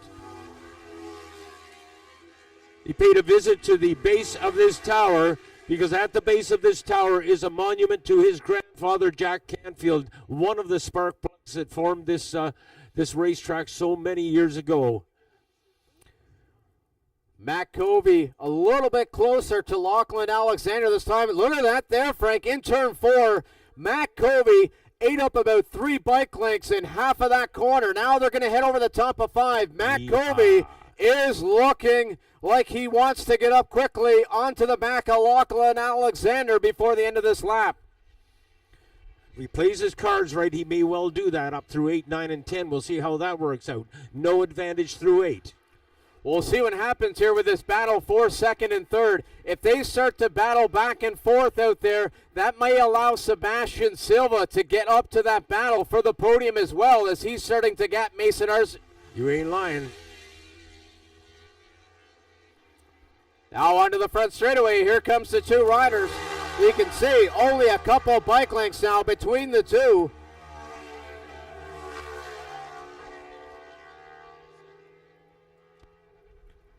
We watch for our race leader coming out of 2. There he is, Canfield. And again, he gets perfect drive and further extends his lead. He's going for a ride. Corey Canfield has gone for a ride. We'll see you later. The battle to watch is out of 3. That is Lachlan Alexander and Matt Covey. Look at this. Matt Covey again. That entry into turn 4, I'm sure his pit crew is going to pass on to Lachlan Alexander. There's some room to be made here in turn 4. Maybe a little bit later braking, because Matt Covey made up about 3 bike lengths there just in about half that corner again, lap after lap. So now coming out of turn 7, heading into turn 8 and 9, Matt Covey getting closer and closer to be able to make a move. He is right there. He was right within less than a bike length on the back wheel of Lachlan. And the Alexander Bratt now leads him through onto the front straightaway, the number 32 bike rather.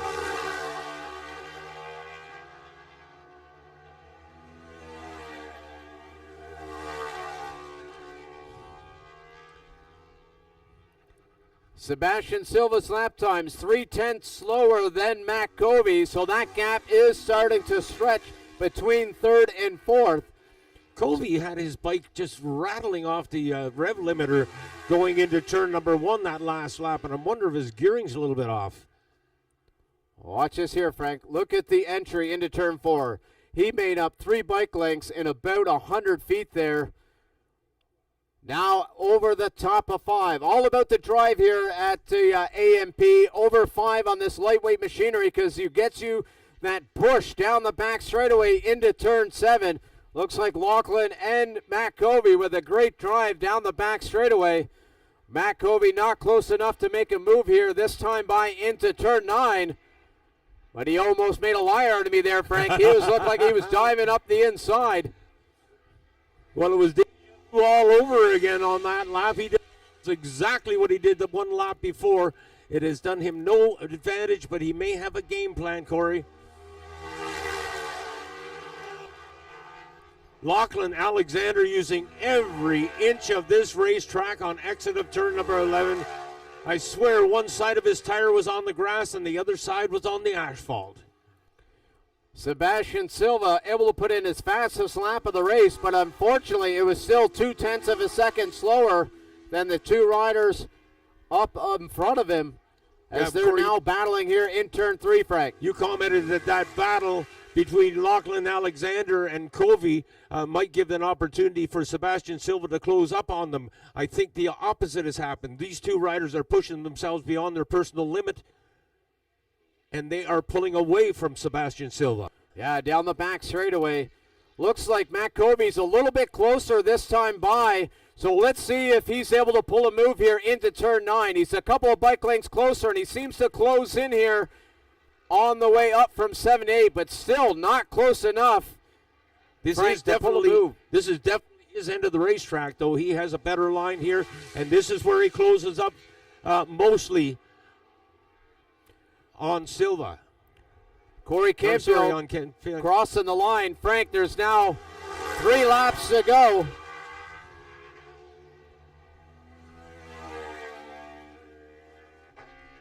See what happens here with the next couple of laps, Frank. I have a feeling there might be an outside move of 4 coming here. Matt Covey just has to get close to Lachlan. As you can see, coming out of turn 2, 2 bike lengths between the two. Now through turn 3. We'll see if Matt Covey can get close enough. This is the closest he's been. He may try an outside move here. Here he comes. Again, just not close enough to try and pull a move there. Now heading over the top of 5. 1 bike length between the two riders heading down the back straightaway. This is the closest Matt Covey has been to Lachlan, so we might see an inside move here into 9 this time by, Frank. Well, meanwhile, we have seen an outside move by Thomas Lane on the 153 as he made an outside pass on the outside of turn number 10, and it displaced David Walker back in 9th position. So Thomas Lane on the 153. Close it is, this battle. Now coming through turn 11, heading onto the front straightaway, a bike length between the two. Oh! No! Oh! Matt wow. Covey has gone down. Losing the front end there in turn. He's got his hands up. Matt Covey is okay. Covey is distinct impact zone there, so this late in the race, I'm not sure exactly what they're going to do. The marshal is out there to greet, but they're going over there to get the bike picked up. Good to see Matt Covey able to instantly get up.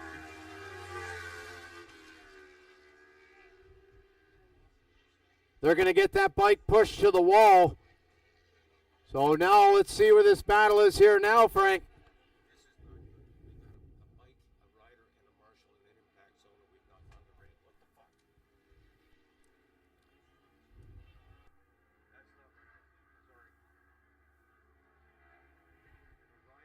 Rider now and the bike back to the wall. Corey Canfield getting the last lap flag, so now he has 12 corners to go here.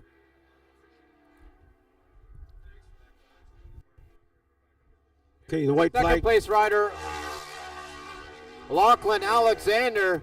Sebastian Silva, holy, he won second place. He was pushing himself all the way to the grass coming onto the front straightaway. He's got 3rd place in hand. He wants to be careful here. Lachlan Alexander has got a good cushion. There's no way in the world that Sebastian Silva is going to close that distance in 1 lap, short of Lachlan Alexander making a big mistake. Lachlan Alexander, Frank, sorry to cut you off. He was 2 seconds slower there. He was into the 19, so wow. I think he is letting off the gas, thinking he has so much time here that he may be letting off too much of the gas, Frank. You're kidding. Well, this lap may be the highest drama that we've seen in this race then. Sebastian Silva now on the roller coaster. He's the rider with the white fairing. Running back in 3rd spot right now, chasing down the 2nd place rider, but again, the distance is far too much. It's a... We'll see here, though, Frank, if Lachlan doesn't know that he's closing in so much. We'll see what happens here in turn 9, 10, 11. He is within a second, but Corey Canfield across the line taking the win. Look at Canfield. He is absolutely exuberant. Both hands on the handle. But meanwhile, this race ain't over. Here it comes.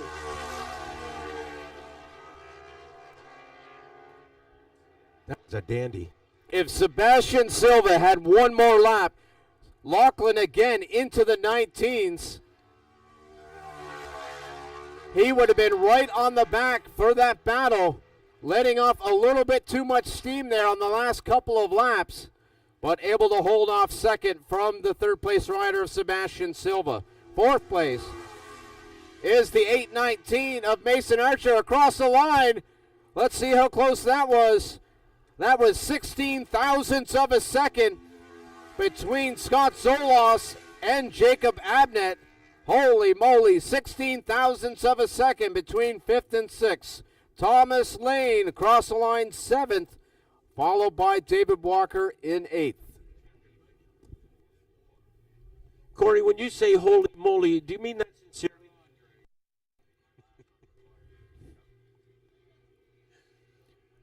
In the most sincere way you can say holy moly.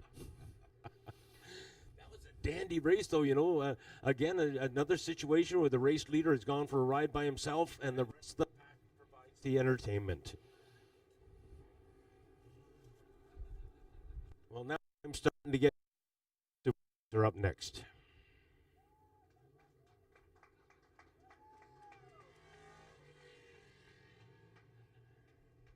I don't think Corey's put his hands on his handlebars since he crossed the line. Did you see him when he got the checkered flag? Both hands in the air, both in the air as he went up and over the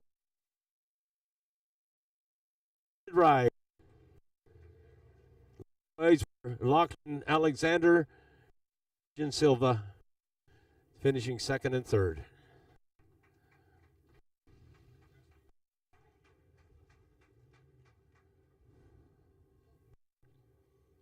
I love the way the fans give a round of applause to each and every rider as they come off the racetrack. You can hear it happening there in the grandstand. And, they have put out a personal effort out there, and regardless of where they finish, they are congratulated for their efforts. It is tradition here at AMP, and it's a good one. I don't know of any other track, certainly not in Canada, where we have that situation where the riders are coming right past a grandstand section, and the fans get to acknowledge them up close and personal. Frank, it warms my heart every time it happens. Just the camaraderie from the fans here during our regional round as well. All the fans getting right close to let the riders know thank you for the show you put on, and continuing here during the Nationals, letting the riders know just how much they appreciate these battles and the entertainment they've put here for round 2 of the Bridgestone Canadian Superbike Championship.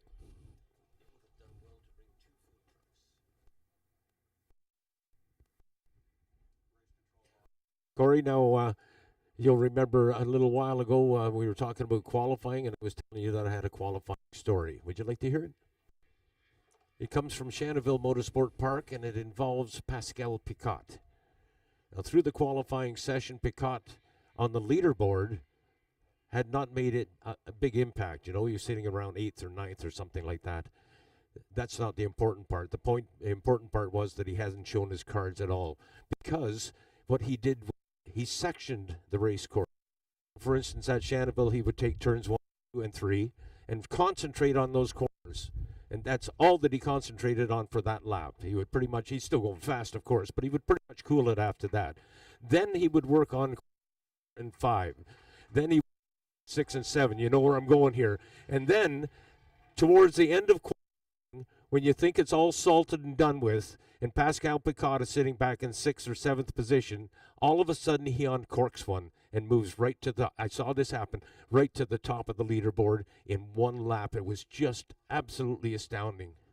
You'd wonder, how the heck did he do that when he's been sitting in mired back, you know, well past 5th position, and then all of a sudden in one lap he puts it all together. All the stitching that he had done, he pulled it tight and took pole position. It was really cool. It's the end of that story.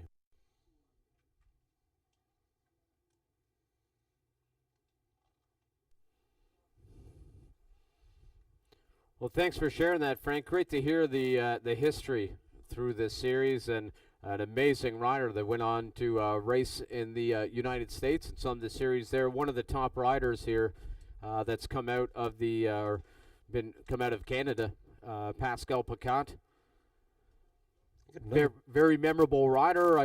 I grew up in the Pascal Pacat era, going to Shannonville, watching his races, and a very memorable moment for me going to that track and seeing the talent of Pascal Pacat. It's still ingrained in my brain, seeing his talent there. Definitely one of Canada's greatest, and of course he is a member of the Canadian Motorcycle Hall of Fame as a result of his racing exploits. Frank, you mentioned the next race is the big one. Yowzer. GP Bikes proudly presenting the Superbike final for round 3.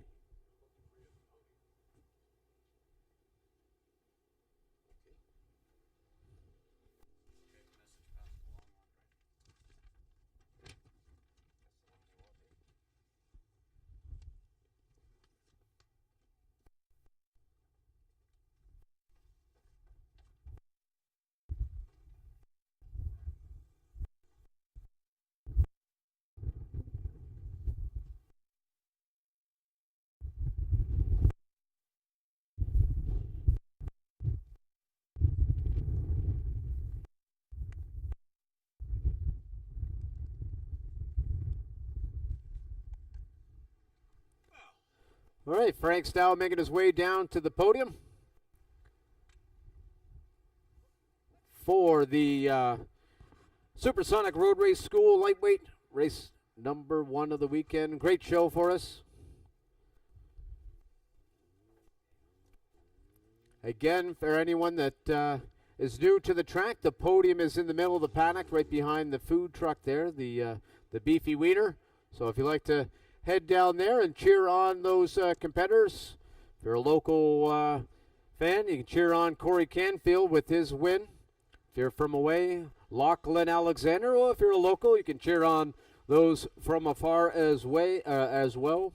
But now the podium celebration is about to commence down there in middle of the paddock. My humble apologies. I'm at the podium now. Okay, and I think we can get right away with it, Carol. Let's start off by calling up our third place finisher. Would you welcome, please, to the podium, Sebastian Silva.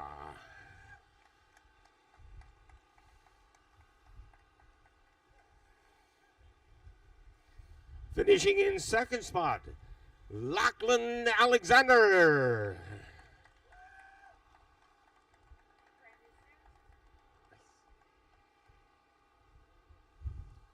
And to the top of the box with a runaway win, exuberant young man named Corey Canfield.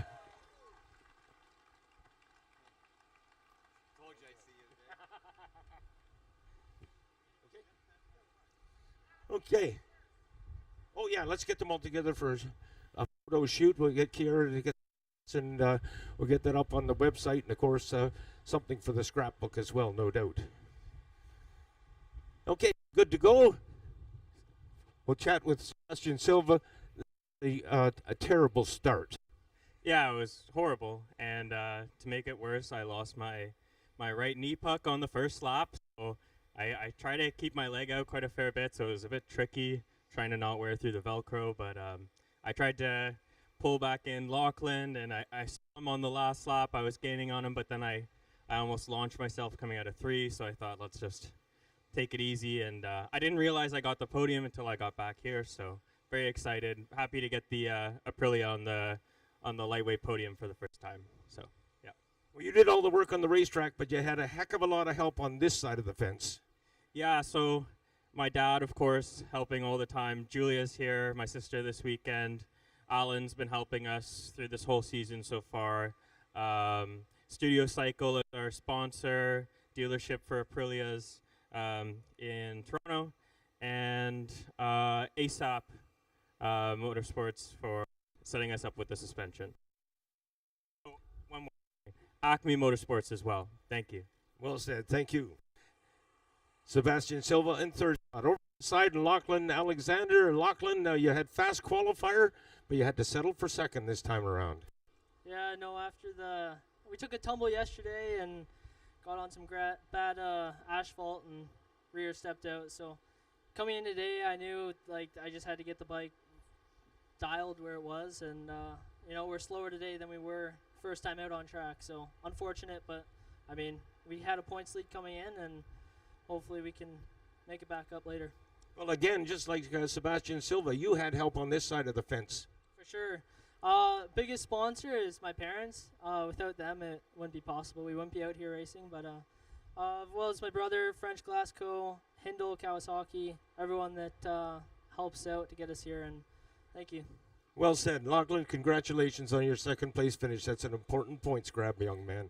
Now to the top of the box. This smile is going to last till Wednesday. Did you put your hands up at all in that cool down lap? No, I don't think I did. I've been waiting a long time to stand up here with you, Frank. I made the switch to the little bike this year, and I've been having a lot of fun, and obviously I'm doing pretty good at it. You suppose Grandpa was watching? Yeah, we had a little chat pre-race, and we had a little chat going down the back straightaway on the lap. I said, just give me 4 more corners, Granddad. Can you share with us that tradition you have, please?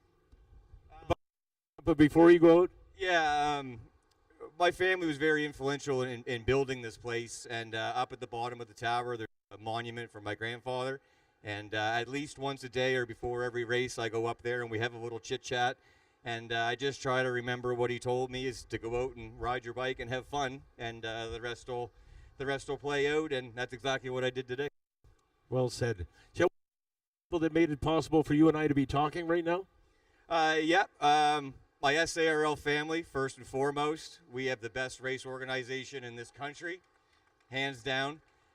Pro Cycle is a massive help for me. Albanese and Finish Line Motorcycle Supply, Wayne's Hot Rod and Customs, and the company I work for, Regroup. You get to do this again tomorrow. I hope so.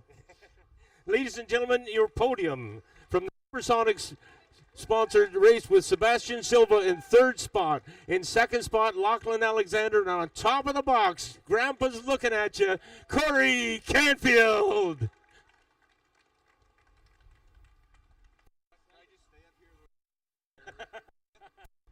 Well done, kid.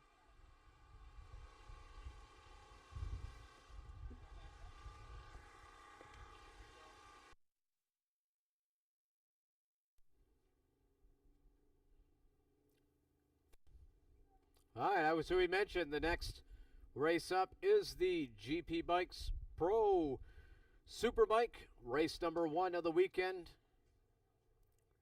Bikes now making their way onto the front straightaway for the official rollout of the Superbikes.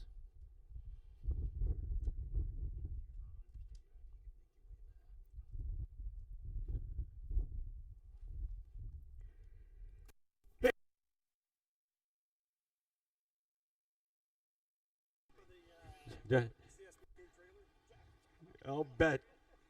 I'll bet. Well, Corey, I don't know if you're within the sound of my voice, but you know that was a rather emotional podium as I was standing there talking to Corey Canfield. His eyes were really shiny. You know what I mean? Let's go back upstairs. Here's the voice of Corey Covier.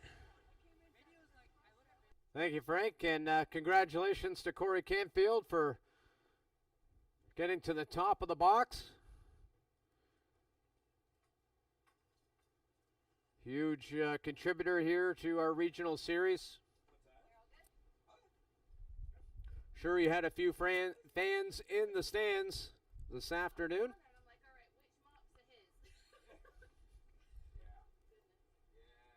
But as I mentioned earlier, the bikes are now on to the front straightaway.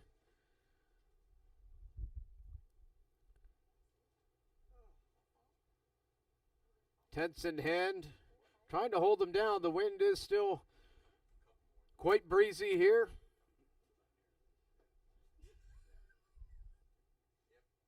See that BS battery flags flying there down the front straightaway. Kawasaki, and Honda. Bridgestone flags in the back there. You have a few minutes here, so if you are making your way back through the paddock, heading maybe to turn 1 or maybe turn 2, feel free to stop at the swag tent there on your way through the paddock. Just there on the other side of the timing tower.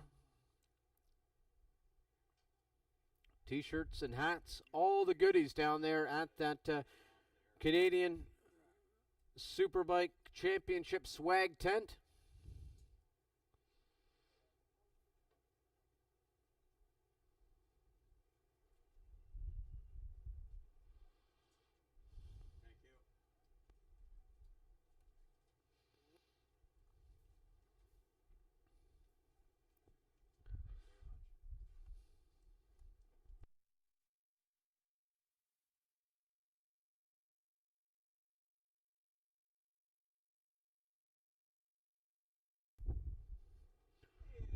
Whilst the riders and crew are hanging out on the front straightaway, I'll run you through the order for race 1 of the GP Bikes Pro Superbike.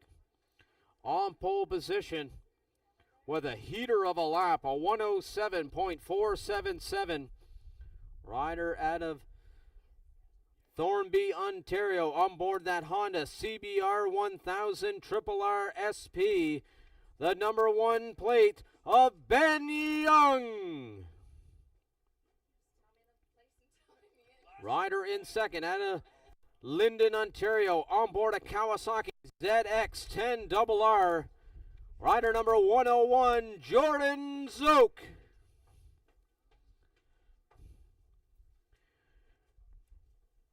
In the third place, out of Calgary, Alberta, on board a Yamaha YZF R9, the 71 of Torrin Collins.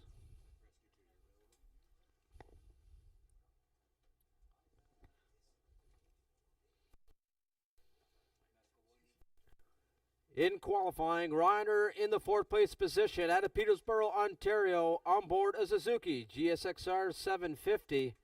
The rider number 18 of Thomas Kazas. Looking up here, Frank, from the timing tower, looks like Thomas not out there on the grid. Some of the riders. He pretty much smashed up that fast riding school Suzuki GSXR 750, and unfortunately they did not bring a B bike. Moving to the fifth place position, out of Stony Creek, Ontario, on board a Honda CBR 1000 RR, the rider number 82, David McKay.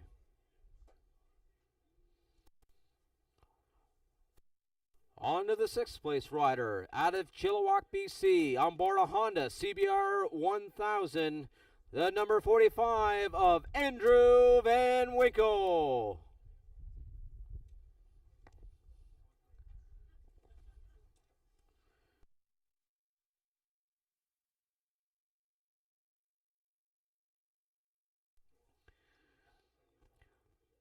In the seventh place position, out of Dumontagne, Quebec, on board a Suzuki GSXR 750, rider number 24, Sebastian Tremblay. Eighth place position, out of Amherst, Ontario, on board a Suzuki GSXR 750, the 64 of Cole Alexander.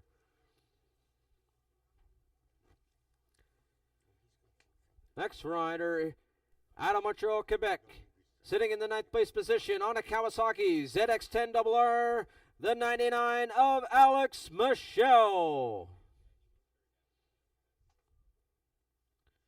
Rider out of Guelph, Ontario, on board a Triumph Daytona 765, rider number 17 of Dante Busek.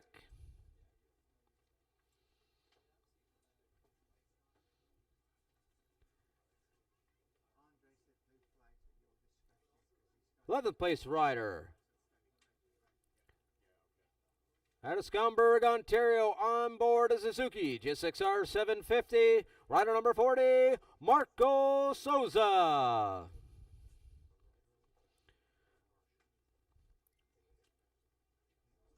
12th place rider out of Keene, Ontario, on board a Kawasaki ZX6R. Rider number 79, Mackenzie Wheel. Local rider out of Dartmouth, Nova Scotia, on board a Honda CBR 1000 RR. Rider number 80, Blaise Fougere.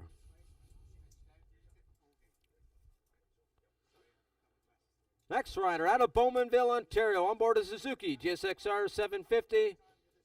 Rider number 91, Matthew Simpson.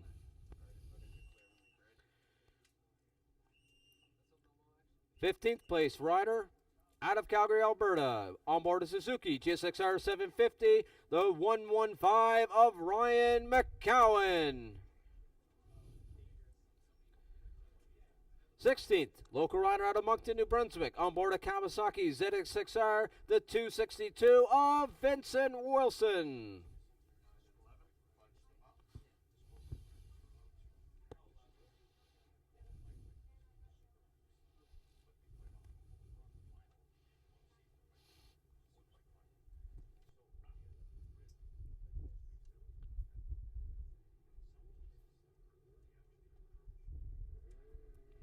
All right, riders are now instructed to take off. They're going to go for one warm-up lap here.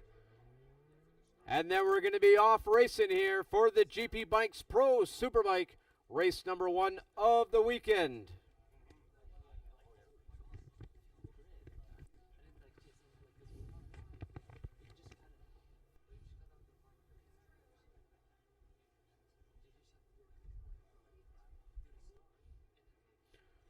This lap this race a 20-lap race.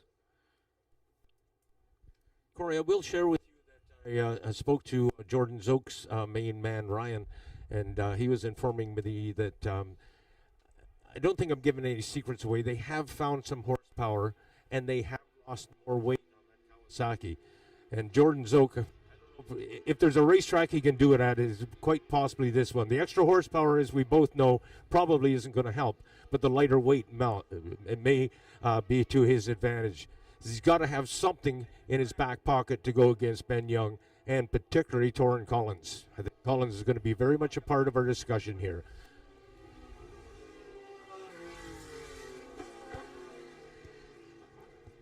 Well, Frank, we know there's a battle between Torrin Collins and Jordan Zoke here last year down into turn 2. Constantly Torrin Collins going up the inside of Jordan Zoke. So I am hoping, as a race fan, that battle continues on, and either there's going to be redemption or there's going to be sorrow from someone here.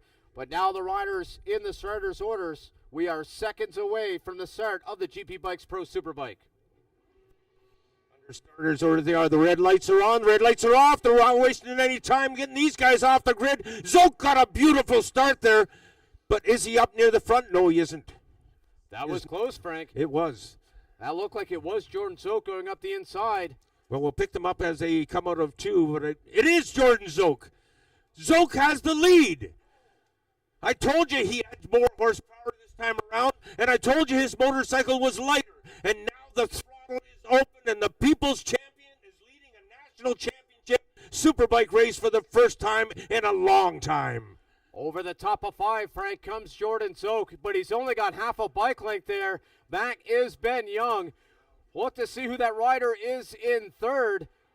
We'll see what that extra horsepower does, and it has definitely held him in front of the Hondas.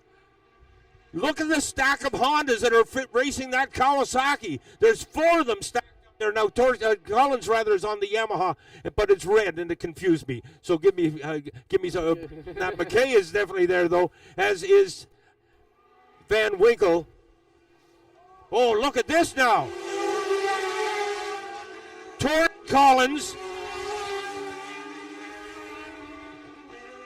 Torrin Collins passed Ben Young on the inside here of turn 11, and if I'm not mistaken, Ben Young has returned the favor on the outside of turn 1. Look at them now. They are stacked up coming out of 2.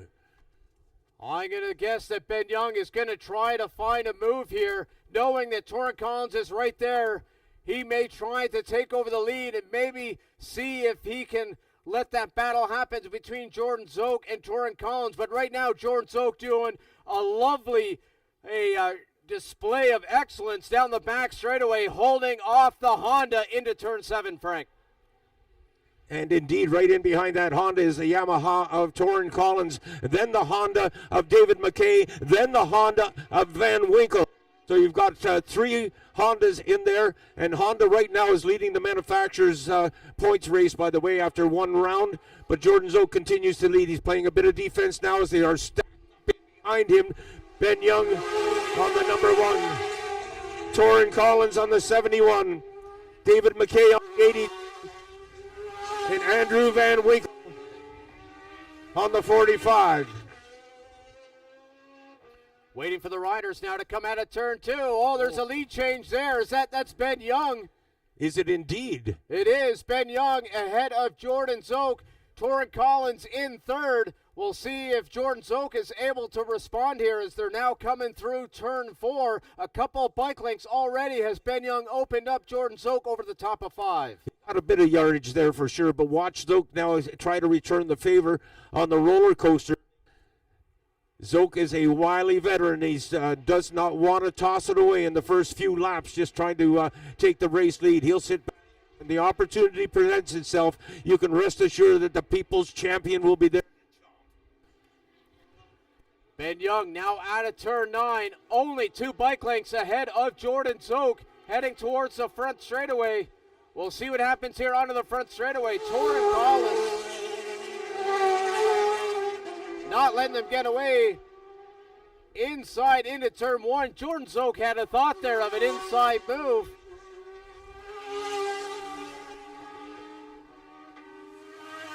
Out of turn 2, it's still Ben Young holding off Jordan Zook. Torrin Collins only 2 bike lengths back there in 3rd. Riders in 4th and 5th, not getting away either. David McKay and Andrew Van Winkle, though they've opened up about 1.5 seconds between those top 3 in that battle for 4th and 5th. Meanwhile, Alex Michel on the number 99 Kawasaki battling with the number 79 of Mackenzie Wheel, and sitting at the back of the pack watching all his action happen is one of the veterans from AMP, Blaise Fougere. This battle now going into turn 9. Ben Young 1 bike length ahead of Jordan Zook. Into turn 9, Torrin Collins able to close a little bit there. Oh, he had a little moment coming out of turn 9 there.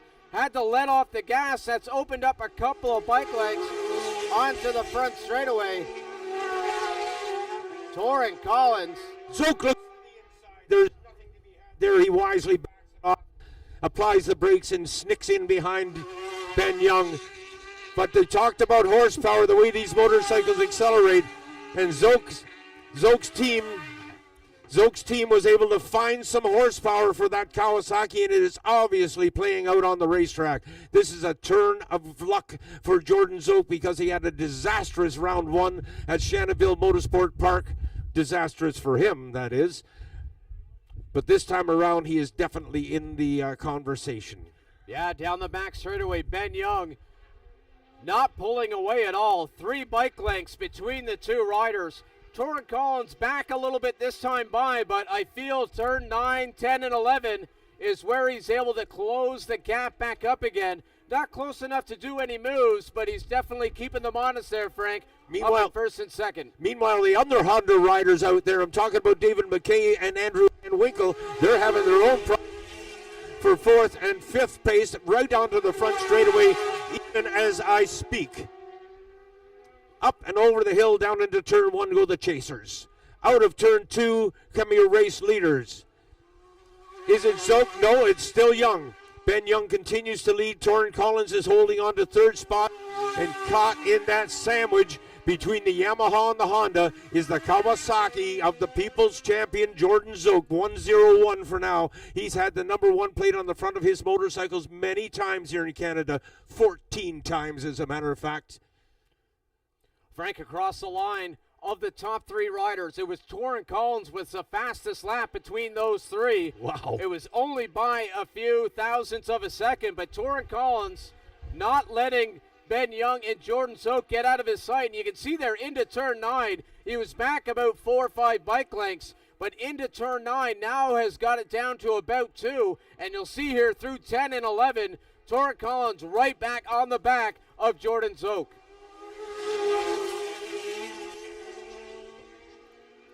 Torrent Collins on that Yamaha twin-cylinder 900.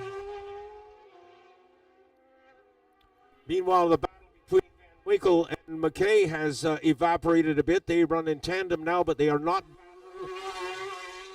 The battle clearly is up front, and it involves Ben Young, Jordan Zoke, and Torrent Collins, and they are running in that order. Collins has several times shown a front wheel to Zoke, but he doesn't seem to have enough grunt to get the job done in terms of passing. But we're still very early in this contest. Seems to be an accordion effect here. Before turn 5, Ben Young able to open up a little bit. They are on Jordan Zoke, but down the back straightaway, Jordan Zoke able to close in again. This is the closest Torrent Collins has been to Jordan Zoke. He was thinking about an inside move there, Frank, in turn 9, but it looks like he just wasn't close enough. Well, if he had tried a bit harder, Jordan Zoke would have taken his front wheel away. That was very, very close. Again, Torrent Collins trying to move there that he did a few laps ago on Ben Young, but this time on Jordan Zoke. Not close enough, but he was trying to get on the inside of Jordan Zoke in turn 11. Had to get on the brakes as he was right on the back. But now, as you can see them, Frank, coming out of 2 and 3, still neck and neck. Neck and neck indeed, but I'm going to give a bit of a nod to Ben Young. Look at the yardage now that has been established between he and the 101 of Jordan Zoke. Now, mind you, that could quickly turn into the elastic band effect where it contracts on the roller coaster and they close it up again. I think that's exactly what is happening. Frank, as we're 7 laps into this 20-lap race, I'll run us through the order. In the lead, Ben Young, followed by Jordan Zoke and Torrent Collins. 4th sees Andrew Van Winkle, followed by David McKay. In 6th, Alex Michel, followed by Mackenzie Wheel. 8th place sees Blaise Vougier, followed by Dante Busek.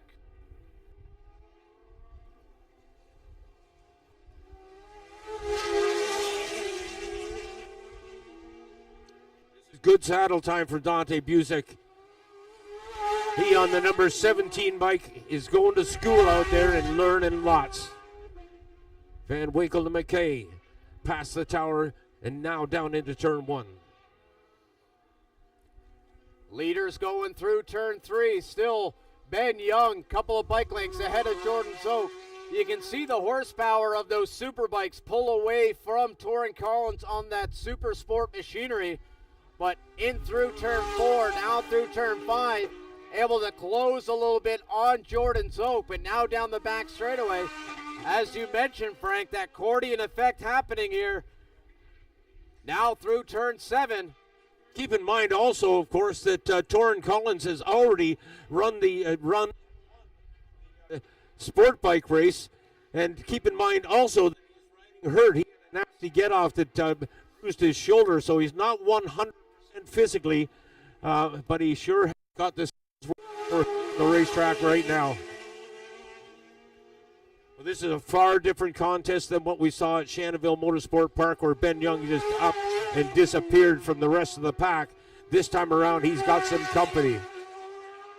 And he's going to have to tread very carefully here if he wishes to maintain that lead. He's under a pressure cooker that doesn't appear that way on the racetrack at times, but Young has been getting the pit signals. He may get a glimpse of Zoke now and again, and maybe even hear him now and again.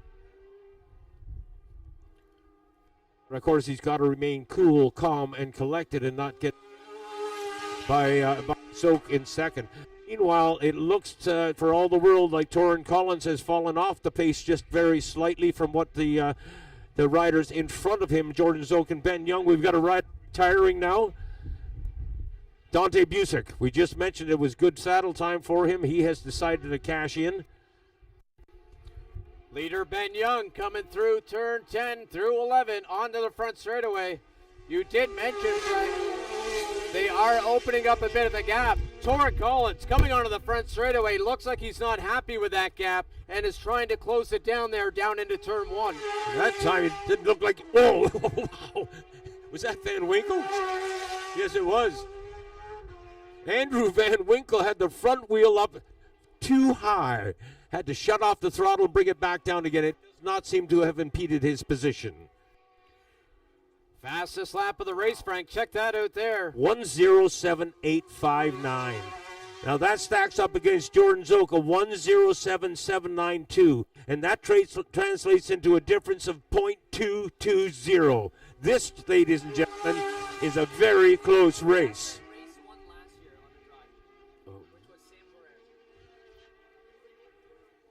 Meanwhile, Alex Michel and Mackenzie Wheel continue their battle midfield. Yeah, so Jordan Zook with the fastest lap of the race last time by. He is not letting Ben Young out of his sight onto the front straightaway. As you can see, only a couple of bike lengths between those two riders. Again, into the 17s come those two riders with Torrin Collins 4/10 back, Frank. He's starting to fall off the back. This is the first time in 2026 where Ben Young has been each and every race thus far, both of them, Ben Young has run away with. This time he's got company.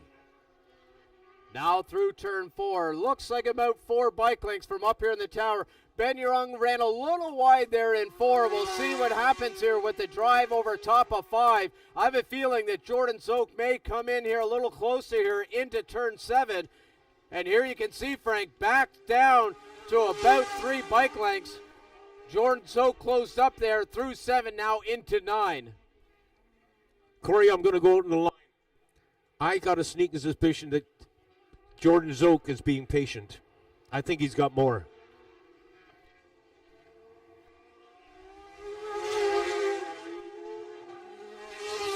I'm hoping that in Brantford, Ontario right now, Bob and Sandy Zook are listening to the YouTube audio and are realizing that their son, the People's Champion, is in a position to do really good this weekend. Coming out of 2, he was right there. Zook had his front wheel overlapping Ben Young's back wheel. He is definitely there. And again, Corey, I'll repeat myself. I think he's being patient. If he's going to put a pass on Ben Young, it may come a little bit later. He's close again over the top of 5. 1 bike length, 2 bike lengths between the two down the back straightaway. We may see a move here, Frank, into turn 9. Jordan Zook gets a great drive there through corner speed up through 7 and 8. Not close enough, I think, this time by, but he is definitely keeping Ben Young honest out there this afternoon. We have 7 laps to go when they cross the line next time by, and he is there, he is ready, and he is hungry for the win. Did you see that? Young got off the throttle. Young was headed for the side of the racetrack, and he chopped it off. He got off the throttle just for a moment. That may make a big difference over the next 6 laps. Watch carefully. I was watching Jordan Zook's bike on the front straightaway, and it looked really planted. It looked like he was getting the power to the ground. It was smooth all the way to turn 1, so we'll see if maybe Jordan Zook has that traction control dialed in perfectly out there this afternoon. Coming over the top of 5, still 2 bike lengths, Frank. Well, through 10 and 11, without any doubt at all, Zook is the smoothest rider out there. We've seen several riders coming out of turn 11, out of Canfield Corner, and making us go, whoa. Not been one of those riders, let's put it that simply. He's been riding on dimes, is very, very smooth, and obviously very, very fast. Meanwhile, Torrin Collins is well off the pace of our race leaders. Oh, Zook went wide, and I thought he had perhaps an idea to stuff it on the inside of corner 11. Canfield Corner, again he looks to the inside, and this time he was right beside him going into turn 1. They were mirroring one another as they went into turn 1. What's happening in 2? Ben Young still holds. Open up a couple of bike lengths, Frank. Yeah, I think that attempt going into 1 has backed up on him. Now we have lapped riders that are going to be coming up on, certainly within the next 2 laps. Corey? Yes, Frank, they're about 3 seconds off the pace, and that's about the length of the back straightaway. So I have a feeling they're going to come up to Mackenzie Wheel and Blaise Fougere in the next half lap or so as they're coming off the back straightaway. Look at that. Still 2 bike lengths separate Ben Young. I thought for a second there Ben Young might try Jordan Zook try an inside move into turn 9. Jordan Zook is on him like a magnet, Frank, coming out of turn 10. Just about jumped because I looked over and realized that there was a green bike in front of a red bike. And what it was Mackenzie Wheel in front of Blaise Fougere. And I thought it was Zook over again. Zook again to the inside in turn 1. And again, those riders perfectly side by side through turn 1. And does he have the lead? No. Again, I got caught out. It was Mackenzie Wheel coming out. He does have the lead. Jordan Zook has gone into the lead of this race. And Ben Young has been shunted back into second spot. Now, riders, as we mentioned just a lap ago, they're going to be coming up on lap riders very soon. Blaise Fougere and Wheel are going to definitely have the race leaders on them very soon. Should it happen up in 8, 9, and 10? I don't think so, not in this lap anyways, but we're definitely going to keep an eye on that because that may make the deciding factor here in this contest. Frank, I'm wondering if Jordan Zook wanted to be the leader going through lap traffic. He seemed to be in a hurry to get around Ben Young, and sometimes it's beneficial to be the first rider coming up to lap traffic. So we'll see what happens here as they're now only 1 corner ahead of them coming up to lap traffic. Now down into turn 1. Frank, they're going to be down into turn 2. I think it's going to happen over here. My prediction is it's going to happen over here in 5. But let's see how it plays out. Out of turn 2, Mackenzie Wheel pulls over to the side. Now we'll see what happens here between 3 and 4. They're coming up now on the number 80 bike of the local rider, Blaise Fougere. They're right up in behind him, Frank? We'll see. It's going to have to be down the back straightaway. Here they do. Come over the top of 5. Okay, so it's off a bit. It's going to happen in 6. On the roller coasters is our race leaders, and they have Jordan Zook got past cleanly, and Ben Young snuck in there. I don't think there was a whole lot of room, but Fougere wisely stood the motorcycle up and created just a little bit of space. So meanwhile, our third place runner, Torrin Collins, is way, way behind at this point in time. How many laps now? Here we go.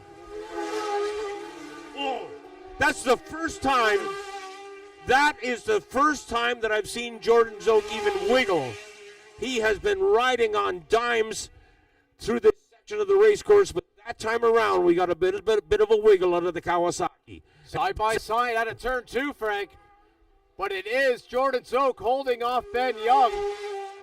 Ben Young looks hungry. He wants that lead back. He's not waiting to the last lap. He wants it now. Jordan Zook now through turn 4. I'm starting to wonder if a little bit of tire wear is starting to come in here, starting to move the bikes around, and it's all about the riders starting to adapt of how the bike's starting to move.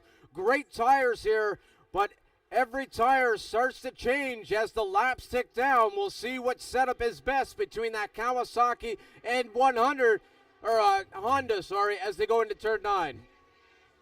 Ben Young had a look on the inside of 9, but there was no room to be had now. If he was a very aggressive rider, he might have stood Zook up, but there's no point in that when there's only 2 horses in this race.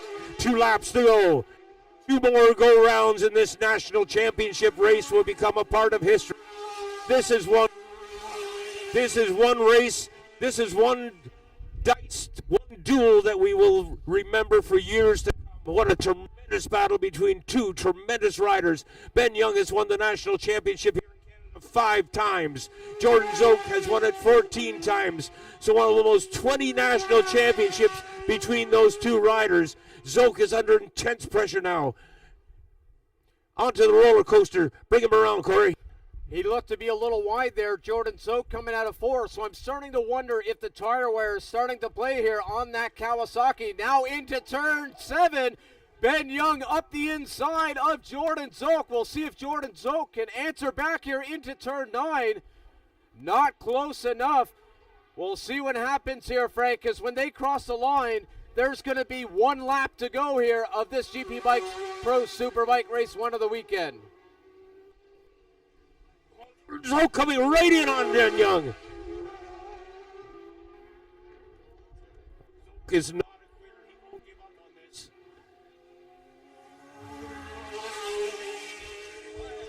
He will not give up on this.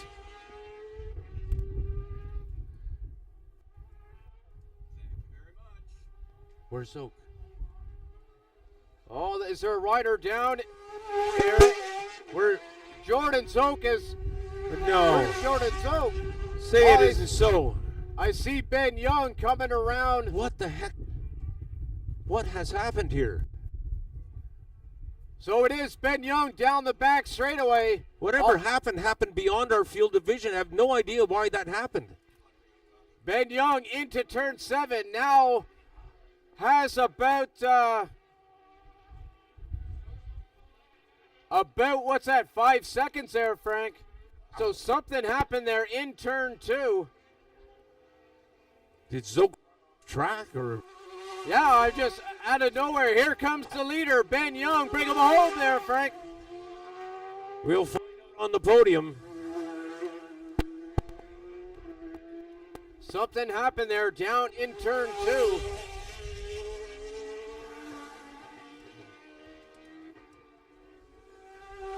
But it is Ben Young holding off Jordan Zoke. Late heartache from that Kawasaki team there, Frank.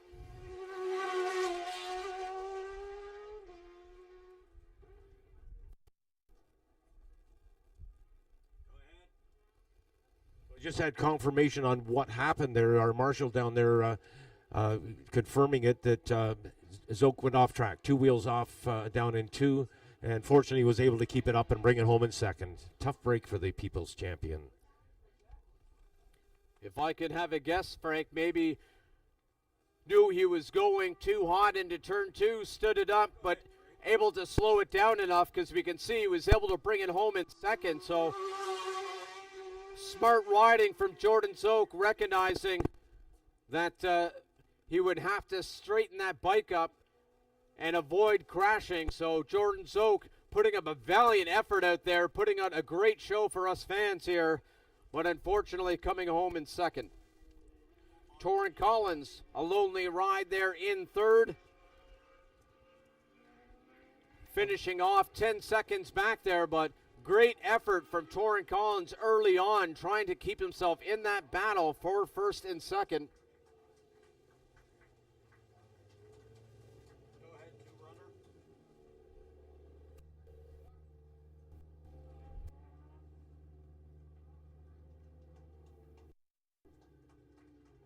Very pleased to acknowledge the presence of Darren Marshall.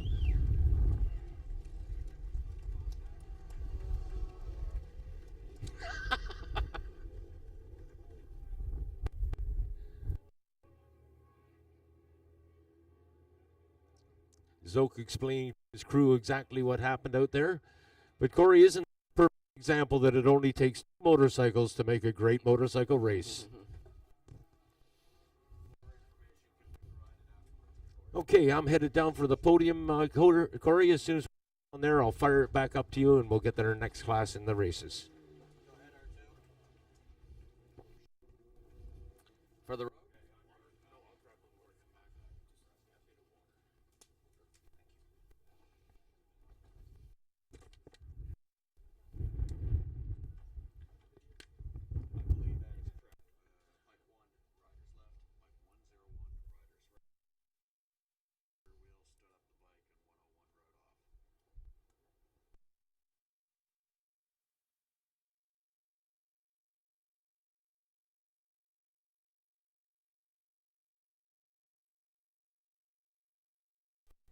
All right, riders now, and bikes making their way to the podium ceremony, which is halfway through the paddock there. So I encourage you all to head down to the center of the paddock there for that podium presentation. Run you through the order as they're setting up that presentation. Winner, rider number 1, Ben Young. Valiant effort from the 101 of Jordan Zoke, putting on an amazing show for us here. Coming home in second, Torrin Collins in third. Andrew Van Winkle in 4th, followed by David McKay and Alex Michel. 7th sees the Blaise Fougier, followed by Mackenzie Wheel and Dante Busek making the field.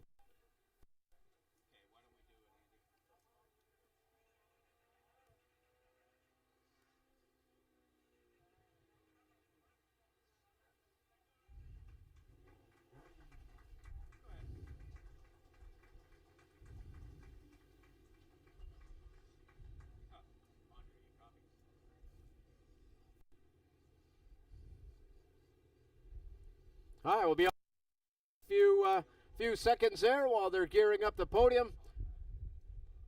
Frank will be next on the airs here in a bit once they get that all set up. Until then, we're off the air.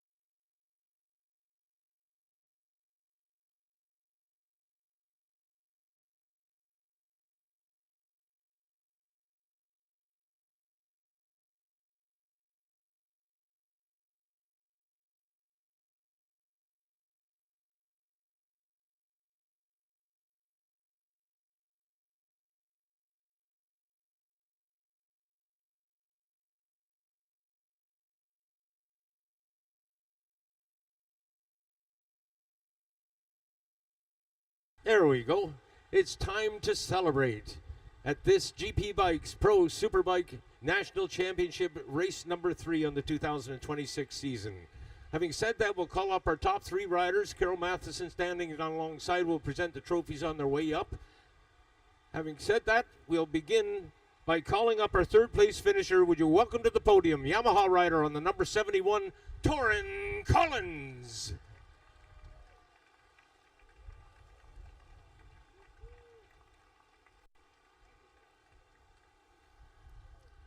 Finishing in 2nd spot, I can't wait to talk to these guys. Would you welcome, please, a guy that I call the People's Champion, Jordan Zook.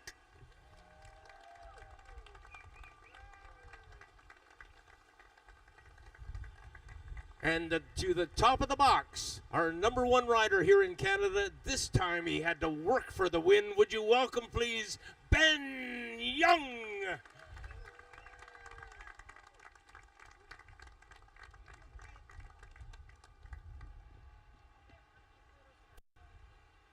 We got to get these three riders up there, and I got to stay away from that speaker.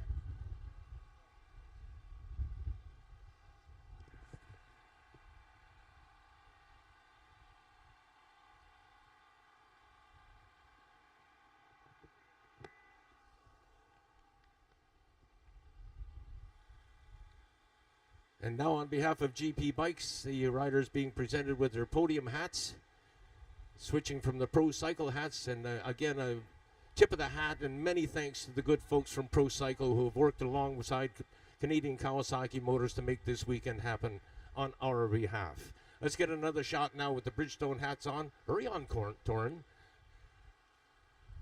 There we go. Can you get them all into that frame?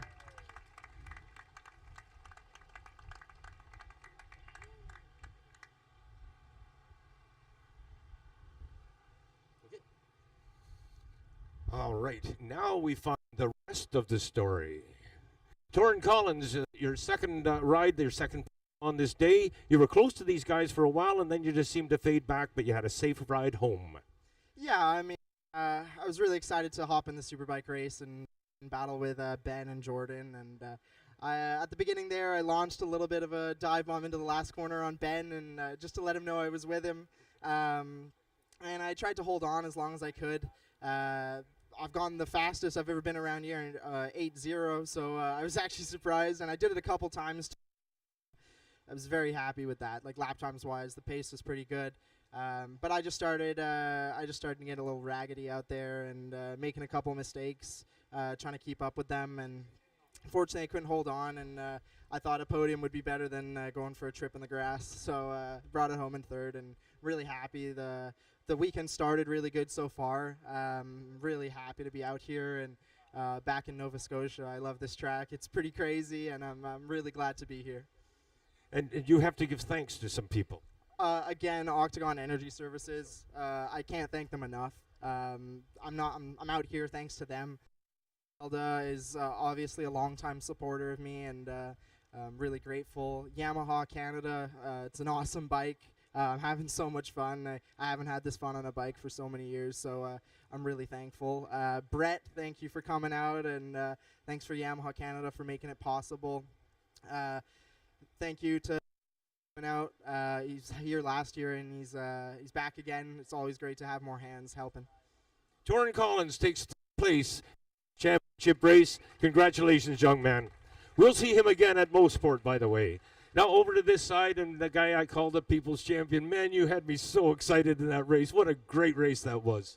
Yeah, it was amazing. You know, I got a good start, and I didn't want to go too hard at the start, and I knew Ben would get by at some point. I wanted him to really set the pace, and I figured he was going to try and put his head down, and I would just hang on, you know, and we get away from the rest of the pack. And then I noticed him kind of running a little wide here and there towards the middle of the end of the race. Oh, he's riding hard, and he's I've seen a few openings, right? So I thought I would stick my nose in front.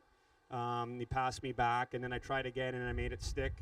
And I just thought I'd slow it down just a little for a few laps, and then I was going to try and put a really hard last lap on, but he got me before I thought he was going to get me. And I really thought if I could put my head down, I could stay ahead of him for the last lap. But I tried to I get a better run through the middle on the last corner coming on the. So if I don't leave enough room, then I don't get a good enough drive. So I was too close to him going there, so I didn't get quite a good a drive as I was expecting. And I thought I'd still try to go down the inside of him in the one, but he's a veteran. He tried to block it right, and he did a good job, and caught me a little off guard how good he was at blocking in there. And I unfortunately I hit him, and luckily we didn't go down, and I just bent his pipe a little. But thankfully they fixed between 1 and 3. You can ride through there safely now, and I just made sure I came onto the track safely with some distance behind him, and I just felt good. I really want another win. It's been a while, and I really felt like we could have had one there today, but just feels good that we're right there. I wish we had our these engines for Shannonville. It really makes a big difference to have a proper engine built for Superbikes, and when everybody else does. So I can't thank Gabe enough, man. He worked all night, the last 2 nights, putting this engine together, and the whole crew putting it in last night. And Kawasaki for helping us get the parts here in time. We actually picked them up from head office on the way here. So, it's just amazing. And then the Bridgestones hung in there the whole time. Like, what an awesome tire. It makes the racing really fair. And I just hopefully I can get a win tomorrow and get that behind me. But it's just nice feeling to be there to the end of the race now. Indeed. And so many people to thank. Yeah, like obviously, mainly, my parents and my friends that have really stuck by me lately, and my crew have really put a lot of work in, with all these engine changes and bike changes and all the setup stuff you normally do. So I just have the best crew, I really do, and Kawasaki's just been so supportive of me. And obviously AIM Insurance, we have an office out here as well, and the girls are here helping out. So go see them about your motorcycle needs and your house needs and all of that stuff. And just want to thank the fans for coming out. This is always a special race on the calendar for the series, and we're glad to be here. Congratulations, Jordan. We'll look for you tomorrow. Now to the top of the box, and Mr. Young had to work for this one, Benny. Yeah, for sure. Obviously, we got some good laps in yesterday in qualifying and put us in pole. And, yeah, we had to go out and work hard. I felt like I got a really good start. And, Torrin, obviously, and Jordan were right off the line really good as well. So, it was awesome to see Torrin come up the inside of me at the last corner. Honestly, I loved that. And running him all the way into one. And then, I had to put my head down before we had too much fun, Torrin and I. But, I put my head down and, inside of 2 on Jordan and just tried to bang out some quick lap times, and the boys came with us, so that was awesome. With about 6 to 8 laps to go, I was battling a few things. We haven't done that many laps around here consistently yet, so we'll work on those tonight. But I made a few mistakes and allowed Jordan to get by, and that's okay. And I sat behind him, and then I almost passed them at the end of the back straight when we went by a lapper, and then I kind of figured that was my opportune moment in a few laps time, and I put my head down with 2 to go. I didn't want to leave it to the last lap, so went for it there, and went to do my thing and ride defensive, and we did that, and Jordan was going for a gap, and all credit to those guys. He went for it, and thankfully we're both up here and talking about it and smiling about it. So nothing that we can't buff out, and we'll work on these things for tomorrow. The Van Dolders home team Honda worked phenomenal as always. The boys put a great job in this weekend, and obviously my mom as well. And it's great to have my sister here, living out here full time now with her husband. And coming here is like a second home to us. Really enjoy coming out to AMP. Always have the best fans. And thanks to Honda for helping us get another win and tying up Steve Crevier for second all time. Thank you very much for that information. Congratulations. Tied with Steve Crevier.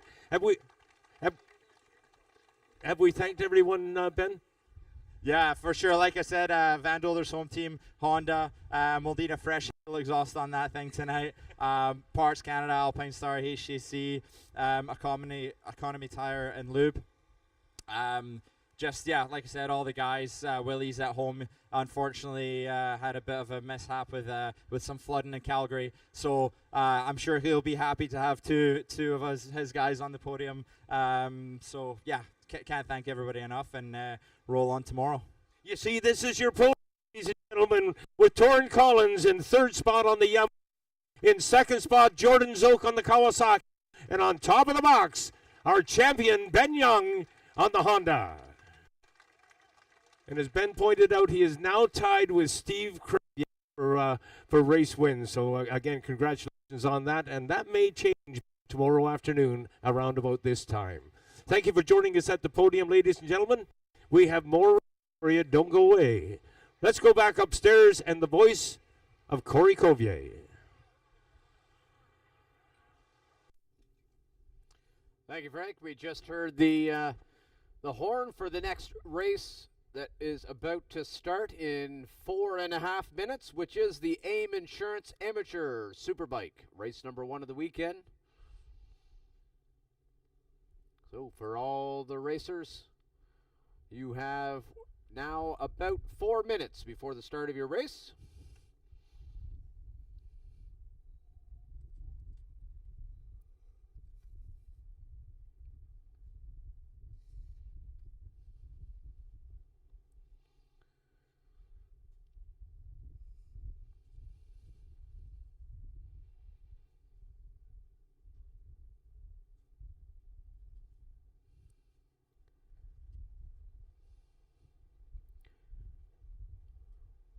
Well, we dip below the 4-minute mark before the riders are going to head down the paddock and out on for their warm-up lap. I'll run us through the order of the AIM Insurance Amateur Superbike Race 1.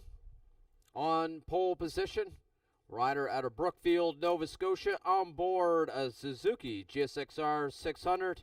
It's the number 6 of Bailey Ives.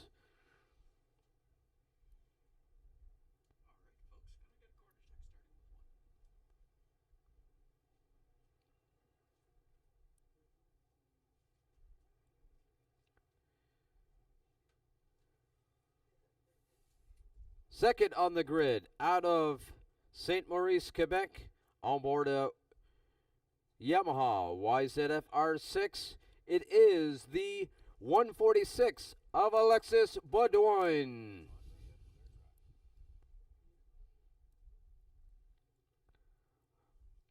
In third, rider number 37, out of Ellerslie, PI, local rider on board a Yamaha YZF R6. Rider 37, Andy Hutchinson. Second row sees rider number 40, local rider out of Dartmouth, Nova Scotia, on board a Kawasaki ZX 636. That is Michael Scott.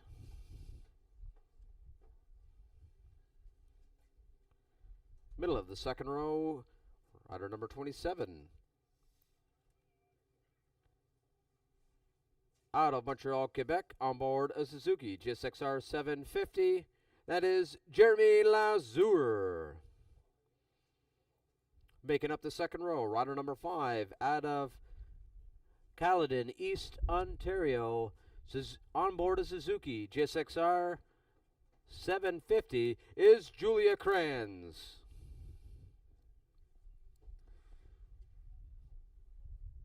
On the third row, would have seen rider number 46, Nicholas Kranz. Not sure if he passed the medical there, but rider number 46, Nicholas Kranz, out of Caledonia East, Ontario, on board a Kawasaki ZX 636. Making up the field, rider number 827. Out of Sherbrooke, Quebec, on board a Kawasaki ZX6. That is the 827 of Yannick Rollo.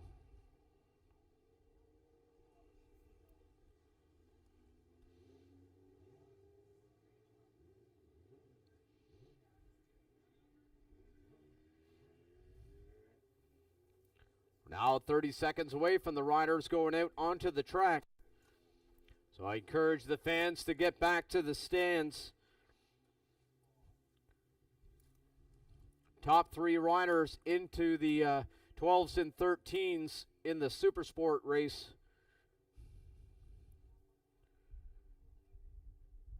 A couple of races ago there, so those top 3 riders, we should see them battling it out there for those 3 podium positions.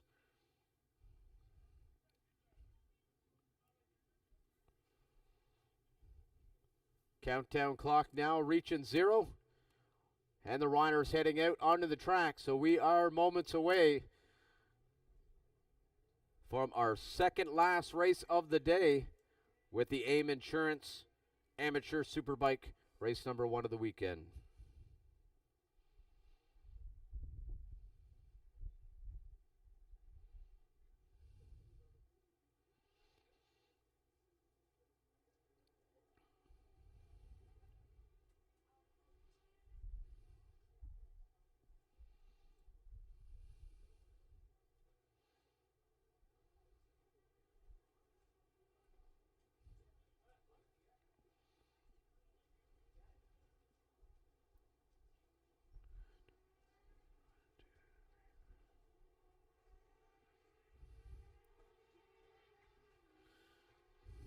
Looks like we have 6 riders out there.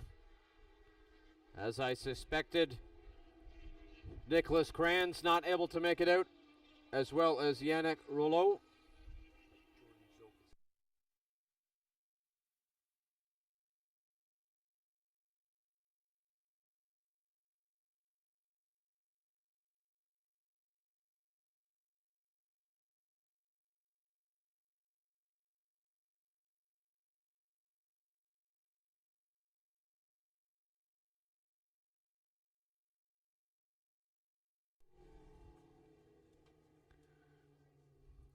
Riders now pulling up to their grid positions.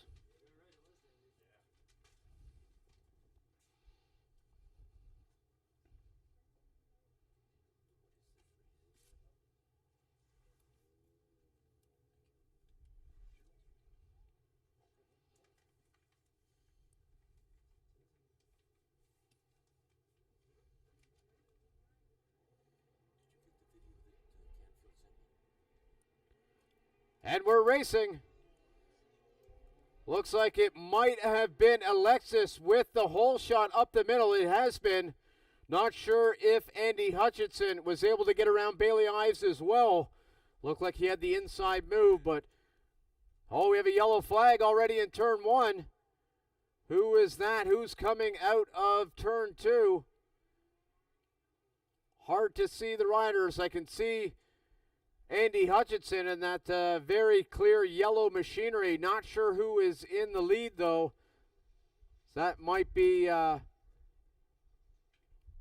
Alex Baudouin, I believe, heading now down the back straightaway. So at the moment, it is looking like it is Bailey Ives. Yes, it is Bailey Ives down in turn 2.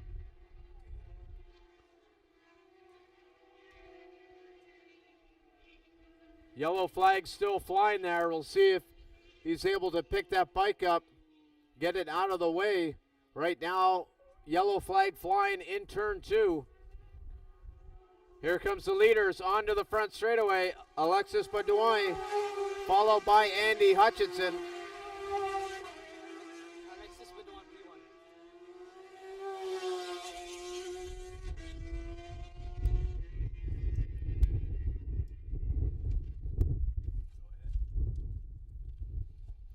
This here a 14-lap race. Now coming out of turn 2. Alexis Baudouin 3 bike lengths ahead of Andy Hutchinson.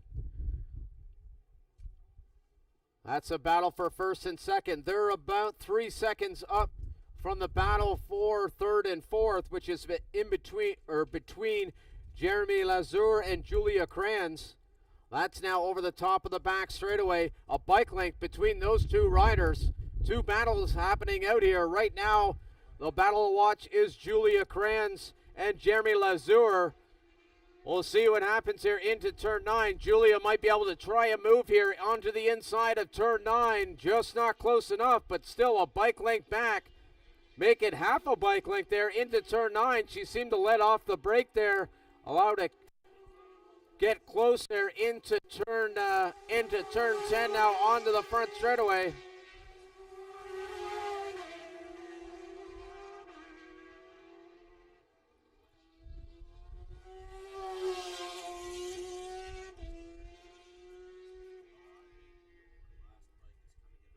Now coming out of turn 2, Alexis about 4 bike lengths ahead of Andy Hutchinson. Same distance between the third and fourth place riders. But Julia Kranz right on the back of Jeremy Lazur as they march towards turn 4. A great battle shaping up here over the top of 5, heading to the roller coaster between Jeremy Lazur and Julia Kranz. A bike length between the 2. Nothing she can do into turn 7. We'll see if she's able to pull some magic here into turn 9. As she's only a bike length back, she's looking hungry here to pull something off into turn 9. Just not close enough, though, to try an inside move on Jeremy Lazur. The leader, Alexis Baudouin. This is starting to shape up to be a nice battle between him and Andy Hutchinson. Andy with a great drive onto the front straightaway. the two of them into the 13s.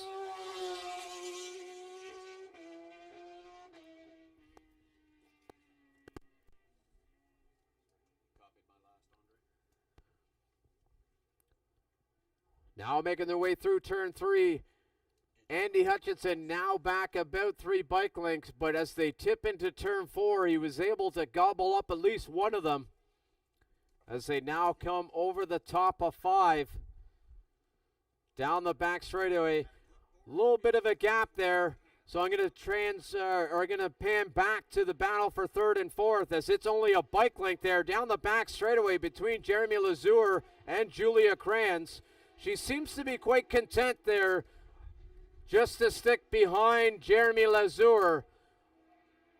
Oh, as I say that, she's thinking of an inside move, but Jeremy Lazur shuts the door on Julia Kranz in turn 9.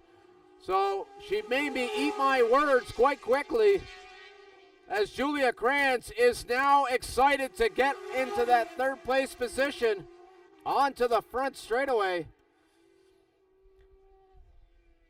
She was looking like she was just going to try do some studying behind Jeremy Lazur going down the back straightaway, but quickly between 7, 8, and 9, she decided she was going to try to make a move into 9. Not close enough.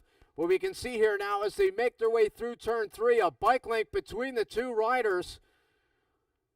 Jeremy able to open up a little bit there in turn 4. Now here over the top of 5. We'll see if Julia tries another move here into turn 9 again, as she is definitely close enough to pull off that move. Up to the leaders, Alexis Bedoin, only a bike length now ahead of Andy Hutchinson through turn 9, but Alexis had a much better drive coming out of turn 9.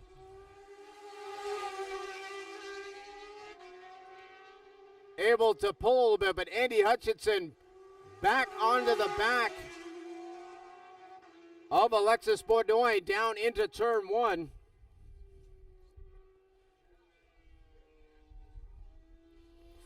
Out of turn 2, a bike length separates the leader and the rider in second. Andy Hutchinson is looking hungry to take over the lead. Two great battles happening here, one in turn 4, one in turn 3 between Jeremy Lazur and Julia Kranz. Hard to look at what battle because both of them are only a bike length between the two. Now heading down the back straightaway, the leaders heading into turn 7.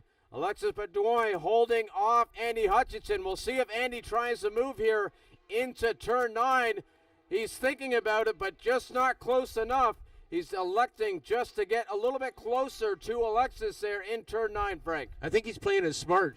Now Julia Kranz having a look to the inside. She's done it. She has done it. Julia Kranz passing into 3rd spot, and that was a very well executed pass. Man, she lined that up perfect. Timing was right. Track was right. Not only did she pass, but she's got a wallop of asphalt now between her and the rider. Yes, Frank, we'll see here the next couple of corners if Jeremy Lazur is able to answer back. Out of turn 2, it is now 4 bike lengths between those two riders as Julia is starting to stretch a little bit of this gap here. Now out of turn 3, it's opened up to probably about half a second between the two riders. So we'll go back up to the leaders. Alexis Bedoin and Andy Hutchinson. That one is only 3 bike lengths there, heading towards turn 7. Andy Hutchinson, don't think he's close enough to pull a move this time by. There's still, Frank, 8 laps to go, 7 when they cross the line. I'd really like to think that Julia is going to get mixed up in this. That would please me greatly. Should happen. I don't know if she's got a chance as a snowball in August, but she's riding hard, she's riding fast, she's riding very well indeed. And if these guys start dicing with one another, they may just give her that opportunity. Frank, we're halfway through the AIM Insurance Amateur Superbike race number 1 of the weekend. 5 laps left to go. Julia Kranz across the line. She has opened up 2 seconds over the 4th place rider of Jeremy Lazur. So it looked like she had the speed, but she was trying to calculate the right move to get around Jeremy. And now that she has gone around him, she's continuing to stretch it as she's tipped into the 13s with a 13.3. Looking at her practice times, qualifying was a 17. She's found 4 seconds from yesterday afternoon till today. That is very impressive. And that young lady is riding extremely well. Unfortunately, she's all by her own self just now. We'll have a few laps to go. You never know what might happen. Andy Hutchinson does have a quicker lap time than Alexis Baudoin, only by 0.2 of a second. But it's going to be interesting to see here as we now have 6 laps left to go, Frank. If maybe Andy Hutchinson is going to try to start pulling some moves here.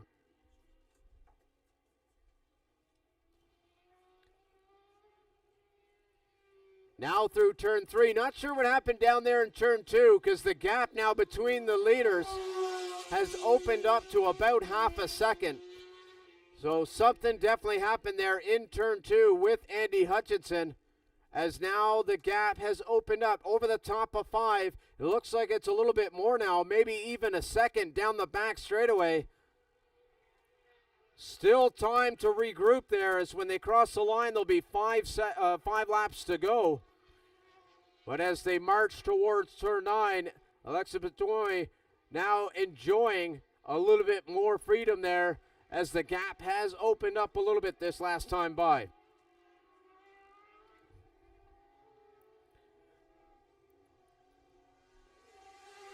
Leaders now onto the front straightaway. Keep an eye on these lap times here. 0.4 of a second was the difference between first and second.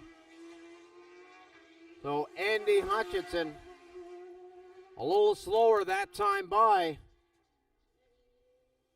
Fastest lap was a 12.6, so we'll see if he's able to shave off another second here, and if he is, he'll be able to be right back into that battle for the lead. He is definitely pushing. He is not giving up. Through turn 4, it is now, I'd say, 6 bike lengths over the top of 5. It was 1.5 seconds across the line. It is definitely under a second now between first and second place riders down the back straightaway heading into turn 7. Andy Hutchinson is not giving up on this lead battle. Now into turn 9. It is down to about 5 bike lengths. Andy Hutchinson has found another gear out there on this. What's this? With 5 laps left to go, he is not giving up on this potential win of the AIM Insurance Amateur Superbike.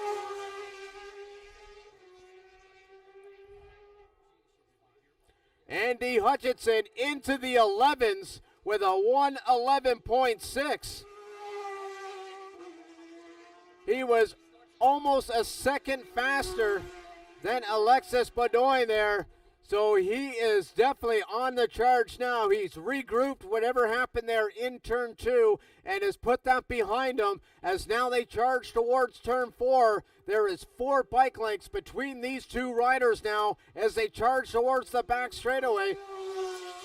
They are going to put on a show for us. I have a feeling with 4 laps left to go, we have a battle shaping up here in this AIM Insurance Amateur Superbike Race 1 of the weekend.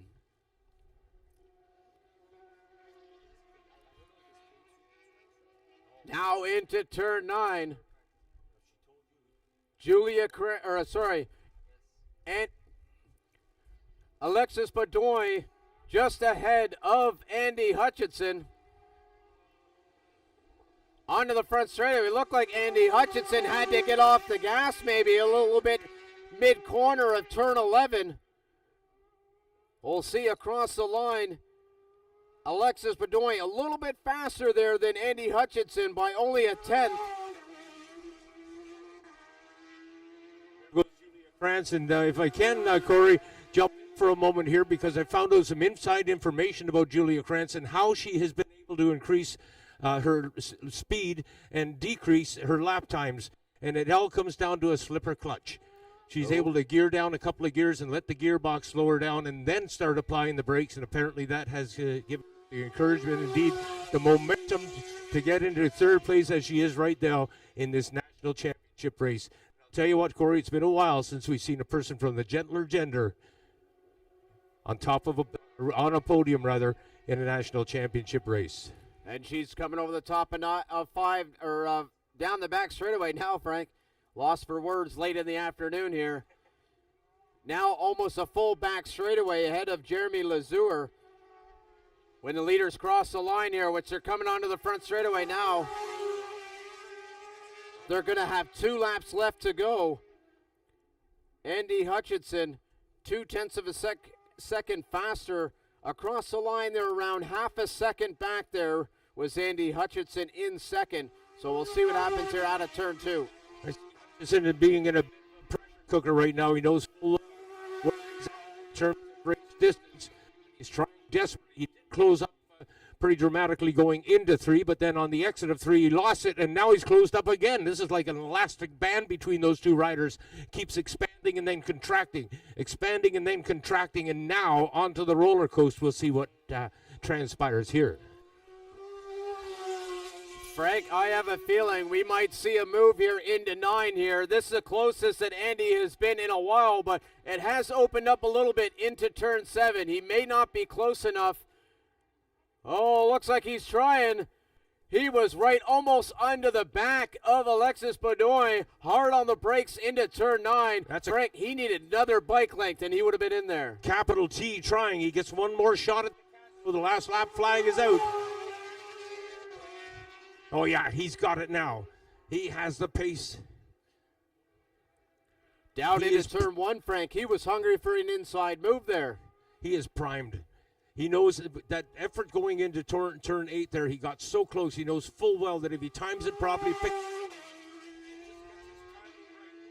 distinct possibility of a win here for him. Look at how close they are now. Now between 3 and 4, Andy Hutchinson. Let's see if he tries an outside move here of 4. A classic. Oh, Andy Hutchinson has gone down on the outside of turn 4. And I just thought he was going to try to go on the outside, but the front end washed away on Andy Hutchinson. He is up and okay, trying to get back out onto the bike. This is going to be a podium if he can get back on the go. Julia Krantz coming around turn 4 here now. She's moving up into second. Yes, Frank. Heartbreak Hotel for Hutchinson. Wow. Rider that was in 4th, Jeremy Lazur, has now moved up into the 3rd place position. Here comes the leader, though. Alexis Bedoy coming across the line, Frank, taking the win. Follow Julia Krantz. Here she is. Coming out of turn 9. 2 corners to go for Julia. Make that 1. Heading on to the front straightaway. Julia Krantz coming home in second. A lot of fans for Julia there on the front straightaway. Lots of claps.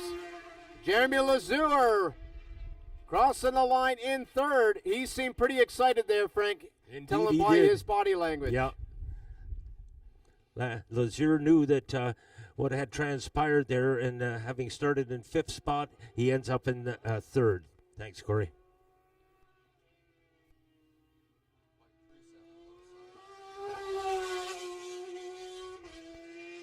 Fourth place rider, Michael Scott, crossing the line. Riding a lonely ride there in 5th, but able to pick up a position, unfortunately, due to Andy Hutchinson. Last lap, I was ready for a show there, Frank, into turn 9. Unfortunately for Andy, having that front end washout in turn 4, not the way he wanted to end his race. No, but he did what he had to do, and it just didn't work out. No shame in that. And fortunately, as we noted, he was up okay. That's the main thing, of course. Yes, Frank, as you mentioned that these riders are running on the edge. They are pushing the limit when they're out there, and he unfortunately found the limit on that last lap. Putting on a great show for us here, but unfortunately for Andy, his show came to an end in turn 4.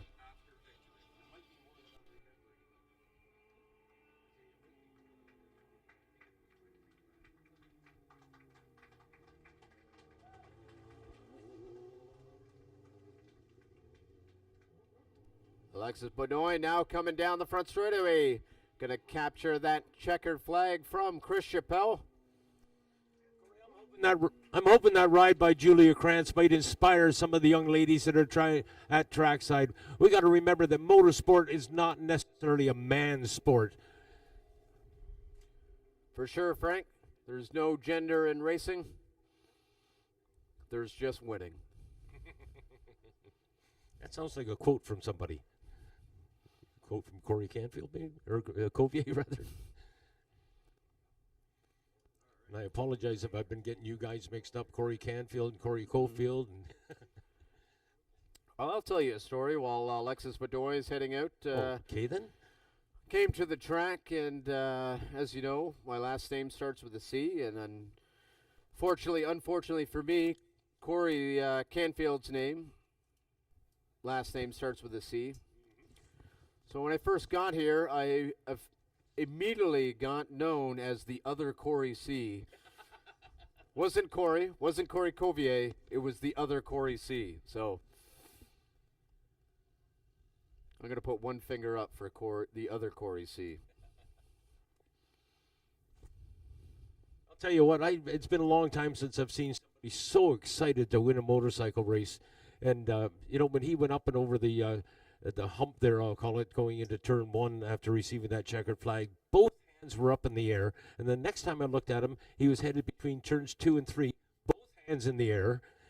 I commented to him on the podium, did you ever put your hands on the handlebar at all in that cool-down lap? And he just laughed it off. But he was starting to brim up a bit, if you know what I mean, Corey. He was very, very happy to have scored that win. And as I commented on the podium, it's probably going to be Wednesday before that smile goes away.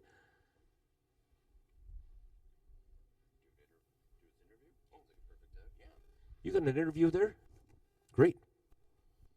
Yeah, Frank, Jacob Black was going through the paddock there this morning, grabbing some interview for us, and we actually have an interview here from Corey Canfield. So let's play it now while we're waiting for the next race to start.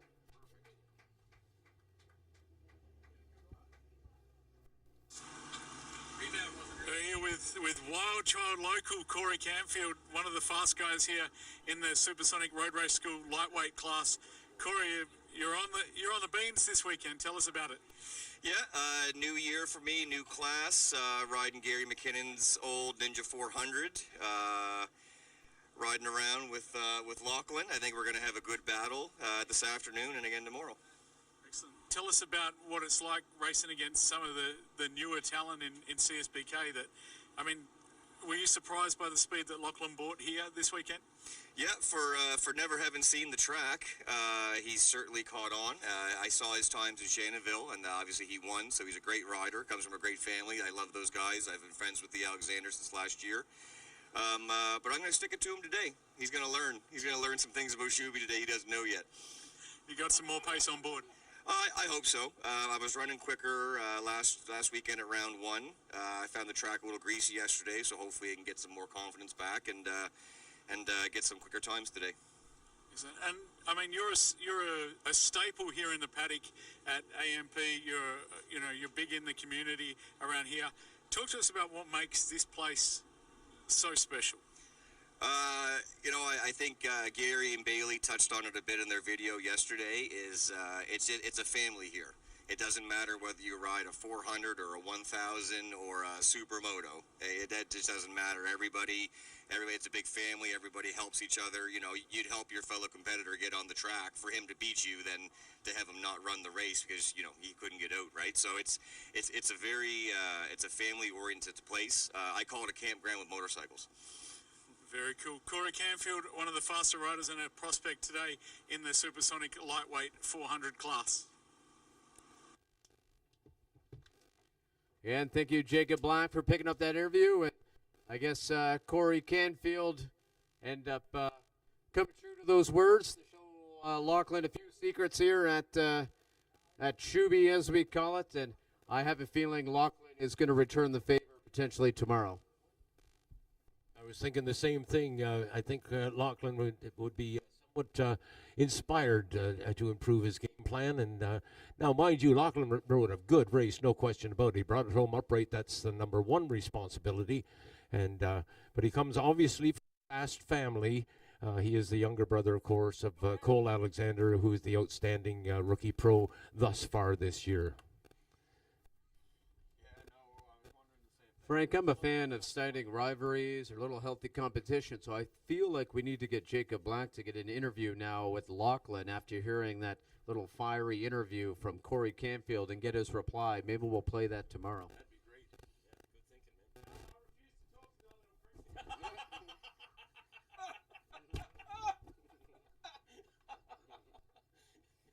good thinking,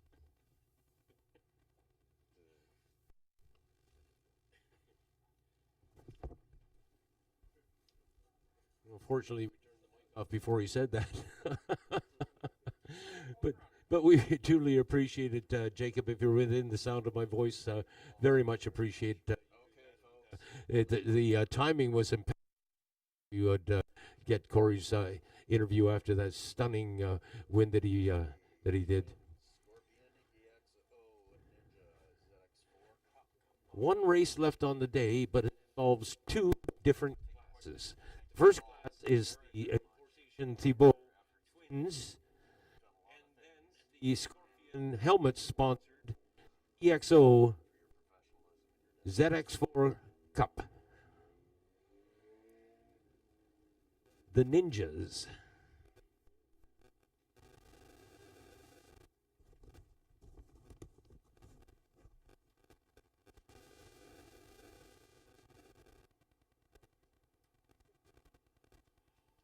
Corey suggests that we may have some local interest here in that Nicholas Kranz finishing second in qualifying, and he will start second on the grid, obviously, and I'm sure he would like to, he's not local.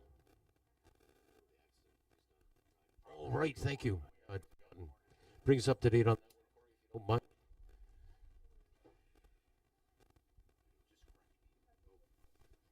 Yeah, Frank, we've seen that Nicholas wasn't out in the last race there. Not sure if that was a machinery-based or if the rider is suffering a little bit of medical issues there that would keep him off the track. So we'll have to wait and see. Maybe we only got 4 minutes there. Maybe I could find out if Nicholas is going to head out, and wishing him all the healthy. If he doesn't, hopefully he will be able to return to racing there quite quickly.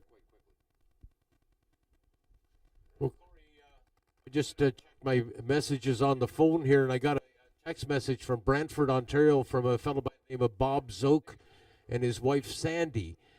They are the proud parents, of course, of Jordan Zoke. And Bob's note was very, very simple. Bob Zoke said, "I need a new heart." So listening to the broadcast on YouTube. Hi, Sandy and Bob. Thanks for listening in. Wish you were here. And a great line. We just had a good laugh off it. I need a new heart. Corey? Yeah, Frank, just for all the racers, the countdown clock is down to 3 minutes. So you have 3 minutes to get to the paddock for the Importations Thibault Twins and the Scorpion EXO ZX4 RR Cup. Your race is starting in about 2.5 minutes.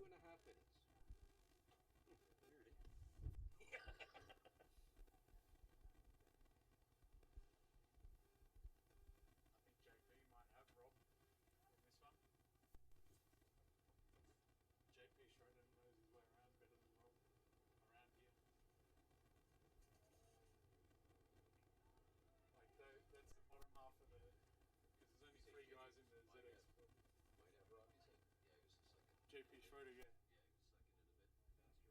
Yeah, and then this morning he did a low 17. Did a low 18. Well, we keep killing our bikes by crashing. Rob Lett crashed his, I crashed mine. Like, there would be 5 bikes, but Rob killed his bike, I killed my bike, Adolfo killed his bike. Like, there were bikes. There's just, we've had terrible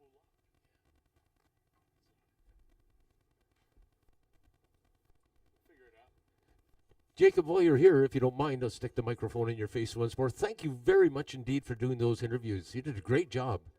Oh, thank you. It's good fun and try and get a little bit of character and get some of the stories that are floating in and around the paddock up here on the PA system and kill some of that dead air and give you guys a rest as well. You guys are doing a great job all weekend, you and Corey. And so if I can go out there and get a little bit of material to help you guys fill in some voids and give yourselves a rest. I don't think you've been to the bathroom for 3 days, have you, Frank?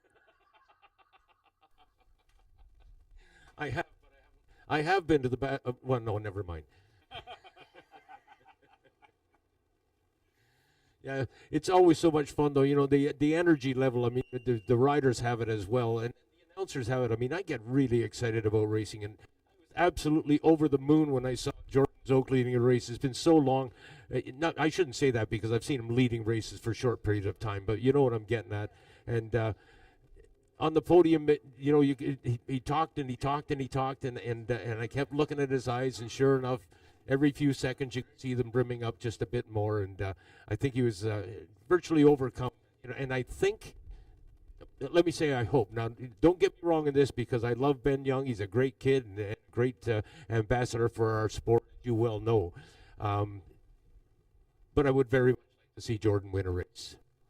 Yeah, I don't think you're a pioneer on that island. I think most people sort of agree that it would be good to see Jordan, you know, get the result that he deserves for all the effort that he's been putting in. I mean, people forget that a few years ago Jordan had a kind of almost basically a life-changing injury. You know, I mean, that was, it's not like Jordan forgot how to ride. It's that he's been through the ringer lately. He's been through the wars, and you know, it's a testament to his tenacity and his effort and his passion for our sport and his quality as a racer that he's still out here sticking it, you know, right up the front. And I don't know, I thought he had that one today. I really thought he did, and I'm excited to see what can happen tomorrow.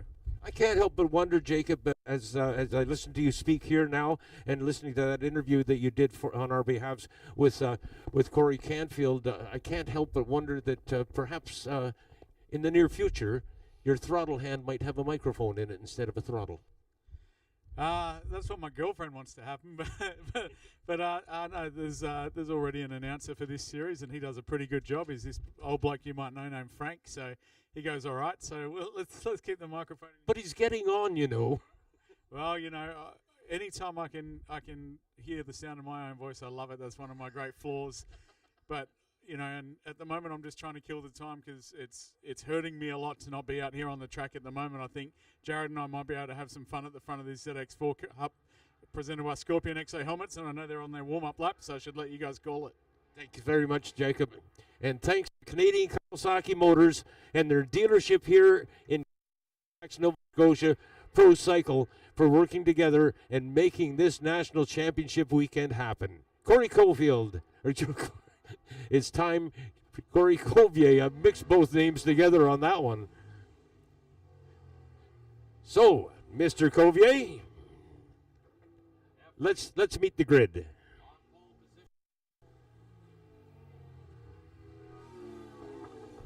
As Frank on pole position, rider number 1, JP Taché out of Corbell, Ontario, on board that Aprilia RS 660. To his right is going to be rider number 9, Gary McKinnon out of Debert, Nova Scotia. Gary switching to his other machinery, found he had better speed on it, so we'll see how that changes here. It's not under starters. The lights are on, lights are off, the field is away. Man, those lights don't stay on for very long. Taking note of that, Mr. Black. Riders now into turn 1.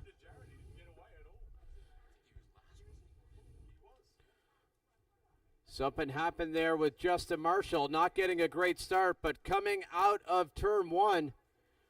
I believe that is JP Taché. Gary McKinnon in that yellow Aprilia definitely stands out there through turn into turn 4.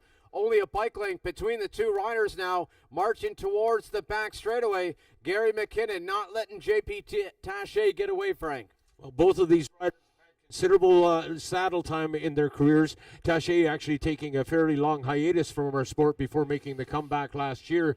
And in his comeback season, he took the #1 plate in this Twins Cup.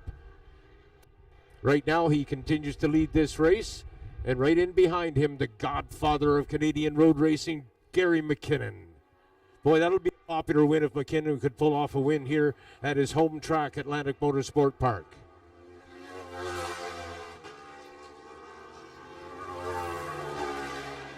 On to the front straightaway. It is J.P. Taché, followed by Gary McKinnon.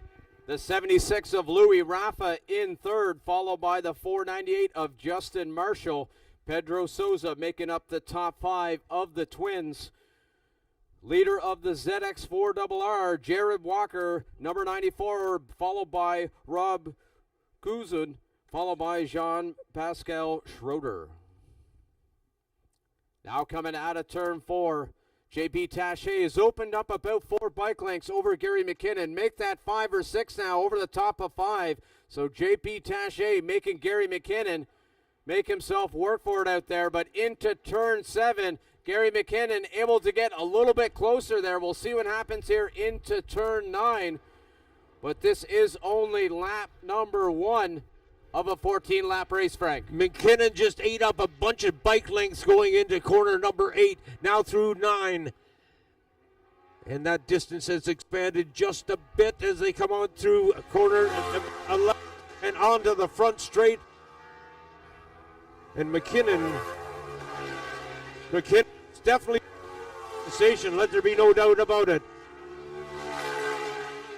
Gary McKinnon has a thick file of information to draw from, and he will definitely be going through that file to find the solution to J.P. Taché. He's staying within stabbing distance of him, but he's got to get closer if he's going to mount an effort towards the front.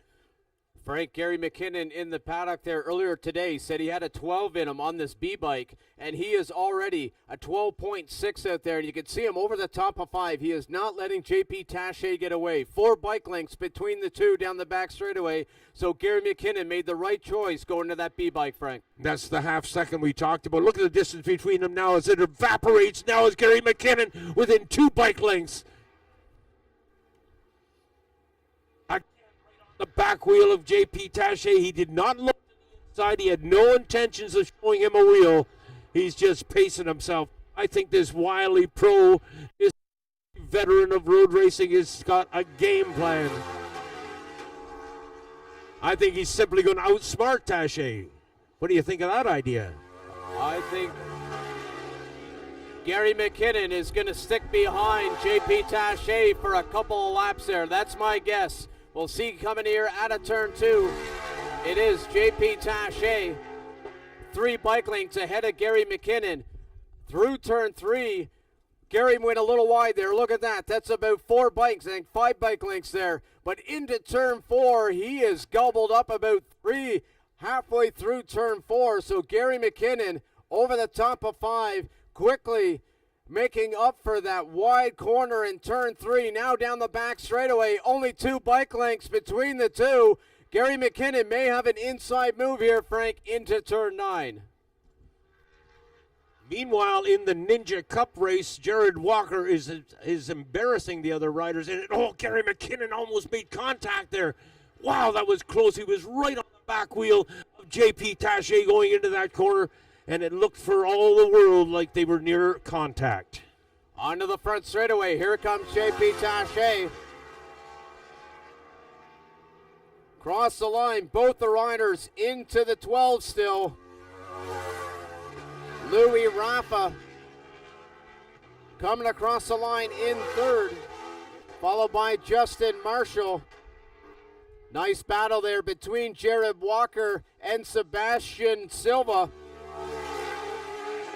That's a battle for on the track. They're in separate categories, but every racer wants to beat every rider in front of them. So right now it is Jared Walker getting around Sebastian Silva down into turn 1. Meanwhile, Pedro Souza, Rob Cousineau, and J.P. Schroeder mixed up in a bit of a duel there as well. Schroeder on the 181, Rob Cousineau on the 12, and of course Pedro Sousa wearing the number 3. That is a career number, by the way.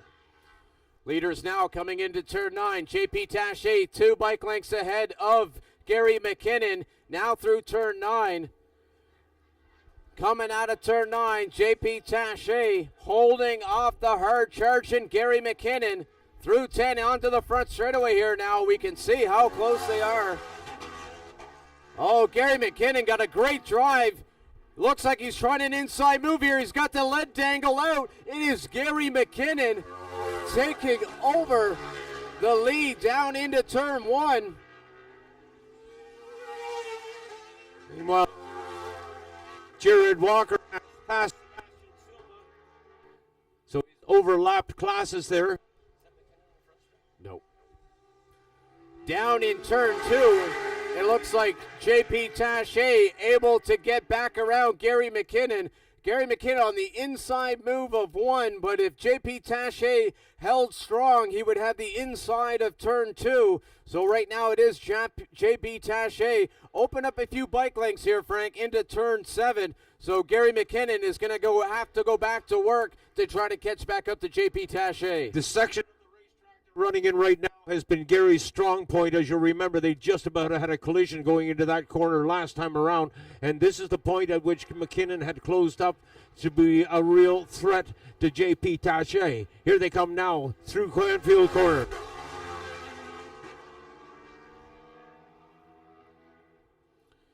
JP Taché into the 11s, Frank. He was 0.5 of a second faster than Gary McKinnon there. Now out of turn 2, we'll see if Gary McKinnon can answer back. But right now it is JP Taché starting to pull away from Gary McKinnon. Yeah, this is big time. Away. I thought for sure that Gary had his number, but I'm beginning to realize that Gary, maybe he realized, I came close to crashing into him last time, and I came close to running off the track at one point. Maybe I should just slow down, bring it home in a second. But racers don't think that way. No, Frank, and I have a feeling JP Taché, seeing Gary come up the inside of him there, maybe trying to pull away to try to get this gap a little bit bigger. He might have not realized how close Gary was and is now trying to pull the pin here. We'll see if Gary McKinnon is able to answer back, but right now, JP Taché pulling away here down the front straightaway. Again, into the minute 11s for JP Taché, a clear 1.2 seconds faster than Gary McKinnon. And the halfway flag's now being shown on the front straightaway, Corey. So we halfway through this national championship race and on the downslope now. Looked like Jared Walker might have had some arm pump there. You could see him stretching his arm down the front straightaway. That was, yeah. So across the line of 15.5. I think that's the fastest lap a ZX4RR has done here. You wouldn't surprise me at all. JP Schroeder having a good ride as well on the 181 bike. I believe the fastest lap here on a ZX4RR was a 1:16 flat by Jacob Black. Right now, Jared Walker with a 1:15.5 has taken over the fastest lap here of the ZX4RRs. Wait. I did a 15.1 last year. I did a 15.2. He did a 15.1 just now. Oh, it might not be the person who's currently holding the fastest lap, Jacob Black, that has told me that's not true. It's a 15.1, the fastest lap here.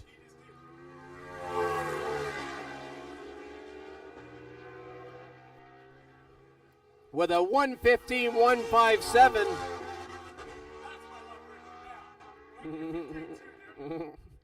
That is hundredths of a second. It's funny how they get so uptight about 15.1.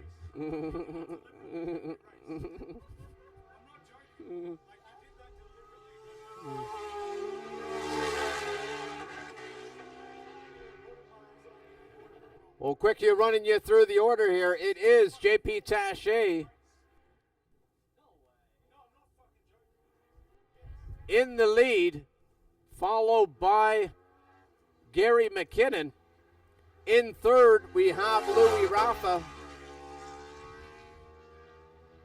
Trying to find that battle there between Louis Rafa. There it is there now, Frank, going into turn 9. That is the battle for third and fourth for the twins class between Louis Rafa and Justin Marshall. That is getting quite close, Frank. Marshall having a great ride on the 498. He's been frustrated in the Aprilias. The Aprilias, the better weapon in this gunfight than the Suzuki, but Justin Marshall riding the wheels off that bike right now, and he may be tantalized into attempting a pass. They're just coming out of 2 now, Corey, up on top of the hill, and around 3. As we look down there in turn 2, Sebastian Silva able to find his way back around Jarrett Walker. Jarrett Walker on the ZX4RR, Sebastian Silva on that Aprilia in 2 different categories, but Sebastian Silva finding an extra gear out there this afternoon, coming down the back straightaway, able to pull away from Jarrett Walker. This race has gone from a bike length between the first 2 riders to the front straightaway difference on the whole straight now is what JP Taché enjoys as a race lead. Battle for third and fourth now, coming onto the front straightaway. A bike length between the 2 riders. You talked about the battle or the race within the race, Frank. It is shaping up between Louis Rafa and Justin Marshall for the race within the race.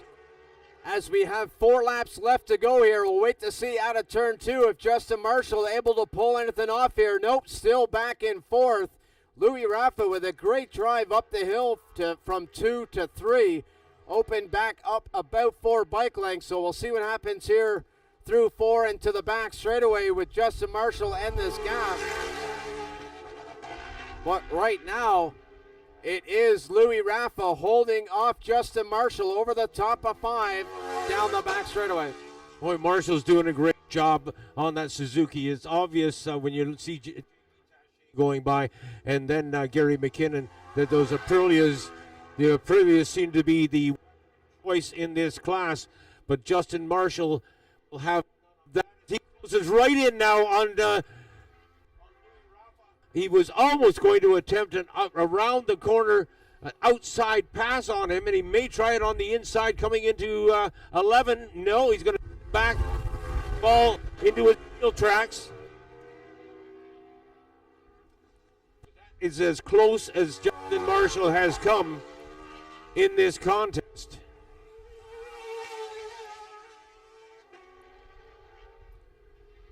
Frank, look at the lap time from Sebastian Silva of 14.2. That is 0.3 of a second faster than Justin Marshall for Sebastian Silva. So right now, a little bit too far back to get into that battle for third and fourth. But this is going to show up for some great racing tomorrow if we can have that 3-rider battle for third, fourth, and fifth. But this Louis Rafa and Justin Marshall now heading down the back straightaway, heading into turn 7. Louis Rafa 3 bike lengths ahead of Justin Marshall. Into turn 9 here, they're coming. For a second there, looks like Justin Marshall is. He's trying an outside move here. He's pulled it off. Justin Marshall, outside move of turn 9, now taking over that last podium position from Louis Rafa. He's seen Louis Rafa doing a defensive move into turn 9. Able to get around. We'll see if Louis Rafa is able to pull off a pass here as they got 2 laps left to go in this Importations Thibaut Twins and Scorpion EXO ZX4RR Cup.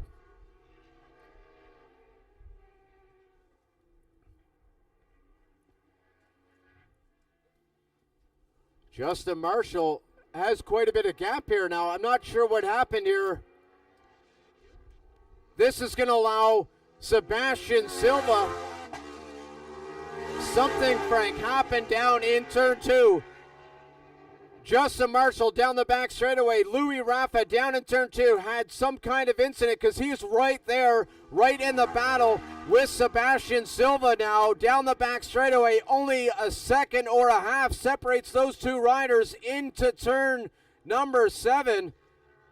Louis Rafa battling something out there. I'm not sure if he has some kind of a mechanical issue. Looks like he can't hold much corner speed, Frank. So not sure if there's a mechanical issue going on with Louis Rafa. But Sebastian Silva now right on the back of Louis Rafa coming onto the front straightaway.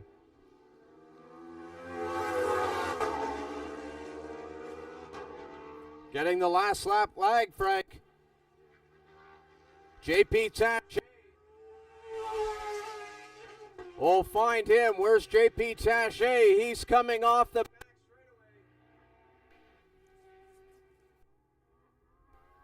straightaway. JP Taché, here it is. Coming onto the front straightaway. Here comes JP Taché onto the front straightaway. Taking the win.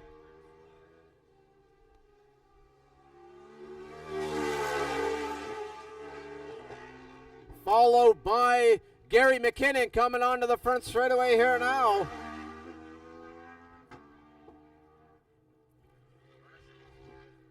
Justin Marshall coming into turn 9. Louis Rafa still has about 5 bike lengths over Sebastian Silva, so a little bit too far back to make a move into 9. The next move that Sebastian Silva can make is an outside 11 or outside 10 inside of 11.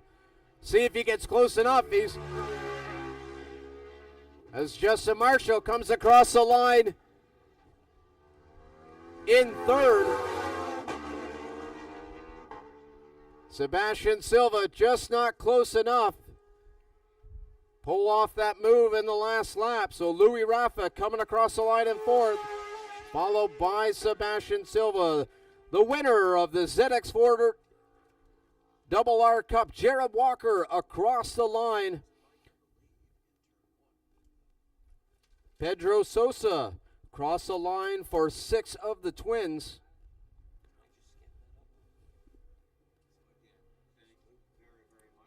That's it.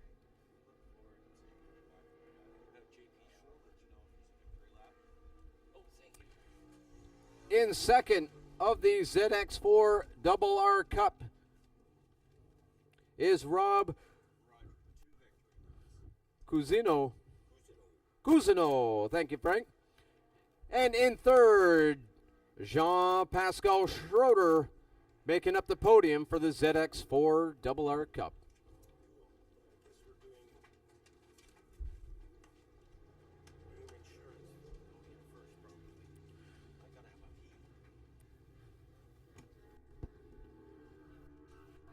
Well, riders now making their way down for their victory lap. Frank's heading down to the podium. There's going to be some after-event podium down there. So for fans, feel free to head down to the podium, which is down behind the Beefy Wiener. There's going to be 3 podium presentations down there for the AIM Insurance Amateur Superbike race, the Importation Tebow Twins and Scorpion EXO ZX4 Double R Cup podium.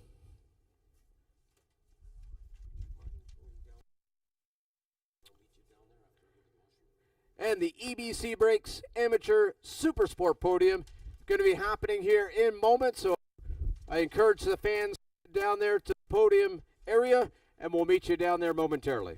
And Corey, if you don't mind taking the, I got to take a quick nature break, and I hope to be back down to the podium in time to relieve you, no pun intended.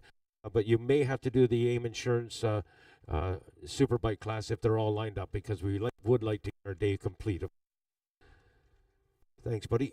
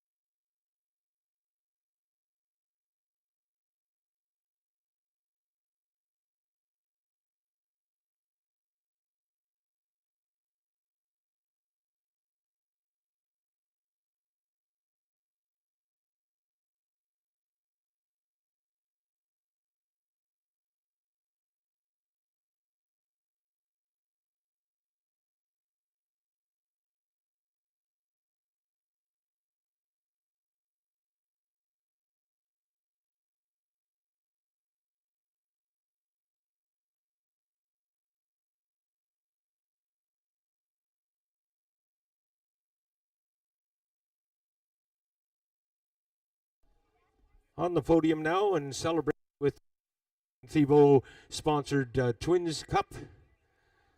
And we'll start off, of course, by calling up our third place finisher.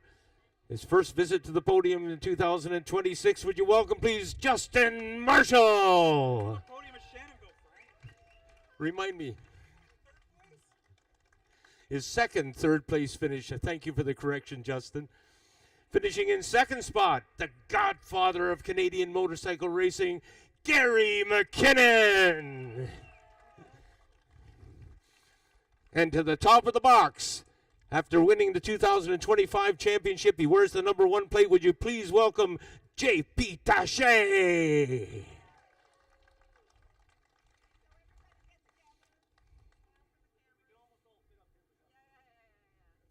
Isn't that sweet?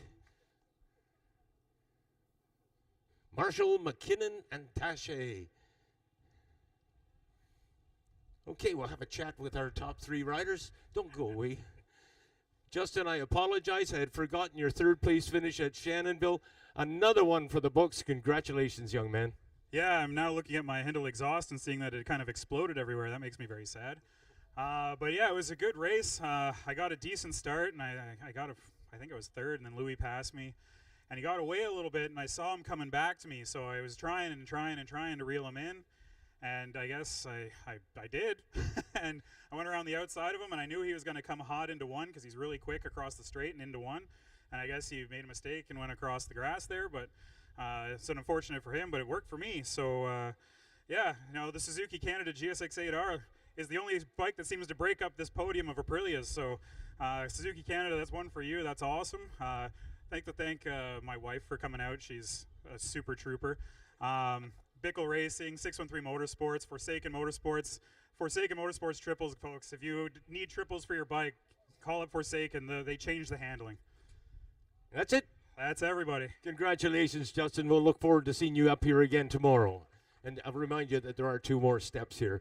Over to talk to Gary McKinnon. Gary, you and J.P. Taché had a tremendous duel going on for the longest time, and then you faded. Talk about it.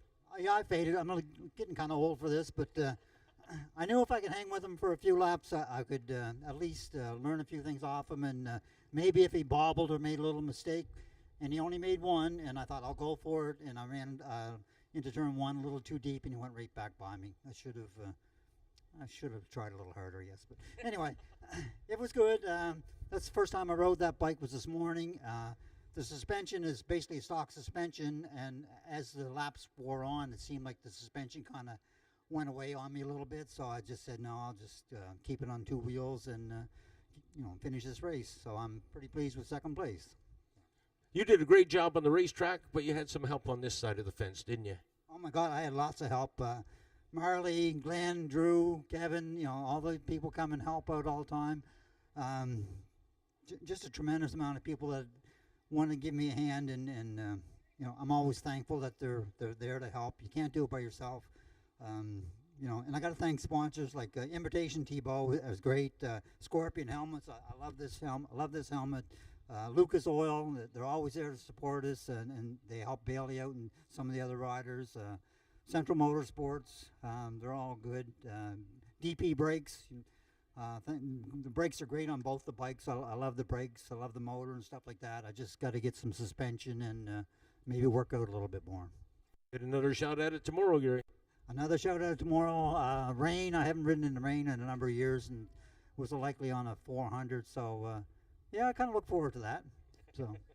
Great stuff. We'll look forward to tomorrow as well. Congratulations, second spot to Gary McKinnon. And now to the top of the box and J.P. Taché. This guy gave you hell for a while, didn't he? Well, before I went out, the guys were joking, like, walk away from it. And I'm like, nope, I know there's going to be one guy that told me he can roll good, and I know he can. It's this guy beside me. Justin's a great rider as well. We always laugh. We're good friends. We all take each other's parts when we need them. It was a great race. He made me put my head down, and when you guys look at the times, this is faster than I did, I think it was 2 years ago, and it was fast. I want to get back in the 11s, and he's the one that made me do it because I saw this yellow beetle come past me, and I'm like, what is this? So anyways, no, it was a great race. I do want to thank a lot of people. My good buddy, Mark Jasmine, Toy Doctor, he's always with me. Girlfriend couldn't make it this weekend. It happens sometimes. But all you fans, like awesome, like everybody out there cheering us on and cheering me on when I went by with the checkered flag. It was great. All the fellow competitors, CSBK, thanks again for putting this on. I know it's a tough series to put on because it's Canada. All of you marshals, thanks for volunteering, doing all this for us. This is awesome. And and then I would just like to just thank everybody for coming out. Importations Thibault, the tires are working great. Golf fuel, I'm using the cheap stuff, and the bike's running really good. So like I say, it's great. Thanks everybody for everything. Hope they could do it again tomorrow. There you have it, ladies and gentlemen. That is your podium from the Importation Thibault sponsored Twins Cup with Justin Marshall in third, Gary McKinnon in second, and JP Pache in first. And I don't know if you heard that comment that was made here, but JP says thanks to all the marshals, and Justin Marshall says you're welcome.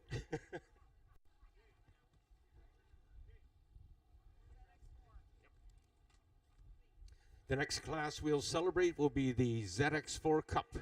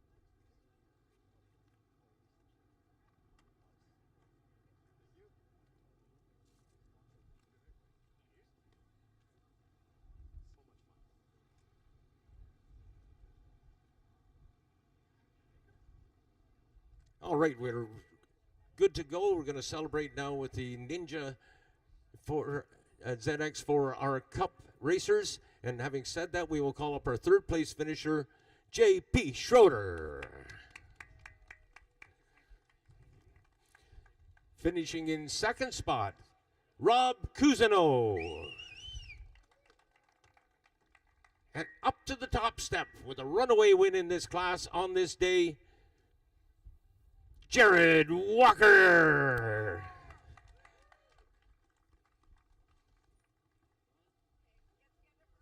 Thank you.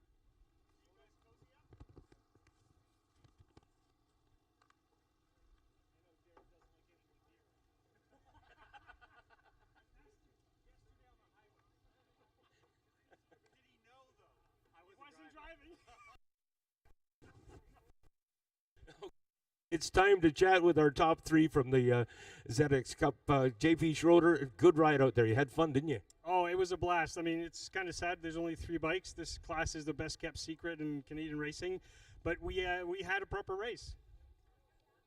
And that's it? Pretty much. I mean, it was a lot of fun. Any moments you care about this? I think Pedro had a bit of a moment coming off 5 into the grass, but he kept it up, and the 3 of us had a blast. Well, let's talk about the people behind the scenes that have made this possible. Yeah, absolutely. I mean, I love coming to Shubi. I think this is my 10th time.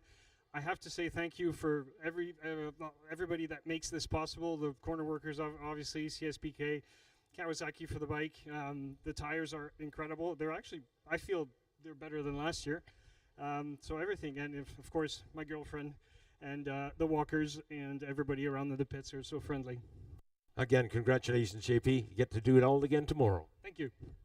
Let's go over to this side now and have a chat with Mr. Cousineau. Rob, since you've come back to racing, I don't think you've had a smile off your face. What a great class, honestly. Great competitors also. Makes Yeah, so much fun, Frank. This race, the first race at Shannonville, chased Jared down and almost had. This time I was hoping to finish somewhere else than second for the 5th time in a row to Mr. Walker, but that's all right. It could be a lot worse, right? We're having a lot of fun. It's my first time here at AMP, and what a track! What a track! So much fun. It's rock and roll. It's in bars. It's give it gas. Let's go. You're liking it, huh? It's a lot of fun, Frank. Let's talk about the people that support you, Rob. Absolutely. So I couldn't be here without the help from Liqui Moly, my main sponsor, Lake Ridge Collision, and DP Brakes. Of course, my nephew Leo here has been a big help since Mossport last year, and looking forward to tomorrow. More racing. See you then. Congratulations, Rob Cousineau in second spot. And on top of the box, boy, we're getting used to this year, Jared Walker. What a runaway. Don't you like racing? Yeah, it was a good race. Had a little mishap on the start, fell asleep. It happens with a long break, but got to it and started moving through the field and having fun. Having fun out there, but there was a lot of people helping you have some fun. Yeah, first of all, thanks to the marshals for standing out all day. I'm glad I wasn't the cause of any flags. And then my parents would be second, and my girlfriend and my friend Kyle for coming out.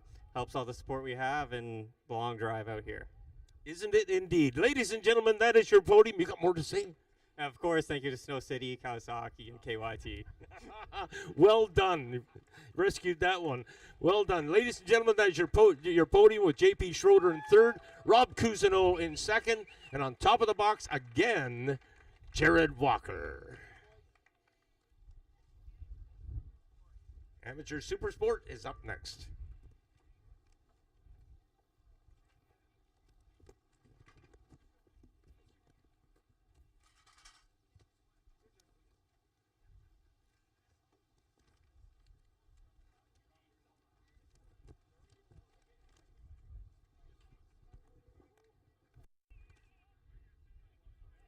Yep, 37 third. Yeah. 146 in second. And then 6 in first. Yep, cool. Thank you.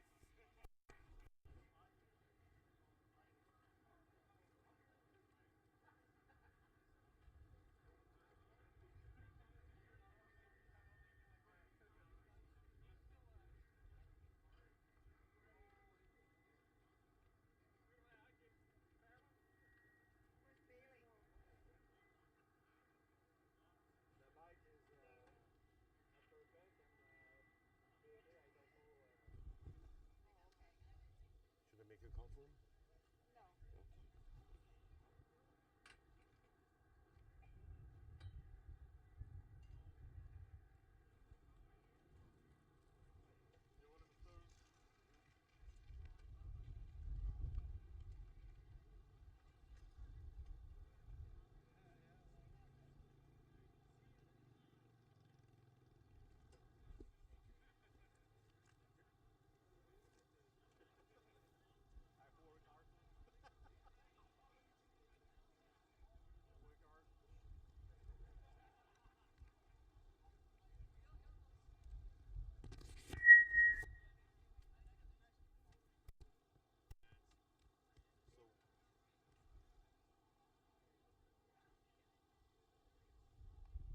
No. He's coming? Okay. Thank you for your patience. We're just waiting on Mr. Ives.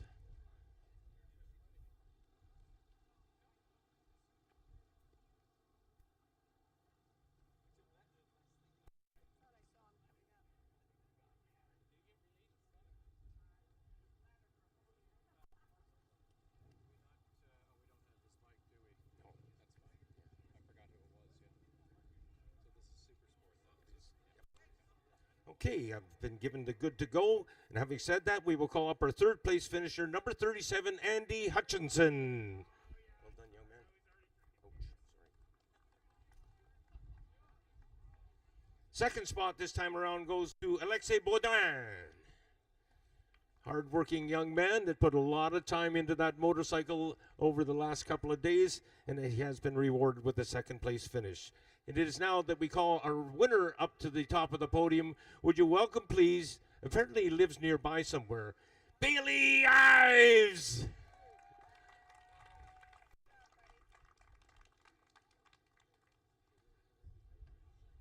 Okay, let's get close together, guys, and get a shot for the press. Alexi, can you move in a little bit closer there? Trophy in the air. Smile if you had a good time.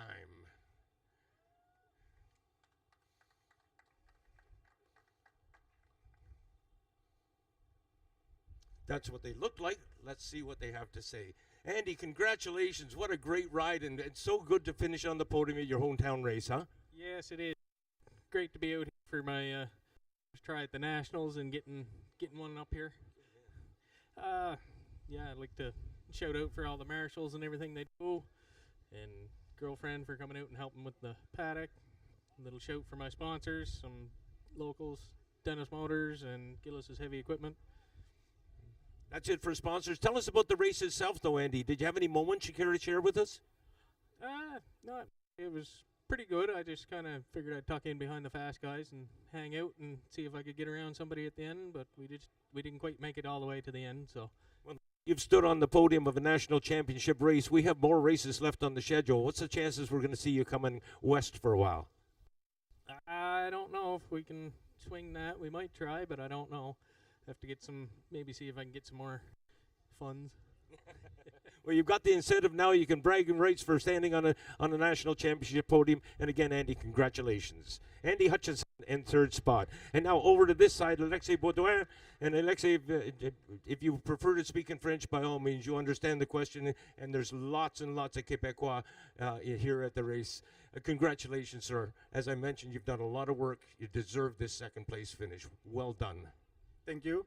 Oui, j'ai eu une grosse début de fin de semaine. Là. Ça a commencé, on a sauté un moteur en pratique vendredi. Fait que une chance que j'avais une belle équipe avec Sébastien Tremblay, Clément, Jay puis Roxane. Là, ça a tout changé la fin de semaine parce qu'après ça, on a fait un crash plus tard en qualification. Il a fallu remonter la moto. Puis il y avait des affaires qui marchaient pas bien un matin et puis tout ça. Fait que j'ai eu beaucoup d'aide. Fait que ça nous a permis d'avoir des belles courses.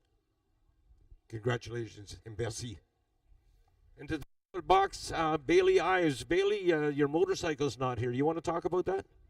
Yeah, unfortunately, I made a stupid move, and I was going to pass Dwayne on the first lap, and I should have just waited it out like I did the first race to get this. So I had a pretty good get down. I don't know what you want to call it. So hopefully I can get cleared medically for tomorrow, and we can do it all again. It's unfortunate. That's a DNF now in Supersport and Superbike, but we're not done. If we can, like I said, get cleared tomorrow, then we'll give it another shot. And I got to take a minute to thank everybody that makes this possible. Thanks, Frank. Thank you for the great announcing the many years you've been here, and thanks Corey Cuvier for, he's a good duo with you. Marshall's medical, of course, and my parents for making it out, and Cassie, my good friend. Gary McKinnon, I wouldn't be doing this. I'd be doing club racing on a lightweight bike if it wasn't for Gary. So, yeah, this means a lot. This was definitely my biggest accomplishment in road racing to date. So, hopefully we can do it again. And thank you, Pro Cycle. They've been helping me out a lot. Albin Nev's Finish Line Motorcycle Supply. He built me a beautiful bike. It doesn't look so beautiful now, but yeah, we'll hopefully have it back in one piece and get cleared tomorrow. And Miller Time Racing. Give me a second. Importation Tebow. I'm probably forgetting some people. Vincent, thank you for always being there, buddy. Anyone and everyone. Sorry, I'm a little woozy right now, so thank you everybody for coming out. All the fans. We had a good showing this weekend, so thank you. Congratulations, Bailey Ives. And for those that don't know, Bailey also put a lot of work in over the past few weeks helping to promote this event. So anyway, there you have it, ladies and gentlemen, with Andy Hutchinson in third spot, Alexis Baudouin in second, and on top of the box, seized up, Bailey Ives. Congratulations.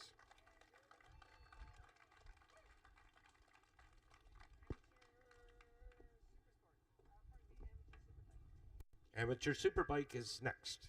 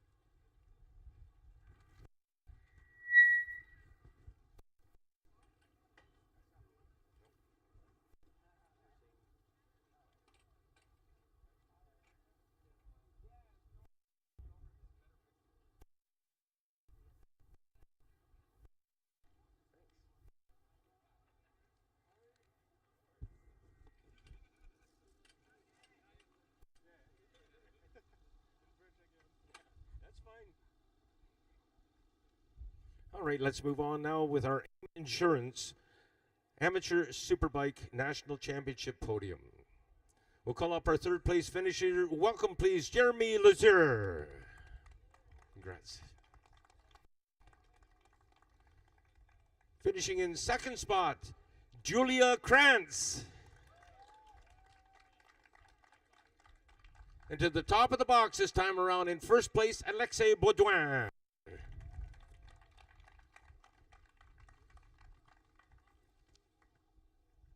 Let's get some photos for the media.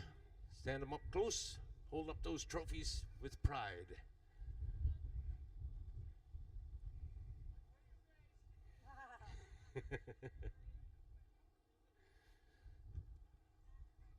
Okay, we give the thumbs up on that one. And as I make my way up here, I'll offer a tip of the hat and thanks to AIM Insurance for helping make this happen. Mr. Ledoux, welcome for your third place finish. Yes, thank you. It's my first time here, so trying to learn the track pretty fast.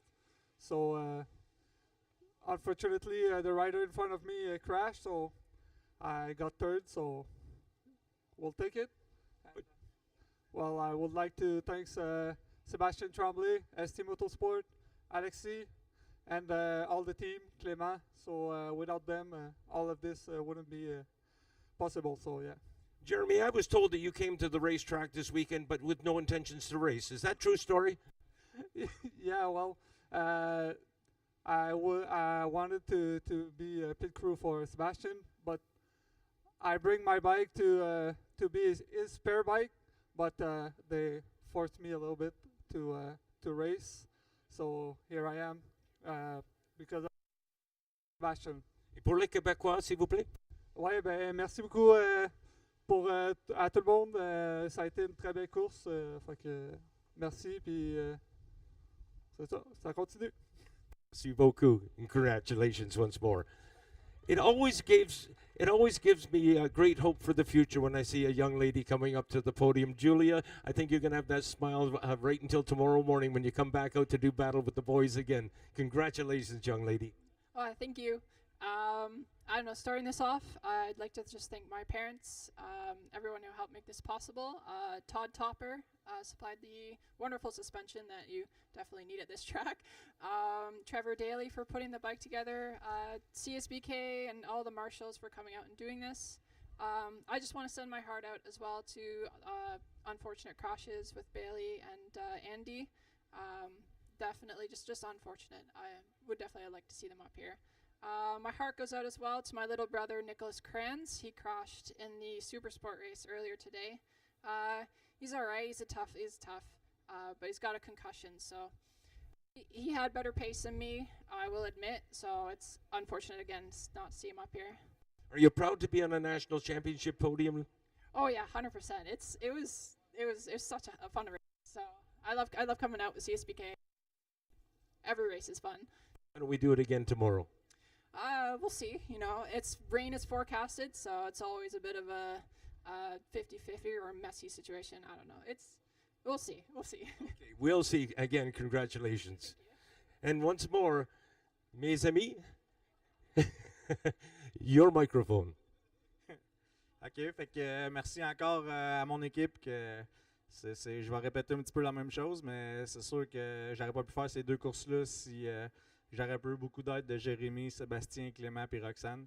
C'est de valeur pour Billy que ça promettait pour avoir une belle course. Il m'avait battu en super sport. J'avais l'idée de descendre mon pace un peu. J'ai eu un meilleur départ que lui. Je pense qu'il s'est dit qu'il ne resterait pas en arrière longtemps. Je pense qu'il va vouloir se reprendre. Fait que demain, j'espère qu'on va avoir de la belle température pour rebaisser encore, essayer de rebattre nos temps. Parce que mais malgré ça, je trouve qu'on a eu vraiment une belle température. Puis le pace pour du amateur, il est super bon. Tout le monde il y a beaucoup de personnes qui étaient dans l'une 13. Fait que je trouve que ça faisait des belles courses. Merci. Merci. Ladies and gentlemen, that is your podium with Zir in third spot, Julia Krantz in second, and of course Alexei Baudouin on top of the box once more. That, I believe, completes our podium presentations for this day. We're going to go through this again tomorrow. Very much looking forward to it. For those staying at the racetrack, you're in a city of friends with motorcycles. Please let's look after one another. For those who are traveling to and from Atlantic Motorsport Park on this evening, please drive carefully. We look forward to seeing you here tomorrow for race number 4 in round 2 of the 2026 Bridgestone Canadian Superbike Championships. Rest well this evening. We'll see you tomorrow. And Frank, they wouldn't, locals wouldn't let me live this down if I didn't finish with the sign-off. Until tomorrow, the lights are out at AMP.